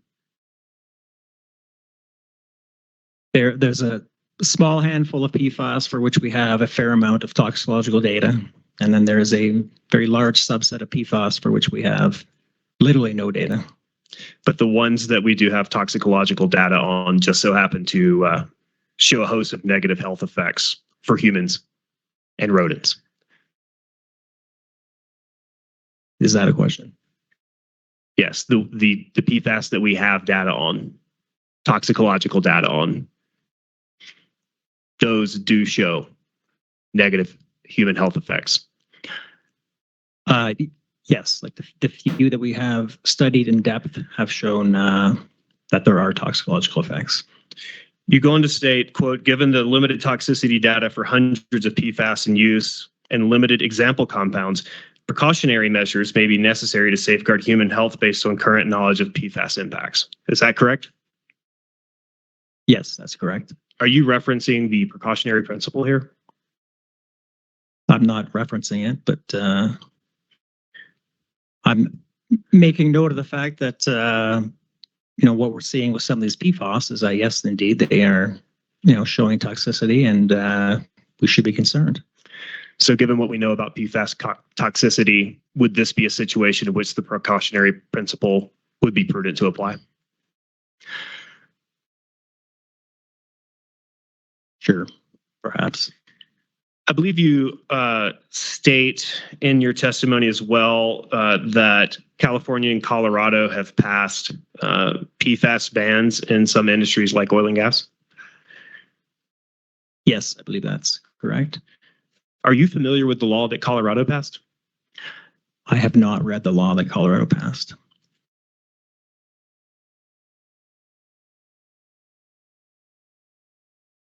Is it your understanding of that law that it bans PFAS compounds in the oil and gas industry? Sorry, let me rephrase that question. Is it your understanding that the Colorado law bans the use of PFAS in downhole operations in the oil and gas industry? I believe that's correct, but I can't say that for certain.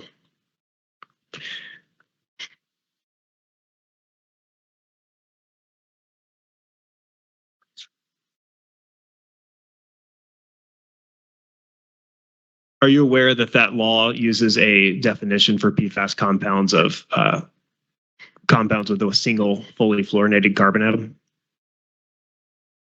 I'm aware that Colorado has a different definition than what we're proposing, yes. Is it your understanding of that law that an operator has to disclose the full list of chemicals used in hydraulic fracturing fluid to regulators and the public? I'm not aware of that because, again, I haven't read the law. So I don't know. Okay. Are you familiar with California's law? I have not read that law either. Okay.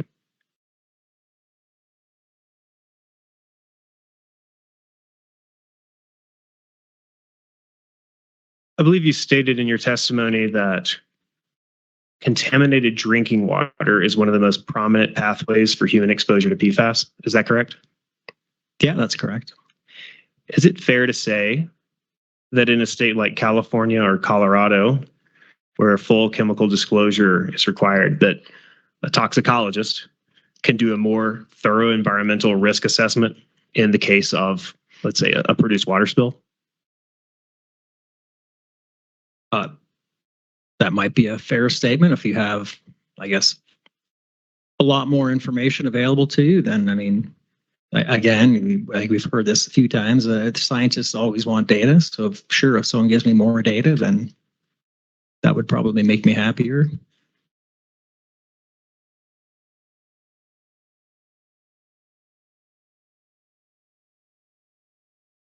I want to ask you quickly about the drinking water standards that have been established by the EPA for certain PFAS compounds. Are you familiar with the fact that they have been established for certain PFAS compounds?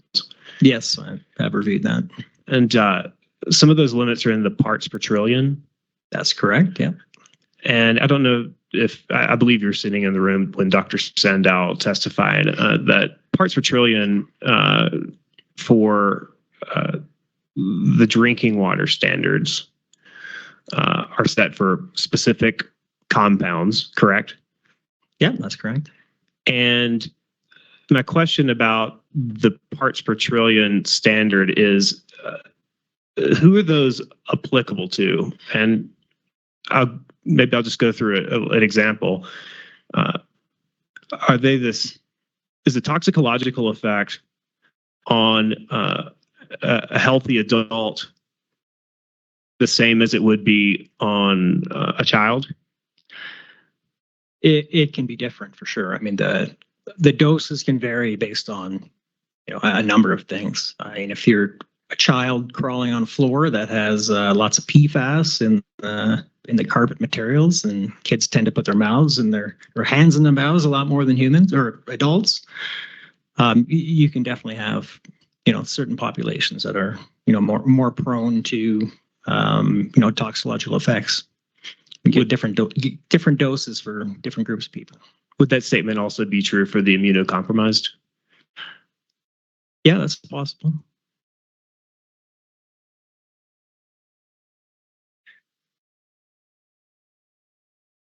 The PFAS that have been regulated by the EPA for drinking water standards, those are the PFAS for which we have data sufficient to regulate. Is that an accurate statement?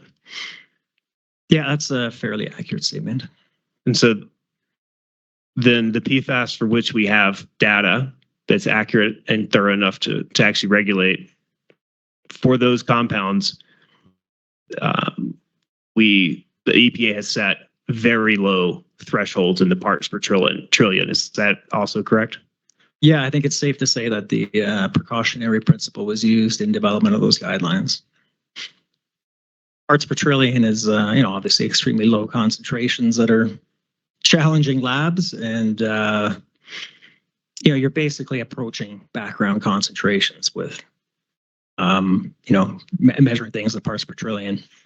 So, is it fair to say that the PFAS compounds that are not regulated under the EPA's drinking water standards, for those compounds, we just don't know if they're as toxic as the ones that have been regulated? Yeah, I mean, without studies to support whether or not they're showing toxicity or no toxicity, I mean, there's no real way of knowing. I mean, you can look at the chemical structures and try to make some inferences, but without actual studies, you're going to have a hard time making decisions on toxicity, yes.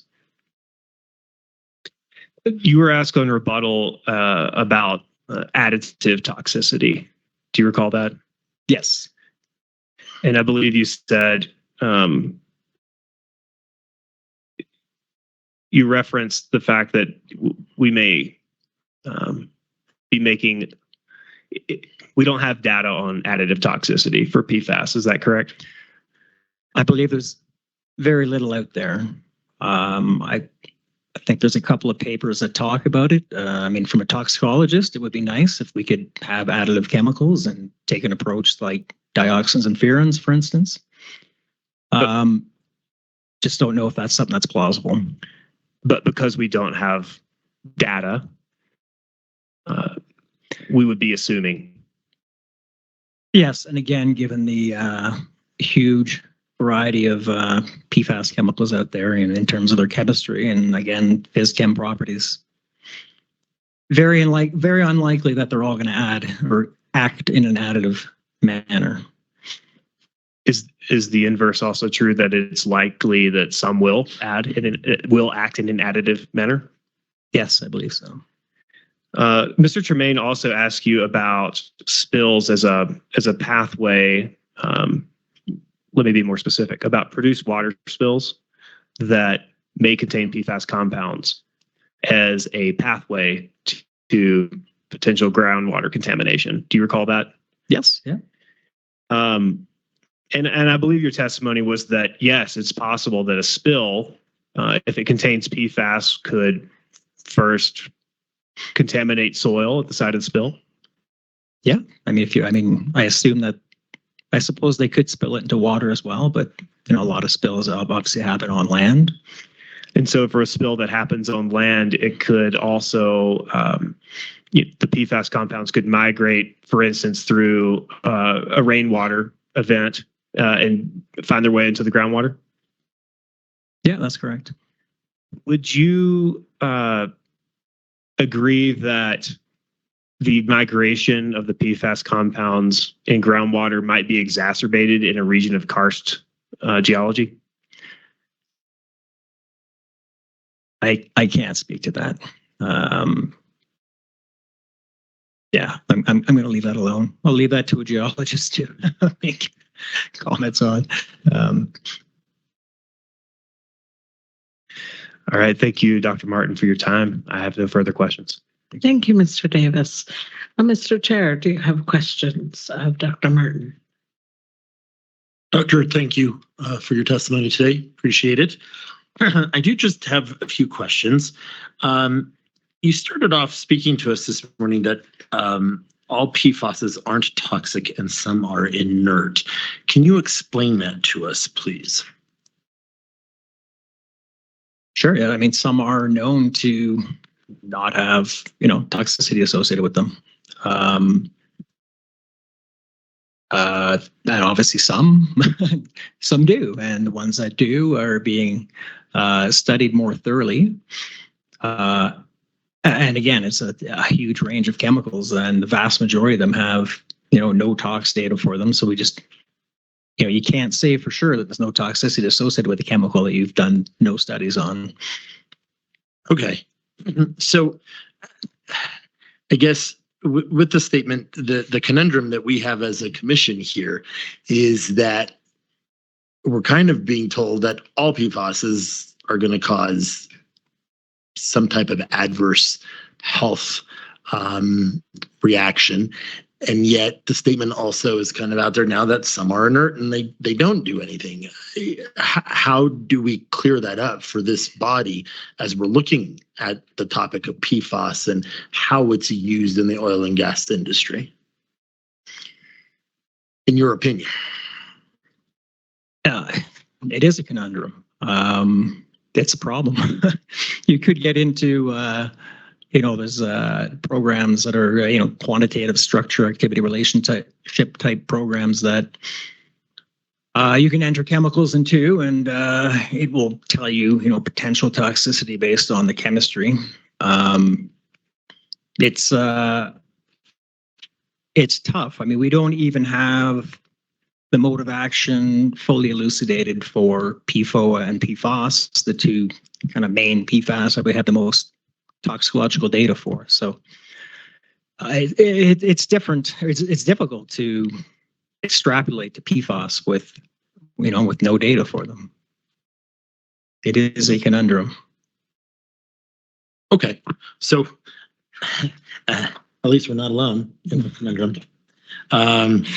So that's the difficult part. The only other question that I had, you mentioned in your direct on page, it's OCD Exhibit 9-0092, on starting with line 30, you stated that the rationale for the updated definition was to have a coherent and consistent definition across compounds from the view of the chemical structure.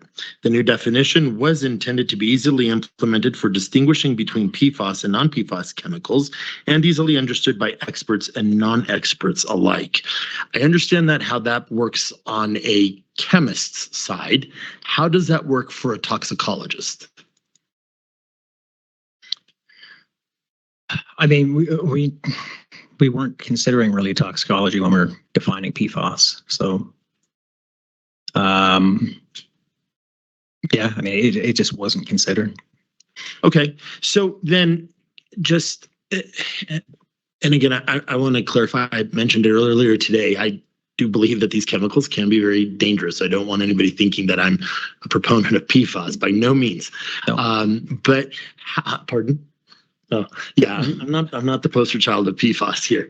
But me neither. How does then the proposed definition from the OCD help us make sure, as was mentioned by Commissioner Bloom earlier as a question, help us not only protect, and I'm asking you in your capacity as a toxicologist, not only protect the citizens of the state of New Mexico, but also not place such an undue burden upon the oil and gas industry? Where's that middle line? How does this governing body come up with something from the standpoint of a toxicologist? I mean, the likelihood that, there's only, I don't know, 50, 100, 150 PFAS maybe that could be used in the oil and gas industry, from what I understand. Again, the chances of having, all sorts of different PFAS in these products it's just not likely. And, if there was all sorts of PFAS out there that were at high concentrations, and again, you don't necessarily need high concentrations, we don't think. But I just don't know that, I think that we're pretty much covering ourselves with these, with the lists of 50, 60, 70 PFAS compounds that we have.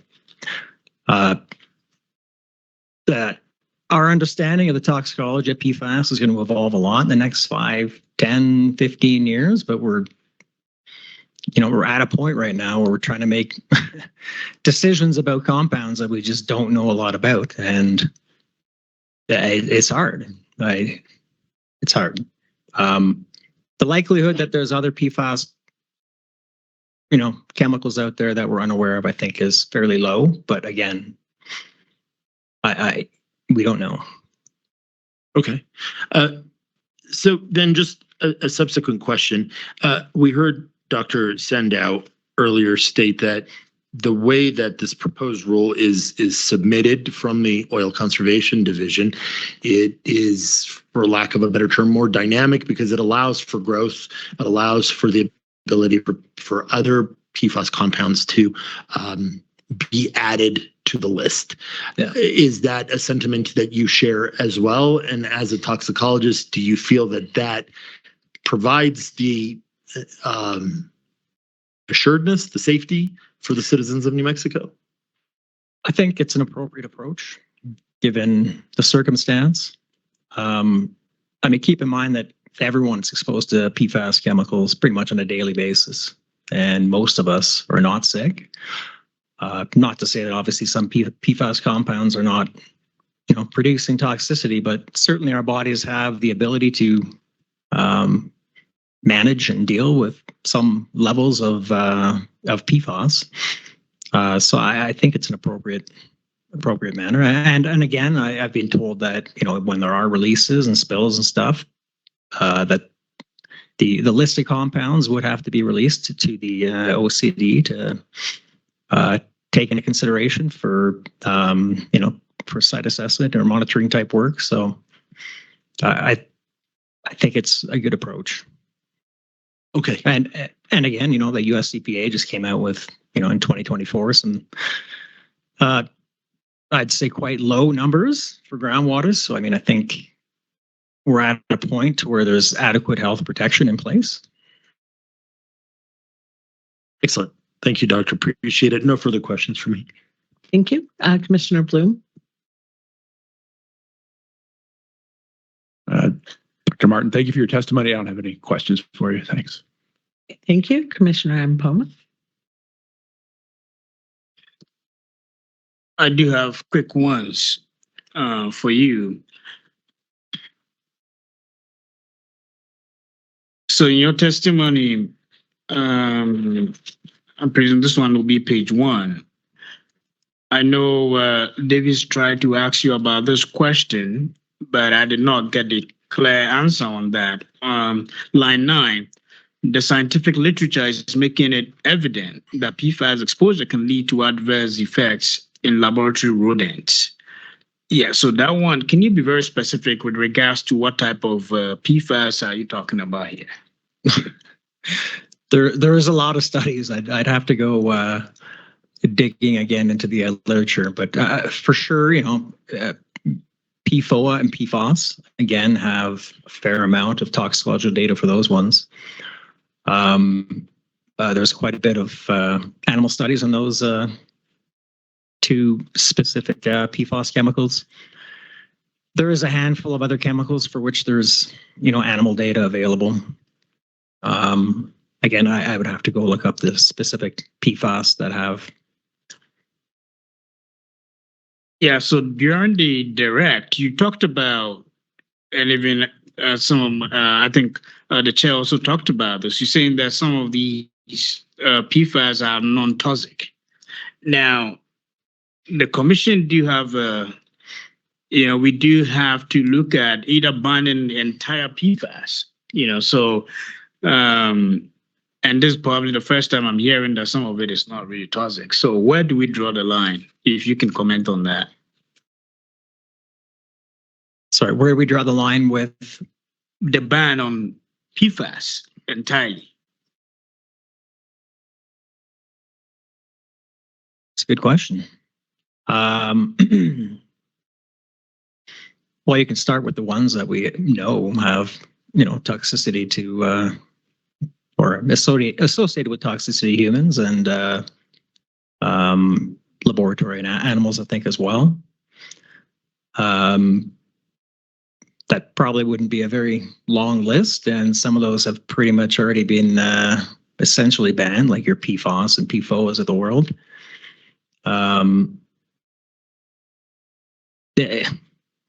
You could try to come up with a list, I suppose, of PFAS that that we suspect of being toxic or having the potential for toxicity.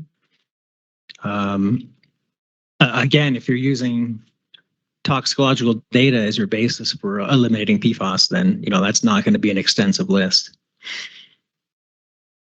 Just again, based on the available data. So then that will more or less align with NMOCD's definition, where it's more or less limited to about 40 to 70 compounds? Yes. You're talking about the ones for analysis that we were talking about previously? Up to 70, or I guess we were talking about? Yeah, so I'm asking you, so we're talking about, in terms of entire ban on the PFAS. And then you're saying that we should focus on the ones that have been selected to be more toxic or more or less toxic. And I'm asking you, is it, when you say that, are you referencing to the 40 to 70 compounds that Dr. Sando? No, I'm talking more about kind of the 10 to 15 that we might actually have sufficient data to make any inference based on, any inference on whether or not they are, potentially toxic. Okay, then a little bit.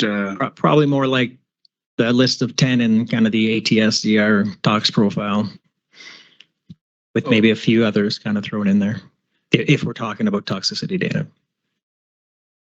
Now, but I thought NMOCD's definition that your company supported or more or less helped defined the PFAS that we are more or less looking into banning, I thought we're looking at about 40 to 70 compounds, but now you are saying 10 to 15? It's a little bit confusing. I'm also confused. So you're saying that I suggested that you ban 40 to 70 compounds? Okay, so based on Dr. Sanders' testimony, he talked about NMOCD's definition that you supported, or more or less you helped drafted, includes the 40 to 70 compounds that are known to be toxic. But now you are saying it's about 10 to 15. Okay, I would have to go back and look at that. I don't. Okay. I have a hard time believing there's adequate data on 40 to 70 chemicals to ban them based on, their potential toxicology. May I respond? Yeah, I'm okay with that. Commissioner Poma, I believe a review of the record will indicate that Dr. Sandow testified to the effect of OCD's definition will capture 40 to 70 compounds presently. His testimony was not that 40 to 70 compounds have a demonstrated toxicity for human beings. And our current Dr. Martin is testifying that there's a toxicological effect known for 10 or so. I don't want to paraphrase while he's on the stand. So these are different things. The chemical definition proposed by OCD is more expansive than the list of PFAS compounds that Dr. Martin is saying have an established connection to adverse health effects, or perhaps he can rephrase it if it needs to be corrected. Thank you for the clarification. That helps a lot.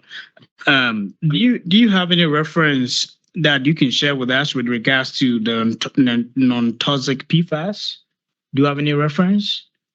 Not off the top of my, not on me right now, but I could certainly provide some feedback once I'm not sitting here. That would be great. I know a question was asked about the California and Colorado ban on PFAS. Now, you have in your direct testimony on line 17 and 20, some states have outright banned PFAS used under some circumstances or in some industries such as oil and gas, and you cited California and Colorado. So how is this one going to be different from what NMOCD is proposing for what NMOCD is more or less supporting? Well, I mean, different jurisdictions can take, different approaches to the same problem.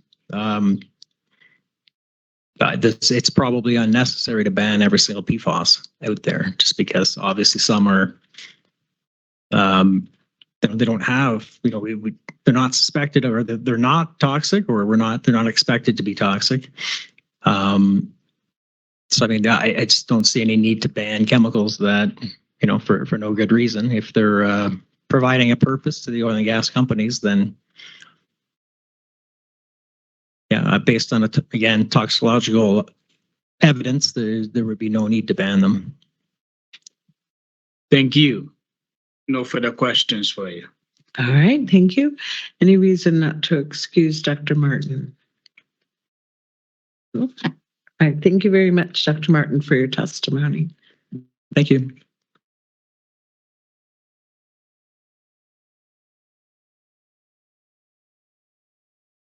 Mr. Tremaine.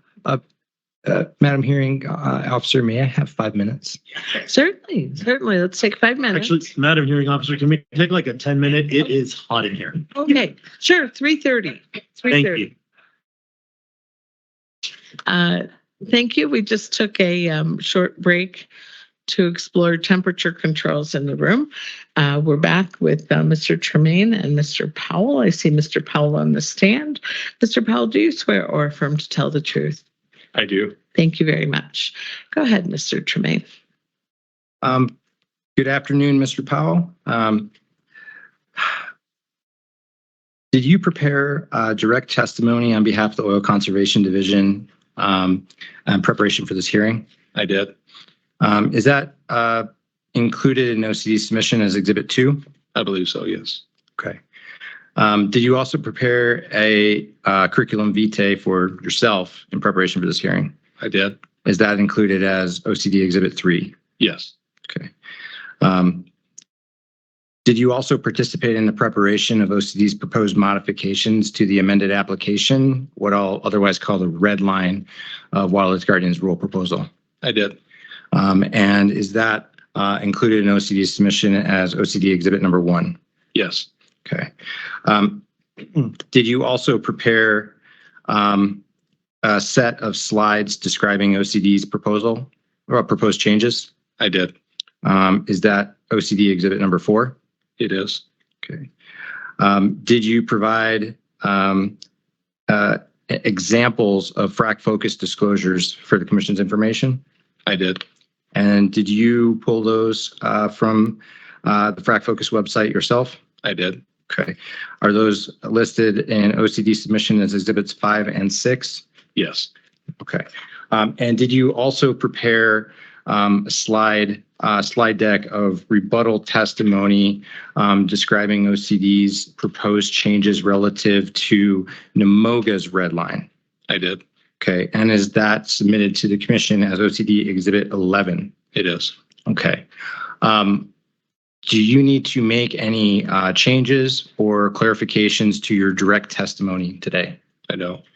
Do you adopt that written direct testimony as true and accurate today? Yes. Okay. Are the rest of these exhibits true and accurate to the best of your knowledge? Yes. Okay. Madam Hearing Examiner, I would move admission of OCD Exhibits 1 through 6. Okay, I'll pause a moment in the event there are objections. And 11. And 11. 1 through 6 and 11. Oh, thank you. They're admitted. Madam Hearing Examiner, I have, I'm going to ask Mr. Powell to provide a summary of his direct testimony, an oral direct summary. And then I do have a number of rebuttal questions, as we earlier noticed. And based on the feedback of the Commission, I believe it may be beneficial for Mr. Powell to work us through both slide decks. So my proposal would be to proceed in that order, if it's agreeable to the Commission. So summary, my rebuttal, direct examination, and then moving through both decks. Are there objections to that plan? No? All right. I would like to mention just one thing, Mr. Tremaine. The notice of this hearing said that we would accept public comment between 8:30 and 9 and 4:30 and 5. We're less than an hour from 4:30. And at least as of, yesterday, I did have 2 people who wanted to offer comment at 4:30.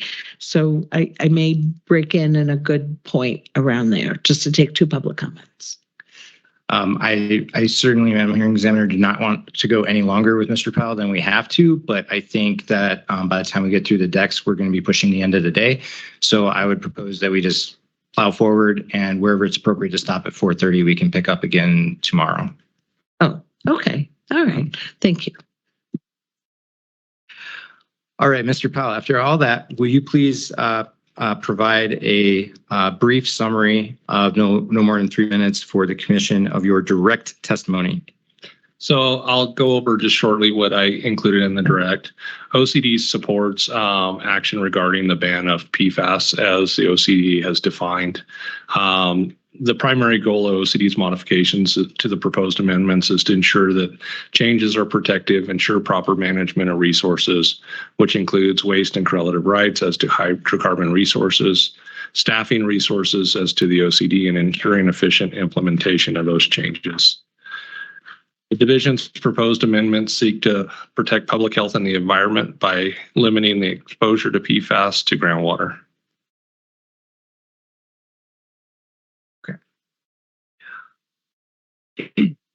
All right, Mr. Powell, thank you for that. I'm going to ask you a number of questions related to to prior testimony. Are you familiar with, or have you heard during the course of this hearing discussion comparing OCD's proposal versus those of other states? I have. Okay. And are you aware of the distinction that that the comparison is being made between state statutes in other states and a proposed rule in New Mexico?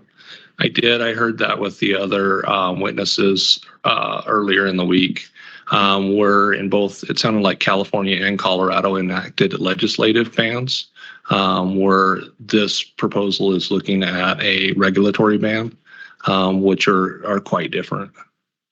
And is that also true in the context of outside of a PFAS ban in terms of a disclosure within the context of oil and gas activities? I would imagine so, even though I haven't written too many legislative documents. I would think the disclosure and the discussion over legislative is quite more extensive, more parties involved than a regulatory process. And do you understand that the disclosure requirements in Colorado and California are in fact in state statute rather than rule? Oh, I apologize. I thought you meant disclosure for the actual rulemaking. Yes, the disclosure, from what it sounds like in California and Colorado, are quite different than what it is in New Mexico. Okay. In terms of the immediate rulemaking, Mr. Powell, will OCD receive any additional funds or staff as a result of this rulemaking if any version of it is enacted or promulgated by the Commission? No. Does OCD currently employ any chemists, toxicologists, industrial hygienists, or hygienicists that are competent to detect, quantify, or assess PFAS chemicals? Some of our staff may have some background in some of those things, but as far as having somebody on staff for those specific things, no, we don't. Does OCD currently have any full-time positions, even if vacant, that would fit that description? Not looking at the extent in this hearing, just to justify what we're doing, we've had several doctors up here specific to their fields, and that's outside of the experience that OCD typically provides. If OCD were to receive disclosures for all downhole or completions activities related to every well, would OCD have the staff to or the competency to affirmatively review the content of those chemical disclosures? Not for all wells, no. And for context, in the course of a given year, how many wells are we talking about? So in our draft, and I'll get to that in the slides, we proposed just for completion and recompletion activities. In that scope, you're probably looking at 2,000 to 3,000 instances per year. If you talk about all downhole and chemical treatments, you're probably looking at tens of thousands of events per year.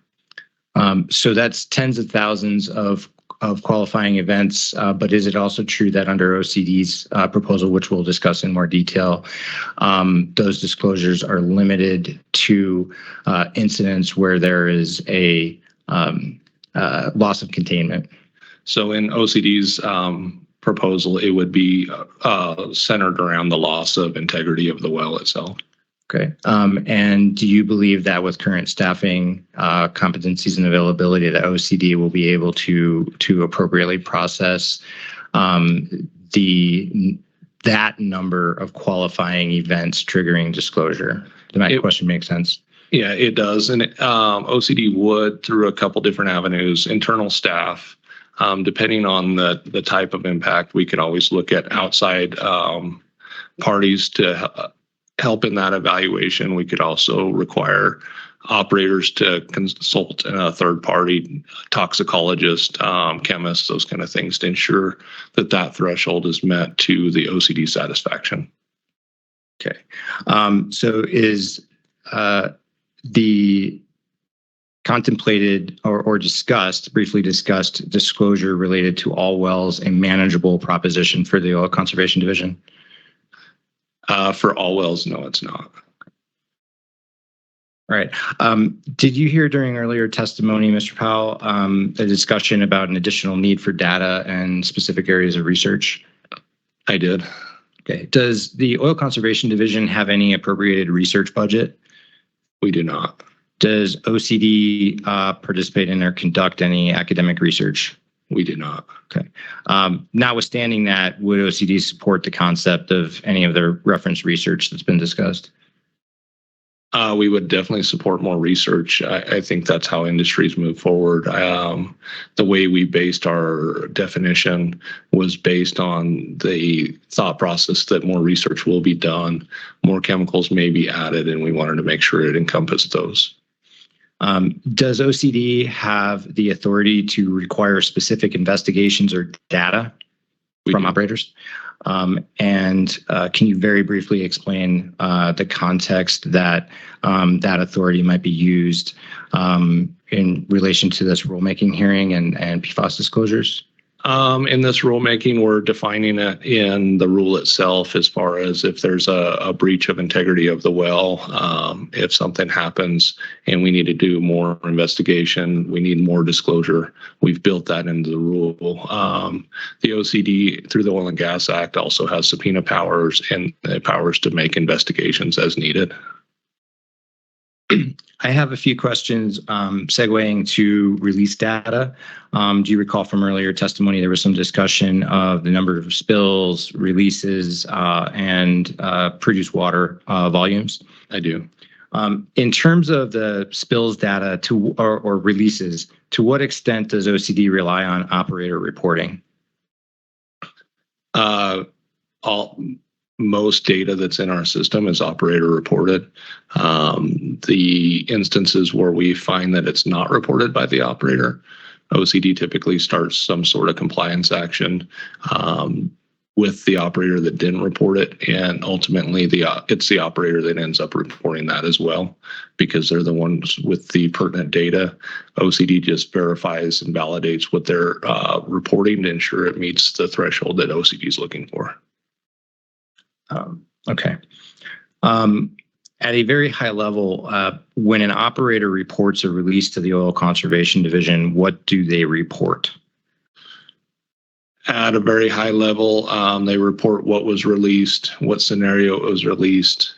The new reporting structure builds in proximity to waterways, if water courses were impacted, if groundwater was impacted. So it builds in what was released, where it was released, and if there's any concerns with that release. One of the categories of reporting for release data is produced water. Is that correct? That is correct. When an operator reports a release of produced water, what is included in quote unquote produced water? It's a very broad category. When you're talking produced water, it's any water that is produced up the wellbore. Are completions fluids or other additives that may be used in drilling operations part of that water that gets reported by volume as produced water? As long as it's fluids that's gone down the well and flown back up the well.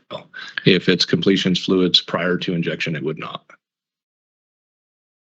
If there were to be PFAS as we've defined it, in completions fluids, is it possible that PFAS is then present in the produced water at the surface? It is possible, yes. And are you able to quantify or know how OCD would attempt to quantify currently the presence of PFAS in a release? Prior to this rulemaking or post? Currently. Currently, OCD doesn't have that as something that we do as a standard as far as our investigations. And how do you see that? How do you see that working practically if, for instance, OCD's proposal was adopted by this commission? So there would be an investigation essentially before a release was determined in the well of the chemicals that were injected into the well. A review of those to see what potentially harmful chemicals are being used by the operator, to see what needs to be investigated. And then as part of that investigation, if there is shown to be an impact to the water, then that release would be transferred into Part 29, which is the release rule. Okay. Is it a release if a transporter intentionally dumps produced water? It is a release and a violation as well. Has OCD, the Oil Conservation Division, taken any enforcement actions for such a fact pattern? We have. Does such a release also qualify as illegal or unpermitted dumping under other OCD rules? It is. And does such a release require delineation, characterization, and or remediation under Part 29? It does. If such a release impacted groundwater, would there be any other steps required under other sections of OCD rule? Yeah, as far as the cleanup, it would start under Part 29, and if groundwater was discovered to be impacted, it would transition to Part 30. I want to transition very briefly to OCD's proposed language in 19.16.17 that focuses on what I'll call loss of containment with completions or recompletions events.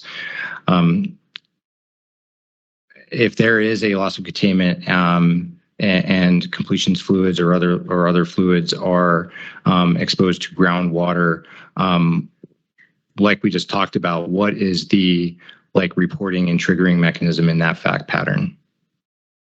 I can pull it up, but at a very high level, it would be an immediate notice to the division that there was a loss or potential loss of containment and potential impact.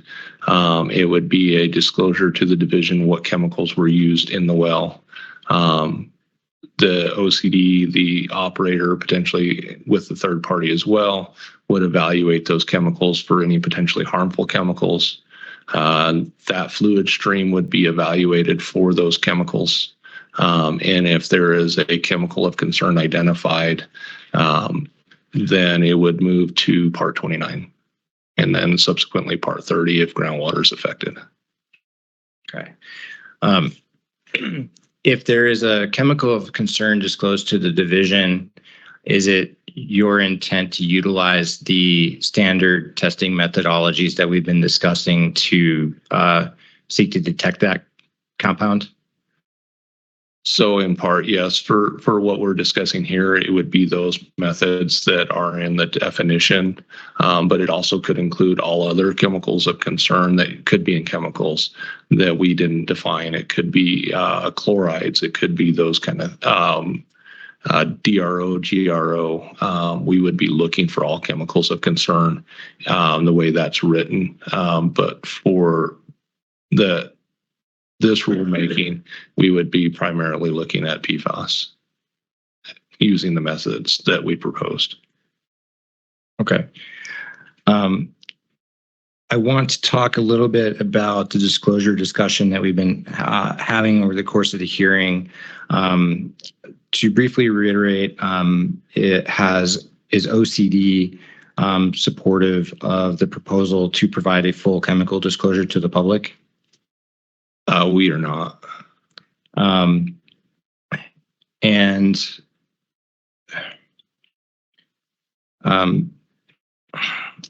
OCD's position, is it true that OCD's position is that chemical disclosure should be made upon the identification of a qualifying triggering event such as a loss of containment from casing?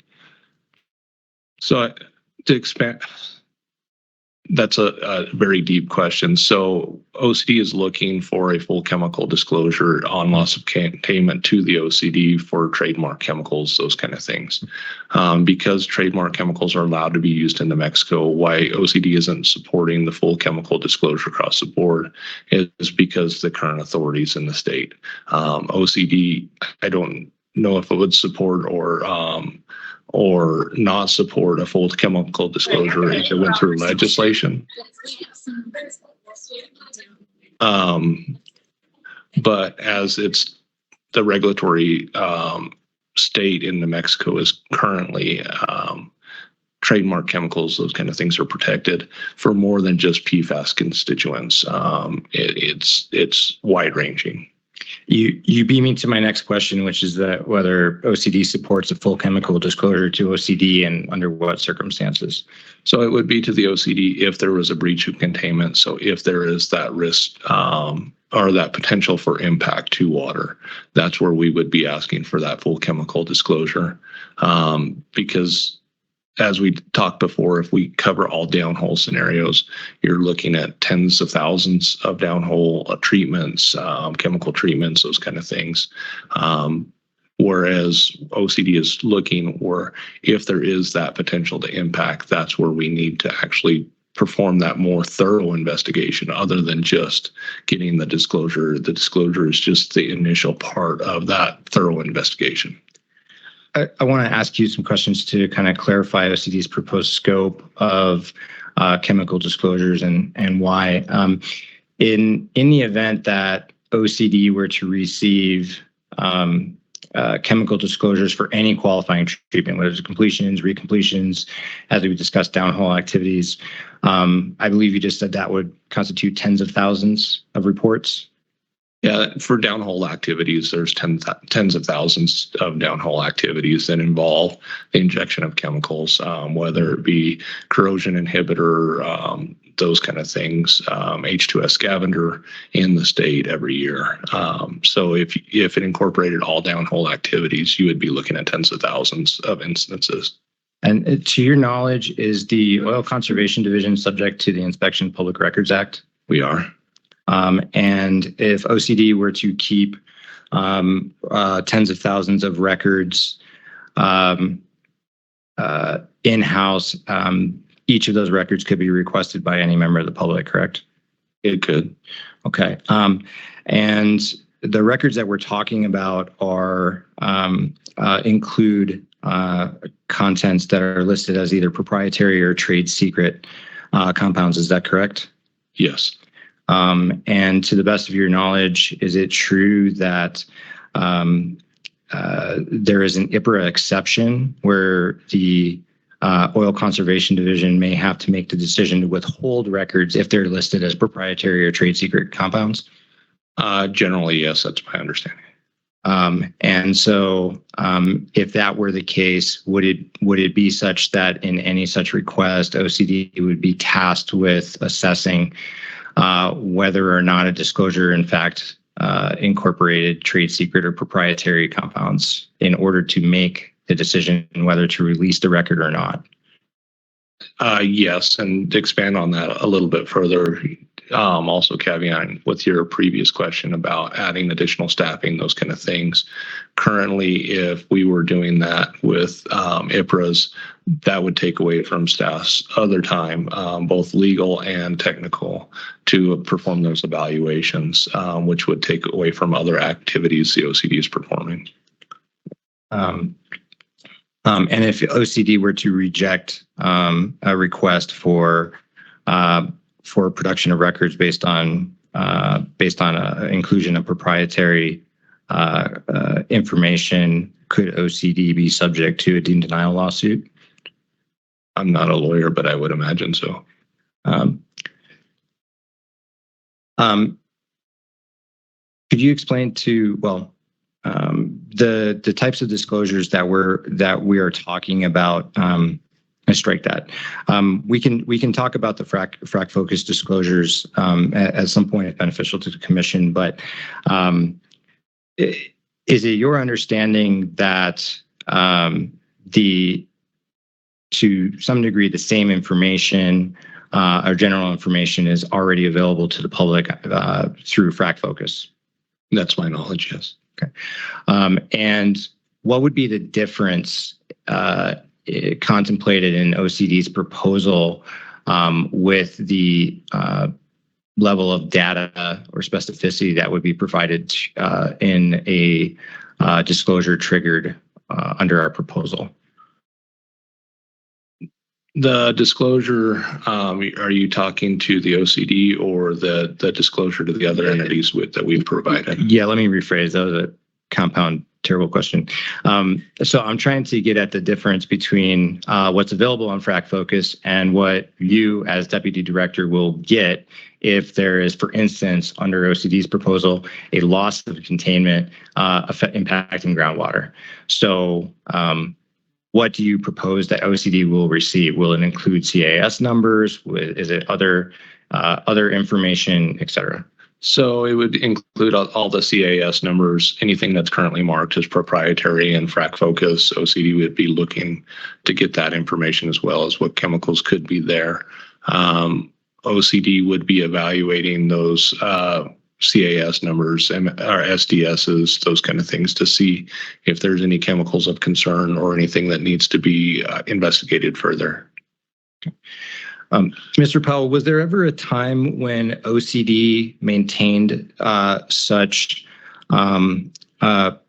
completions or fluids records such that are included on Frac Focus today? Yes, OCD attempted that once. You're intimating my next question, which is, were there any problems with that process? Yes.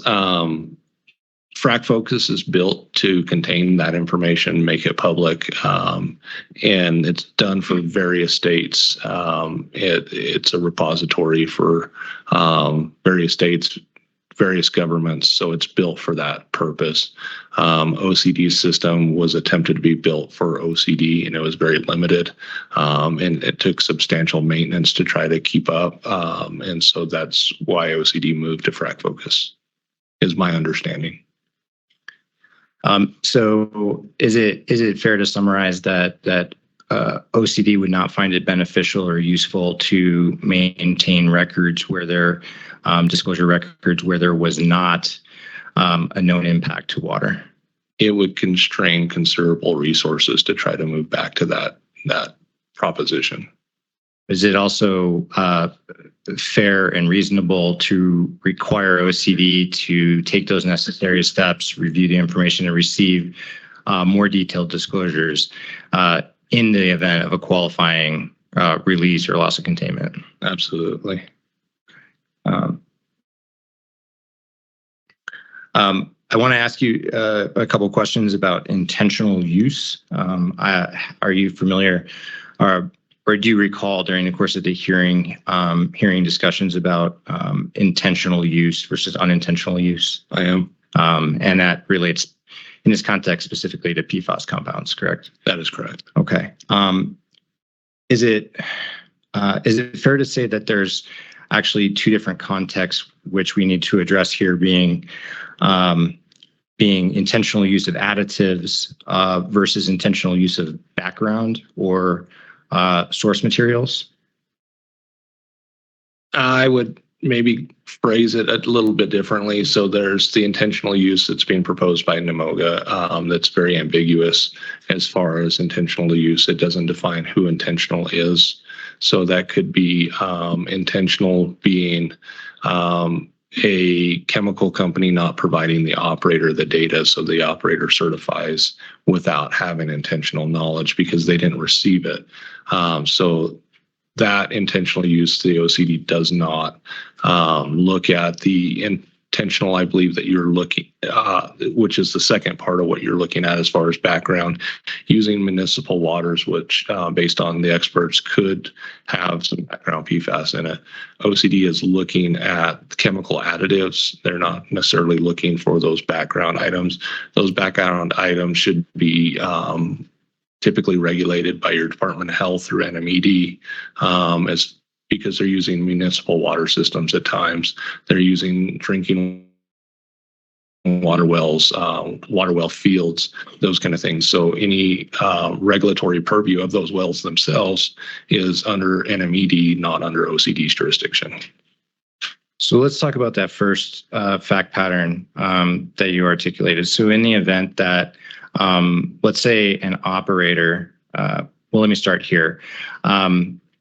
OCD's authority and interaction with the oil and gas industry, is it fair to say it's primarily focused on registered oil and gas operators? Yes.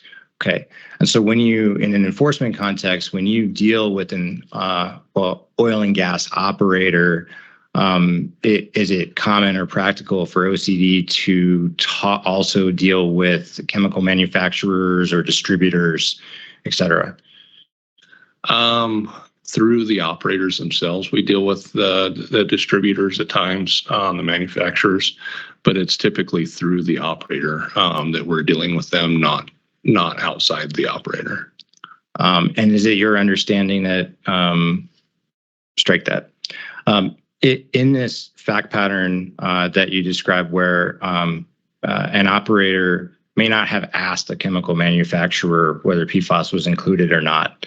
If OCD is in an enforcement posture with an operator, would that, what I'll call deniability on the part of the operator, serve as a bar or an impediment to OCD's enforcement efforts? Rather, whether it's legitimate or not, we've heard similar arguments from operators that they didn't knowingly use it, they didn't knowingly have these situations in enforcement actions. Okay. And so in terms of the intentional use or non-intentional use discussion that OCD is having in this hearing, particularly with NMOGA's proposal, is it fair to say that OCD feels it's appropriate under this rule to hold operators responsible for the negligent use of PFAS in completions or recompletions, for instance? Yes. And I would phrase that as either negligent or ensuring that they're being proactive, ensuring that the fluids or the additives don't contain PFAS. It's not a defense. It shouldn't be a defense under this rule to simply not ask your chemical manufacturer whether there's PFAS involved in your. Correct. Right. Now I want to distinguish that from this discussion about background, because I believe the record will reflect that there's some discussion about whether that's intentional or not. And so is it OCD's intent to hold operators under this proposed rule accountable if PFAS is used in or is introduced into a completions fluids through source water? Source water is extremely broad. And for most cases, source water is going to be your produced water or your municipal water supplies, something like that. You know, the municipal water supplies are outside OCD's purview.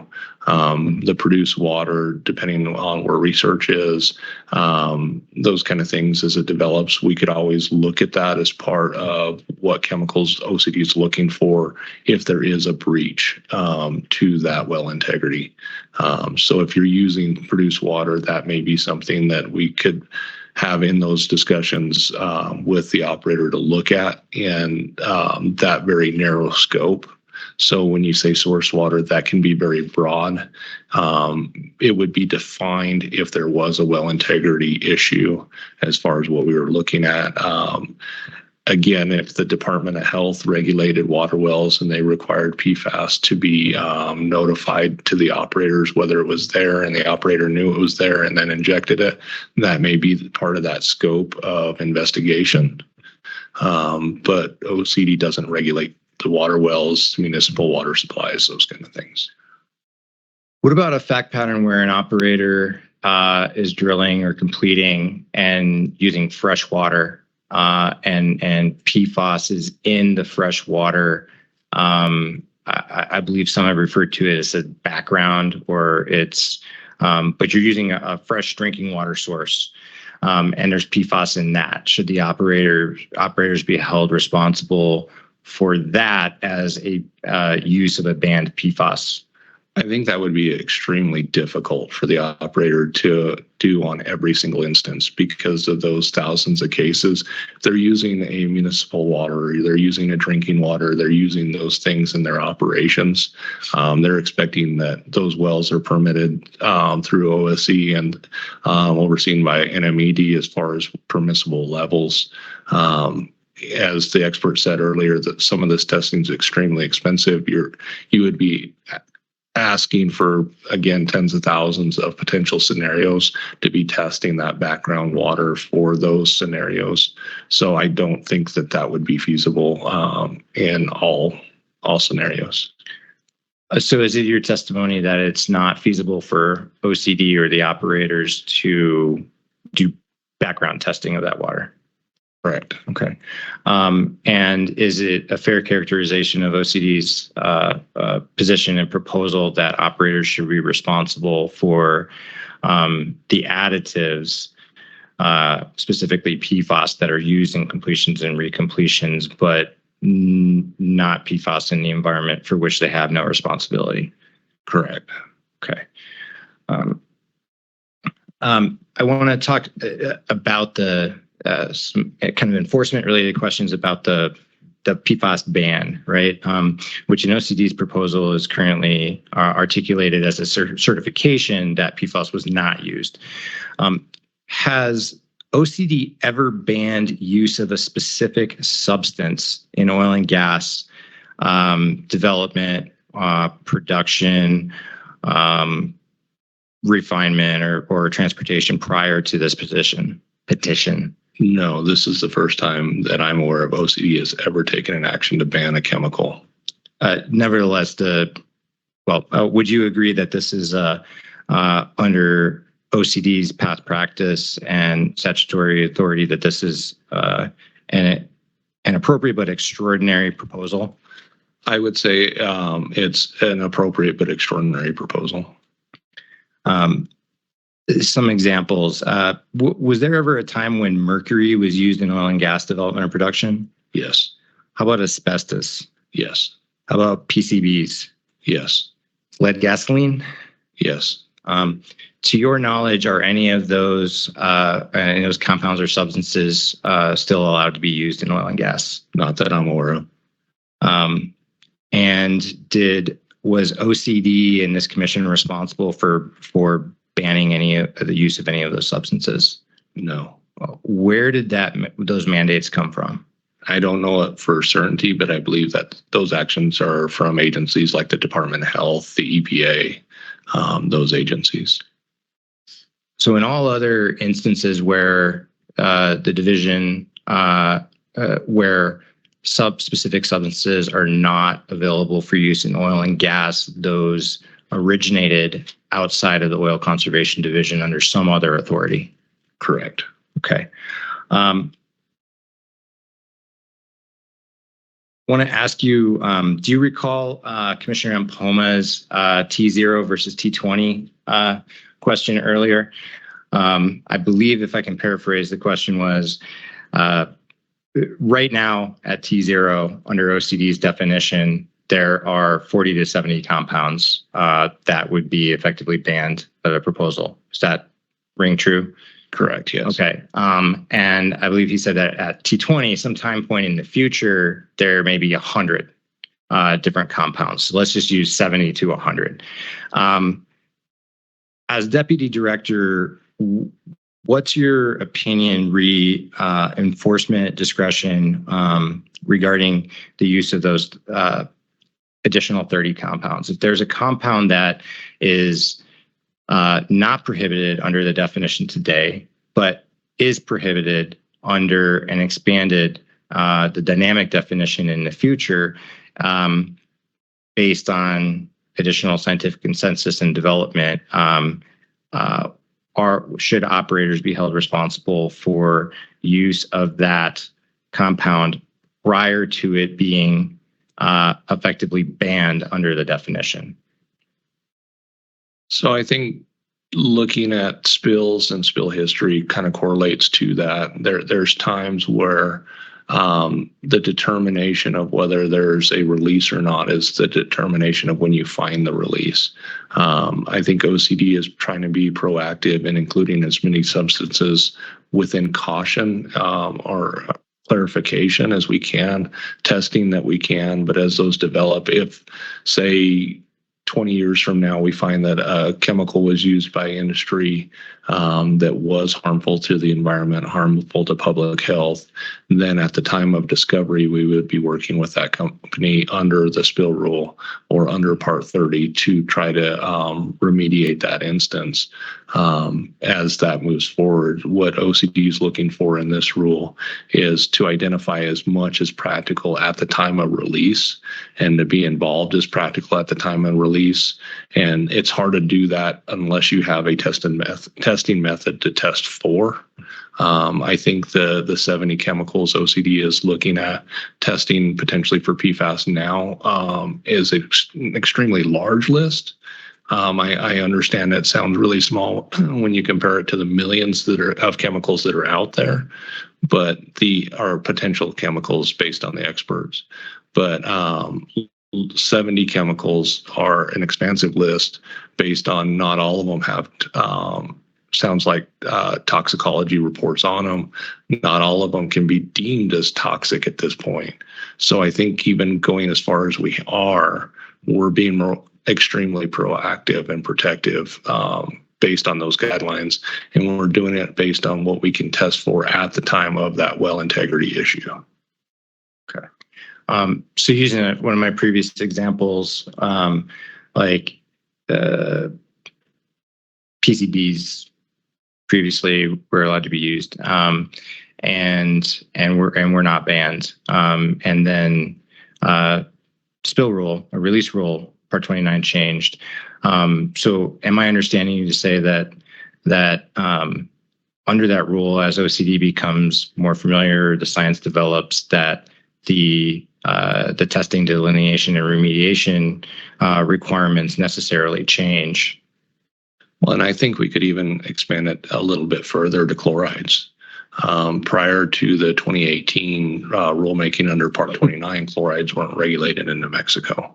As far as releases, they had to be conditions of approval, those kind of things on releases if there was an impact. That's one of the primary constituents in produced water impacts. So the OCD adopted chloride limit in that rule, and any releases discovered today use that chloride limit, whether they happened since 2018 or whether they happened prior to 2018. They have to use that chloride limit. So is it fair to say that as that definition develops, operators could be required to remediate for additional compounds, but would not necessarily be strike that? Would you agree that there's a difference in terms of OCD's and enforcement authority in terms of holding operators accountable and remediating contamination versus formal enforcement action and civil penalties? I think you phrased that well. I think if an operator unknowingly uses it because it's not tested for today, and we find it in 20 years when the definitions, things catch up, we may not take an enforcement action against that operator because they didn't have the knowledge or it wasn't available to know that it was there. Now, if we find that they intentionally use it, that's something we could always go back and look at. But if it's something that they didn't have the ability to know that was there, at that time, we wouldn't be looking at taking enforcement action on that. We would be looking at taking corrective action with the operator to clean it up.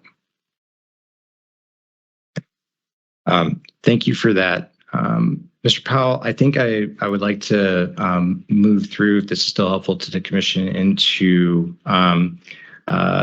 OCD Exhibit 4, and I'll share screen and ask Mr. Powell to walk us through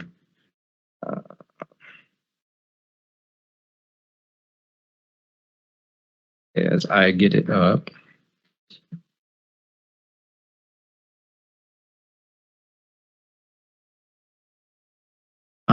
So, Mr. Powell, this is OCD Exhibit number 4. It's already been admitted into the record. Is this the slide deck that you prepared describing line by line OCD's proposed changes to Wildlife Guardian's amended petition? It is. Okay. And I'm just going to pardon as I scroll through because they're not actually slides. Could you please, I believe you have already provided the summary, so I'm going to move directly into an overview. Could you provide a quick summary for the commission of OCD's changes to 19.15.2.7?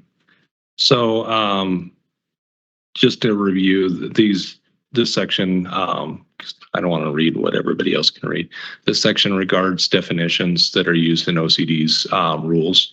They're overall definitions, so the definitions included in these sections affect all rules in the OCD statutes.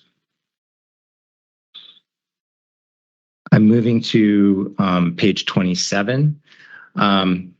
Please describe for the commission the content of this slide.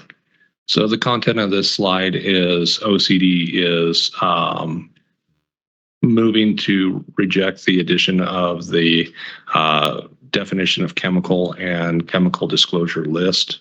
As previously discussed, I'll hit chemical disclosure list first. OCD is not supporting that action at this time.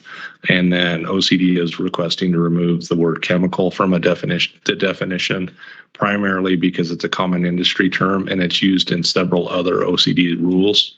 And OCD wants to ensure there's no unintended scope or consequences from using that definition.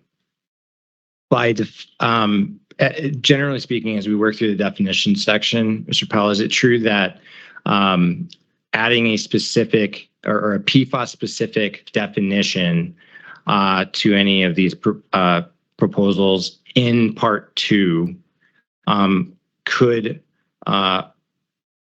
have unintended consequences of limiting the normal applicability of that same term in other sections of rule? That's correct. And maybe I didn't address that well enough to start with. Anything in part 2 affects all of OCD's rules. So anything included in section 2, if say chemical is referenced in some other abstract rule, it would affect that use as well. There's not a PFAS specific section in OCD's rules. So that's why Wild Earth Guardians used it in section 2, and that makes sense. But as a general definition, it can have unintended consequences. Okay. I'm going to move more quickly through these and just refer you slide by slide, and you can provide your explanation. Please describe page 28. So 28 is downhole operations. OCD is moving to strike that because it can encompass several actions. As we discussed earlier, it can encompass tens of thousands, and defining it may inadvertently exclude some of those actions that may need to be included. And slide 29, hydraulic fracturing treatment. Again, and I think I touched on this one a little bit more in the slides for the NMOGA rebuttal because they left it in as well. Again, OCD is moving to strike it because it's a common industry term. I think everybody understands its common definition. But if you limit it, for example, under hydraulic fracturing, they include hydraulic fracturing fluid under pressure. Without defining what fluid is, in a common practice, some people may not define nitrogen as a fluid, even though it's commonly used in hydraulic fracturing operations. So are you concerned that the use of that this is unnecessary definition and use of the word fluid could cause confusion? Yeah, fluid is just one example of where those concerns come from. It's a common industry term. I think everybody that does hydraulic fracturing understands its use. So I think defining it potentially causes complications. All right, moving on to page 30, PFAS chemicals. So PFAS chemicals, this has been discussed extensively up till now. OCD is moving to replace this definition for several reasons. One, the main one is being able to test for what OCD regulates. OCD regulates chemicals under Part 29. They regulate chemicals under Part 30. All of those are chemicals you can test for to see if they're there, to see what we're dealing with. And they have testing methods. They're something that can be expected to be tested. They have clear boundaries of what you're testing for and what the potential limits are. OCD included the methods that are currently can be tested for PFAS. As you heard from the other experts, there could be thousands, if not millions, of other PFAS. Some may be toxic, some may be not.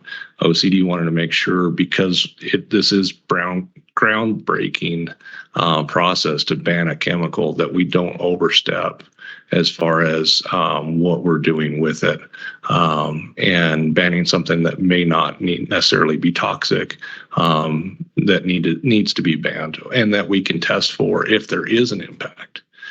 Because if somebody says, well, it may have PFAS in it, but it can't be tested for reliably, how do an operator prove that they didn't use it? How does OCD prove whether it's there or not without reliable testing? Mr. Powell, do you believe that if this commission were to ban PFAS, regardless of its ultimate definition, that creates an expectation that OCD attempt to effectively enforce that rule provision? I would think so. And I think that has to be taken in consideration in what we're doing and the scope of what we're looking at and how it's looked at. I'm going to move on to slide 31, trade secret. The trade secret, OCD's modification is simply moving it under the state statute for trade secrets. I'll go through later where OCD proposes to use trade secretly differently than NMOGA or Wild Earth Guardians, but it's to reflect the statute. So if there's a change to the statute, and I believe Wild Earth Guardians was a copy of the statute, the simplicity of stating the statute is if that's ever modified, you don't have to go to another rulemaking. So for instance, Mr. Powell, if the legislature were to change the definition of trade secret and apply an exception for oil and gas, then that definition would automatically apply here. Correct. Okay. Moving on to page 32, undisclosed chemicals. It's a strike of the use of undisclosed chemicals as a definition, as we'll go into further down the slides. OCD doesn't support the banning of undisclosed chemicals. We're building in a methodology of how to get that information if there is an impact. So it's just removing that definition because by OCD striking it later on, it's unnecessary here. Page 33, well site. So this is another common term that's used in the oil field. Limiting it may limit some of the enforceabilities because well site may be different for OCD depending on impacts to the surface, whether it's in an approved well pad, whether it's outside the approved well pad, whether this includes the areas that are reclaimed or not reclaimed. It has other potential impacts. So OCD's use and understanding of well site might actually be more broad than Wild Earth Guardian's proposal? I don't think OCD uses necessarily well site as far as in some of the rules, how they're directly affected, but it may indirectly affect those. Could you please describe, summarize OCD's proposed changes on slide 34? Like basically, what does Part 7 relate to? Oh, let me look. Part 7 is the forms rule. It's the OCD's rules that goes through different form types, and individual forms are listed in there, and requirements of the operators for those forms are listed, such as completion reports, completion sundries, those type of things. So OCD is moving to remove the undisclosed chemicals provisions in that. We're supporting the certification that no PFAS was used.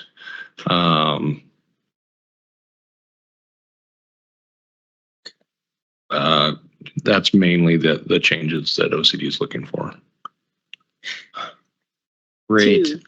Do we have time to? Should probably cut. Yes, thank you very much, Mr. Tremaine. I stay right where you are. Folks on the platform, we're going to go just a few more minutes with the technical witness we have on the stand. I will invite your public comment within the next 10 minutes.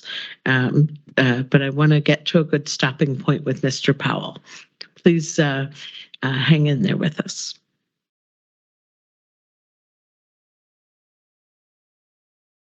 Fun. All right, Mr. Powell, I think that, well, let's just start here with the chemical disclosure slide on page 35.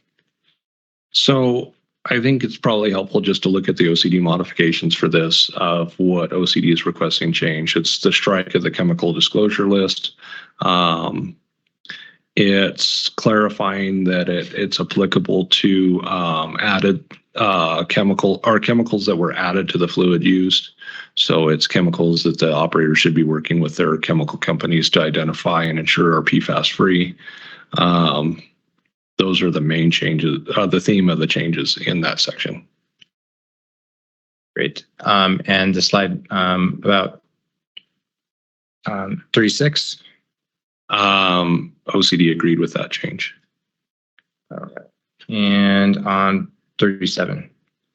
So 37, I think the clarification to this area, OCD proposed to keep this data at 90 days instead of changing it to 60 days, just from a functionality standpoint and to ensure clarity on this one.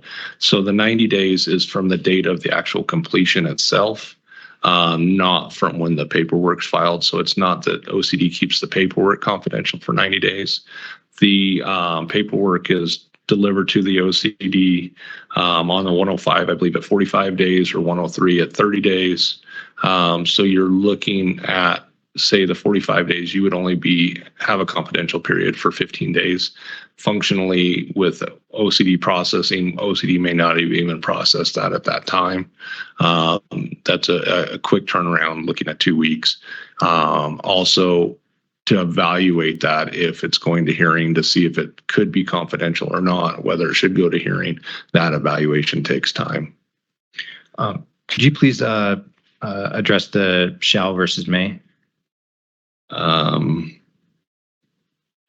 So the shall versus may, OCD believes is important as the data may not be requested for the hearing, or it may be deemed additional confidentiality through the Trade Secret Act, those kind of things.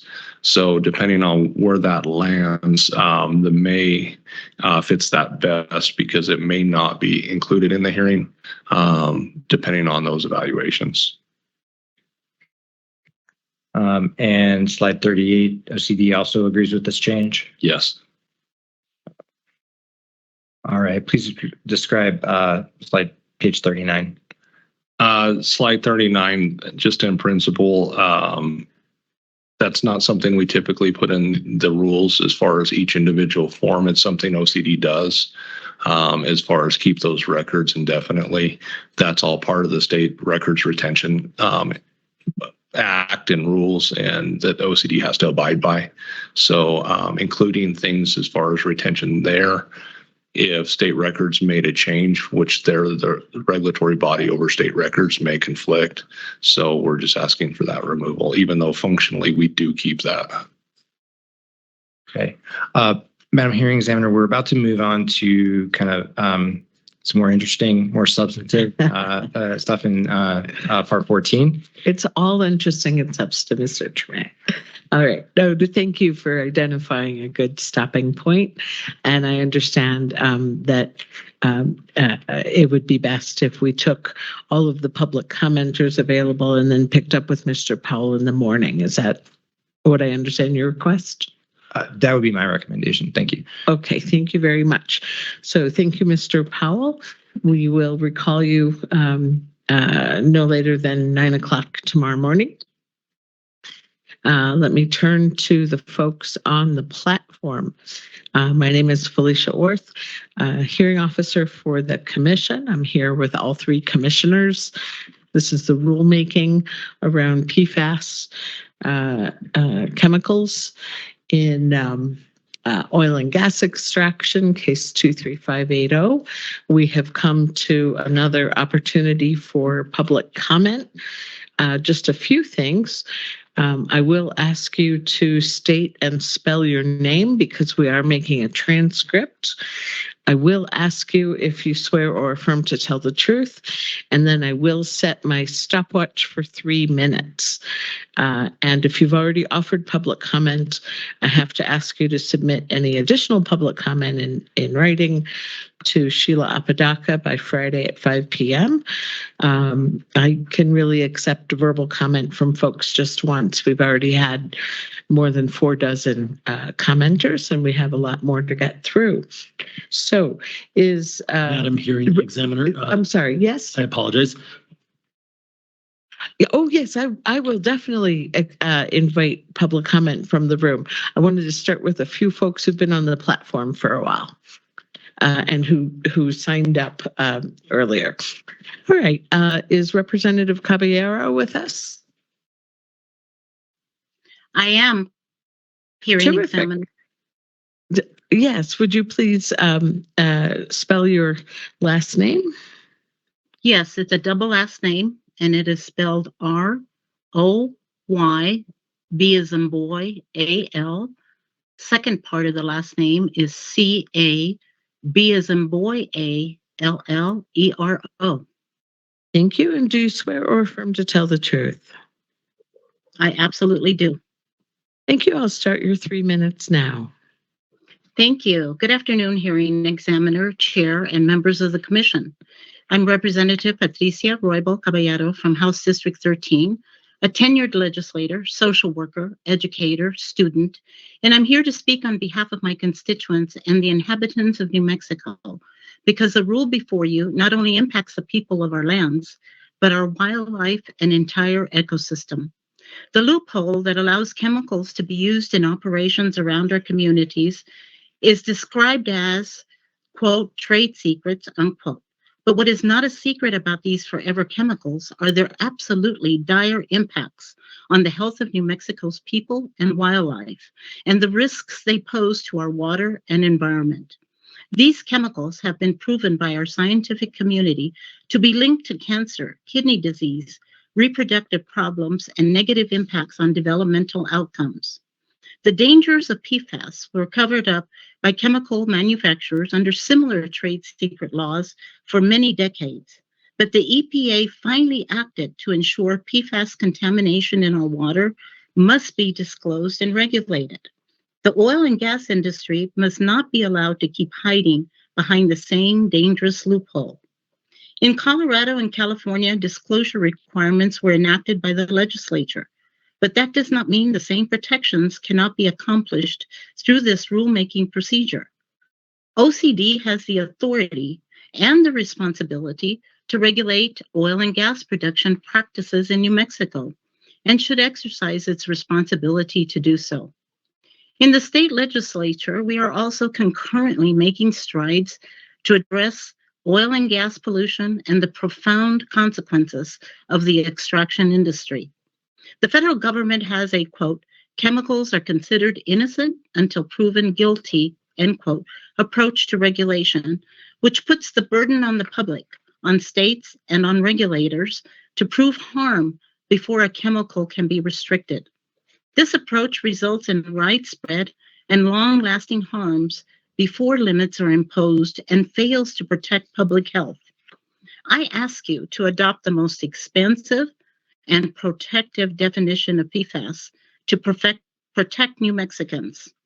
We cannot wait another 5 decades to find out if we have inadvertently or irrevocably destroyed our most precious resource.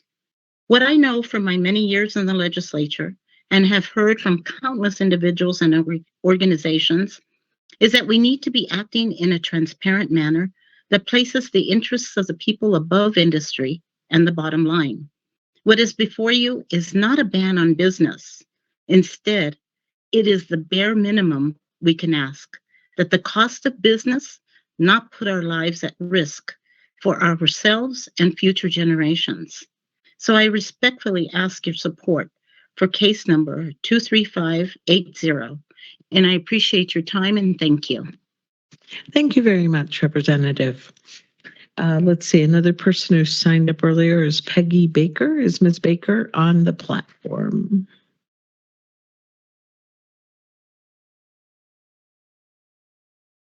Okay.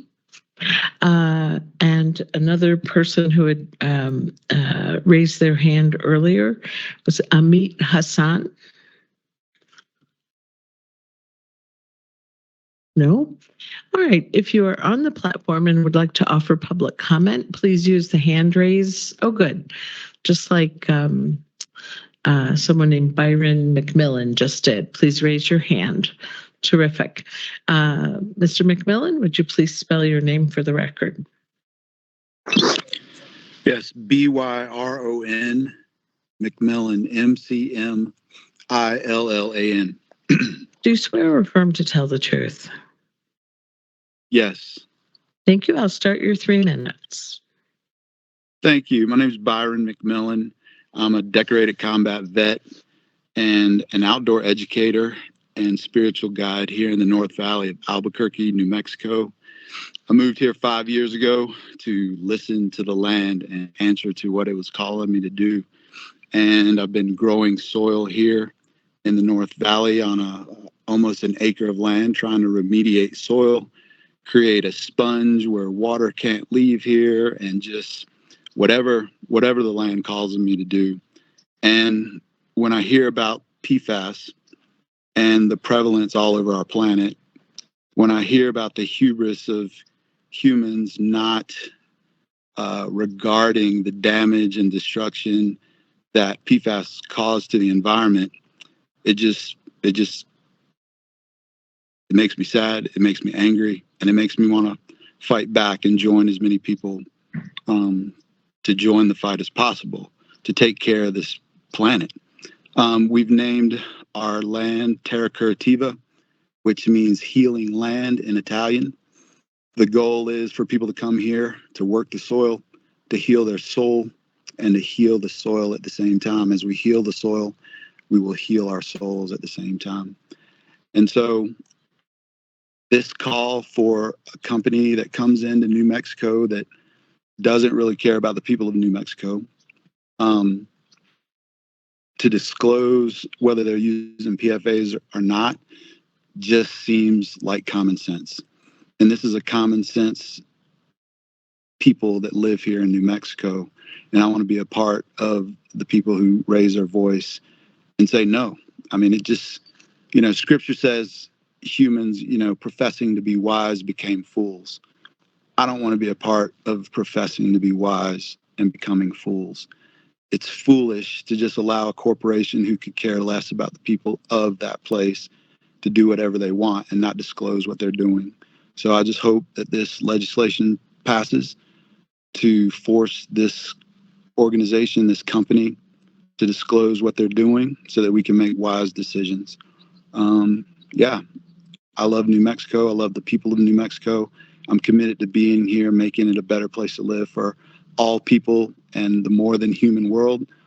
I want to raise my microbes and the mycelium to do their thing, to help us heal our own souls and become better people for this planet.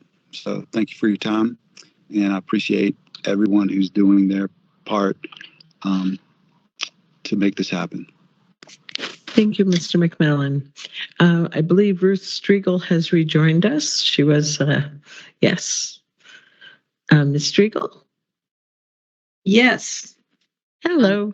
If you would spell your last name, please. My last name is Striegel, Striegel. Do you swear or affirm to tell the truth? I do. I'll start your 3 minutes. Thank you. Thank you, commissioners, for taking our comments today. My name is Ruth Striegel. I live in Albuquerque, and I am the co-chair of the New Mexico and El Paso chapter of Interfaith Power and Light. Most of our public water supply comes from groundwater. In our desert home with ever lower precipitation, clean water means everything. We count on our municipal water supply to be safe for us, for our children, our animals, and all the natural world. Our religious traditions call us to care for life in all its forms. I call on you as public servants to protect our common good. We must protect this water if we are to continue drinking it, growing food, and protecting life in our state. PFAS chemicals are unsafe at any level and don't break down in the environment. Once they get into our groundwater, they are there to stay. Epidemiologists have linked them to several cancers, thyroid disease, high cholesterol, preeclampsia, and ulcerative colitis. There is no level of exposure to these contaminants without risk of health impacts. The rates of cancers in young adults are rising, and exposure to chemicals like PFAS is one of the reasons for this rise. Obviously, we should never allow PFAS chemicals to find their way into our ground or surface water. New Mexico presently allows the oil and gas industry to inject PFAS chemicals underground as part of the fracking process and withhold the information because the exact cocktail is a trade secret. Chemicals with this level of toxicity should never be a secret. We must strengthen regulation and make it mandatory to disclose the use of PFAS. Once in our environment, these chemicals can seep into groundwater, migrate into our aquifers, and become part of solid waste and sludge. I ask the Commission to prohibit the use of PFAS in oil and gas industry operations to ensure the protection of our public health and our environment. Thank you. Thank you, Ms. Striegel. I believe Ms. Baker has joined us. Let's see. And then we'll go to Mr. Hitt. I'm trying to catch the folks who made an attempt earlier. Ms. Baker, there you are. Hello. You're mute. You're muted. Can you unmute yourself? Let's see, did that work? There you are. All right. Do you swear or affirm to tell the truth, Ms. Baker? Yes, I do. Thank you. I'll start your 3 minutes. Oh, okay. I am Peggy Baker. I live in Albuquerque, New Mexico. I am part of a 501c organization called Rio Arriba Concerned Citizens, and I am speaking for myself and behalf of them. And I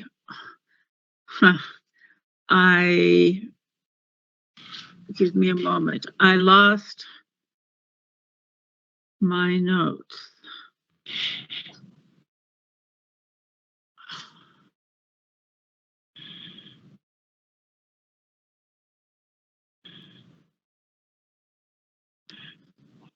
Would you like to skip on to somebody else and I'll take a chance to speak a little later? All right. We'll loop back to you. Let's go to Mr. Hitt. Yeah, I've been having problems with the computer. Thank you. Yes, thank you. Hello. Do you swear or affirm to tell the truth, Mr. Hitt? I do. All right. I'll start your 3 minutes. Yes. Thank you. I graduated from St. John's College here in Santa Fe in 1970 and have been active in forest protection issues since then. I do not support the exemption from federal hazardous waste law for the oil and gas industry concerning PFAS, which, as many people have noted, are exceptionally toxic group of chemicals that present long-term and persistent public health and environmental hazards. Most importantly, including the contamination of groundwater in a state where 80% of New Mexicans depend on groundwater for domestic use. And it is only fair that the oil and gas industry be held accountable to protect public health as our other industrial sectors in New Mexico. In particular, I support a rule prohibiting the use of PFAS in oil and gas drilling, development, and production in order to prevent the generation of PFAS contaminated produced water and non-domestic waste. In addition, I urge the Commission to adopt a rule prohibiting the use of undisclosed chemicals to ensure the reasonable transparency around substances used by the oil and gas industry. Thank you very much. Thank you, Mr. Hitt. I'm going to turn to a couple of folks in the room and then go back to the platform. Let me say now, and I will repeat it, we do have an interpreter between English and Spanish who is available Friday morning starting at 8:30. So in the event you are more comfortable offering your public comment in Spanish, I hope you can join us starting at 8:30 Friday morning. So in the room, if you would come up to the stand there.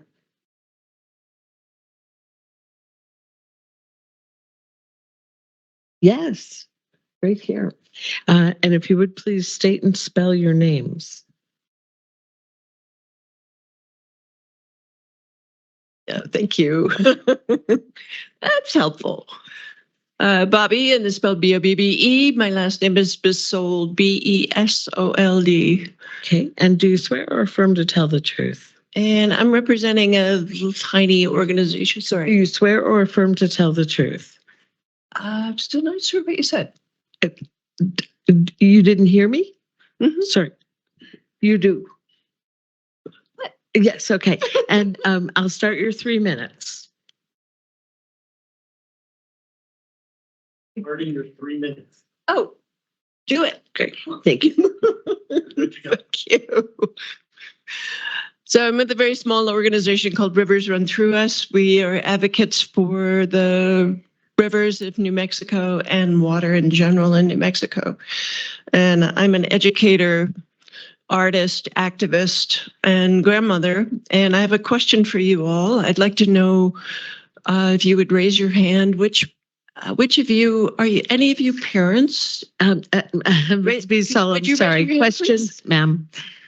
Questions are going to have to remain rhetorical. Okay, I'm just going to assume that some of you are parents, and as I am, and I'm also a grandmother, and this is one of the major reasons why I am here. And I've also testified with you all before. Given that some of you are parents and perhaps grandparents, you will understand the need to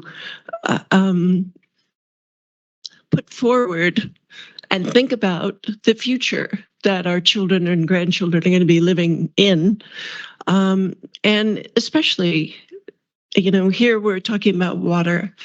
And I'd like to tell you a little bit about something called the economics of biodiversity. It's out of Cambridge University. And a little piece of it is it lays out the value of our human existence. And meeting our basic human needs are clean air, clean water, healthy lands. And human health depends directly upon a healthy ecosystem. And what we're talking about here is the oil and gas industry injecting PFAS directly into the wells. And we know, and I'm sure you've listened to a lot of testimony about PFAS, and you know it's called the forever chemical. It does not break down.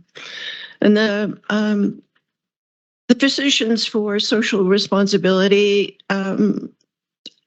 announced that in Lee County in New Mexico, 6,400 pounds of PFAS were injected into the wells and into our earth and into our water last year in 2023.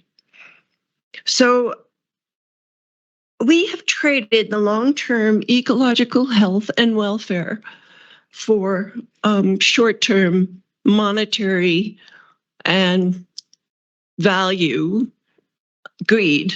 We're not protecting the people of New Mexico. You're not looking out for the health and welfare of New Mexico. Ms. Bisal, will you wrap up, please? All right, I'm almost done here. So I would like you to please support the chemical disclosure rule. I want to know what's happening. It's my right as a citizen to know that, as it is of everybody. And I would also like you to prohibit the use of PFAS. And thank you. And I hope you'll think about your kids when you make a decision. Thank you, Ms. Bisal. Sir?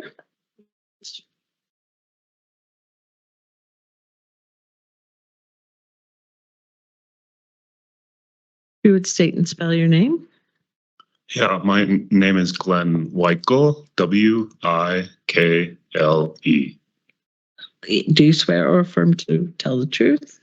I do, and it's refreshing to be in front of politicians who care about the truth. Thank you so much. And I'll start your 3 minutes. All right. Good afternoon, commissioners. Thank you for the time and energy you contribute to protect our water, air, and health. My name is Glenn Weichel. I'm a consulting engineer and a member of the National Environmental Justice Group, Third Act. I love the open vistas and natural spaces of New Mexico. It's why I make New Mexico my home. As a lover of New Mexico's natural world, I'm frightened by the continued pollution from the oil and gas industry. The footprint of this industry is massive, and it grows every day. From industry reported data, we know there are hundreds of accidents and spills and leaks every year. Given the fast industry growth rate, I have serious doubts that with their limited funding, OCD and NMED can keep up with all the industry threats to public health. We know that industry is injecting, producing, and occasionally spilling and leaking secret formula fracking fluid. We suspect it contains a range of toxic chemicals, including forever chemicals, which are linked to health problems that never break down to safer forms. How can New Mexico regulators safeguard our health if they don't even know which chemicals are being released? It's unconscionable that our environmental stewards have no idea what chemicals are in the spills and underground plumes created by oil and gas extraction. We simply cannot tolerate injection and release of secret chemicals into our environment. While we must know the entire makeup of fracking formulas, PFAS are a special case. Because of the large number of PFA chemicals, research on the health danger is only getting started. These studies take years to reach conclusion. The results for the small number of completed studies are alarming. As a result, the EPA has started banning PFAS in drinking water. Surely in future years, many more PFA carcinogens and toxins will be identified. While 3M is quietly exiting the PFA business, less reputable companies are picking up the slack. Industry won't regulate itself when there's money to be made. Regardless of whether we know for sure how dangerous these chemicals are, we absolutely know they do not belong in underground aquifers or anywhere in our natural world. It's up to you, as protectors of public health, to require disclosure and ban new industrial chemicals like PFAS until and unless they are shown to be harmless. I ask you to stand up for our health and approve the proposed rules and amendments. Thank you very much. Thank you, Mr. Weichel. Is there anyone else in the room here to offer public comment? No? Sheila, let's go back to the platform, and if you would take them as you see them. Let's see, I see Lara Adler. Is Yes, Adler? hi. Hi. Yes, hi. Your first name is Lara? Yes, and last name is A.D. like David, L-E-R. Do you swear or affirm to tell the truth? I do. I will set your 3 minutes now. Great. Good afternoon to the board. Thank you for taking everyone's comments. My name is Lara Adler. For the past 13 years, I have been teaching medical and health professionals around the world about the effects of toxic chemicals on human health and their links to hundreds of chronic health conditions, and the regulations or lack thereof of toxic chemicals in commerce. PFAS chemicals have been front and center of my work from day one, so I am acutely aware of the research linking PFAS exposure, including at extraordinarily low levels, to a long list of serious health concerns. The Agency for Toxic Substances and Disease Registry, the ATSDR, has identified PFAS exposure being linked to increases in cholesterol levels, lowered response to certain vaccines, altered liver function, pregnancy-induced hypertension and preeclampsia, low birth weight, and kidney and testicular cancer. There is also substantial evidence linking PFAS chemicals to thyroid disease, metabolic disease, cardiovascular disease, infertility, and developmental toxicity. PFAS chemicals are the DDT of our time. They are highly persistent, they are bioaccumulative, and they are toxic, and we will be cleaning them up for decades. Hold on one second. I just think that can you still hear me? My headset is running out of battery. Yes. Okay, great. I just got the warning that we're running low, so I'm going to get through this. That they are actively being used in New Mexico oil and gas extraction is not only irresponsible, but it's going to be costly to address.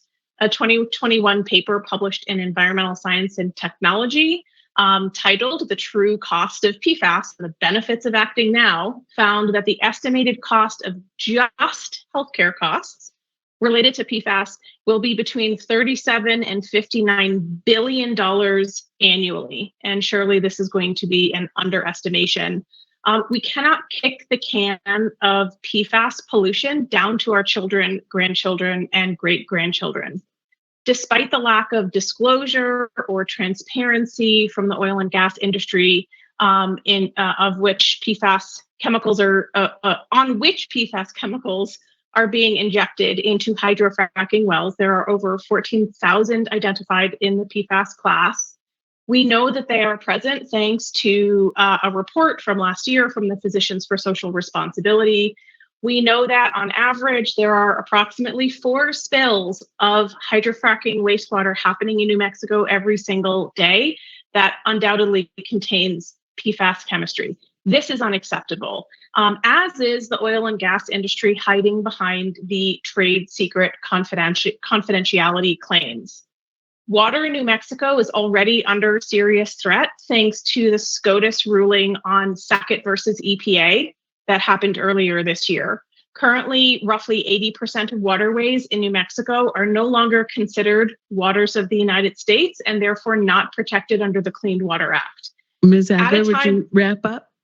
Yes, 2 more sentences. At a time when protections are already stripped from New Mexico waters, we do not need the oil and gas industry messing around with these profoundly toxic chemicals. I ask the Commission to ensure public health by ensuring that PFAS chemistry is prohibited from use in any oil and gas operations. Thank you for your time.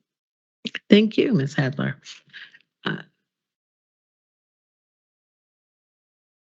See, next we have Diana Woods. Ms. Woods, looks like your first name is spelled with 2 N's. That's correct. Do you swear or affirm to tell the truth? I do. I'm going to start your 3 minutes. Thank you so much for allowing me to share this. Last July, I joined Daniel So on a fracking tour out near Counselor, New Mexico on the Navajo Nation.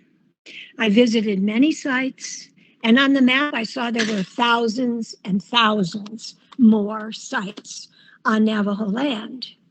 I saw where spills and explosions had occurred, and the big trucks that carry the processed water to dump into a pit somewhere at undisclosed locations. What I didn't know at that time was that the mixture that these oil and gas companies inject into the earth contained PFAS. I wonder if the Navajo people knew that the releases they signed would allow their drinking water to be toxic for themselves and their children forever.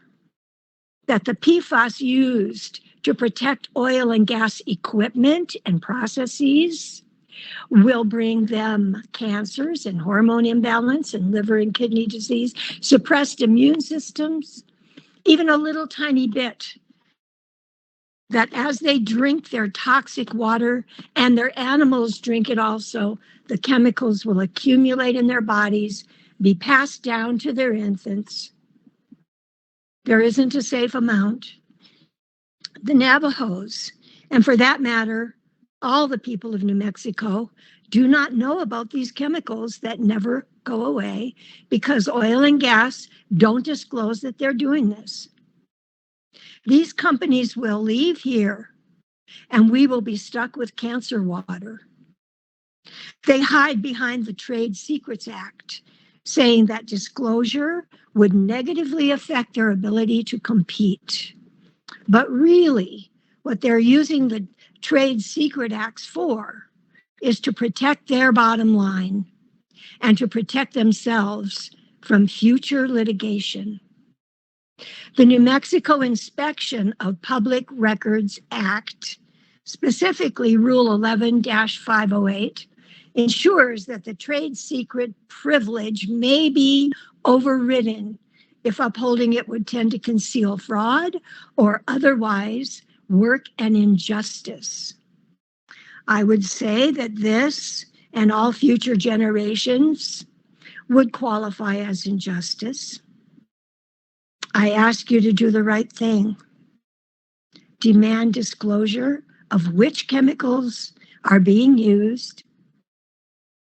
We don't have to demand disclosure of the exact mixture so that it will not fall under the Trade Secrets Act.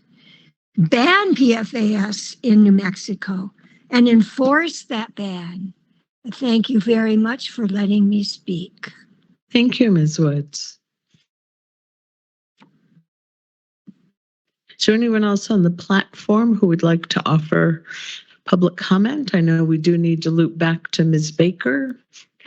Please use the hand raise symbol and we will find you. Can you find Ms. Baker, Sheila? You may have her on here. Okay. She may join us then at another public comment opportunity. Let me mention there are still a couple more public comment opportunities, and of course, an opportunity to submit public comment in writing as well. You may submit public comment in writing to Sheila Apodaca until 5 p.m. on Friday. Opportunities for oral public comment. The next one is 8:30 tomorrow morning. And I take as many comments as there are to be given, and then we go back to the technical case. 4:30 tomorrow afternoon. I'll take as many comments as there are to be given and then break for the day. And then Friday at 8:30 in the morning. And what's important about Friday at 8:30 in the morning is that we will have an interpreter between Spanish and English for that public comment period. Council, anything else we need to do before we break for the day? I don't think so. Just double checking. No. All right. Have a safe drive home.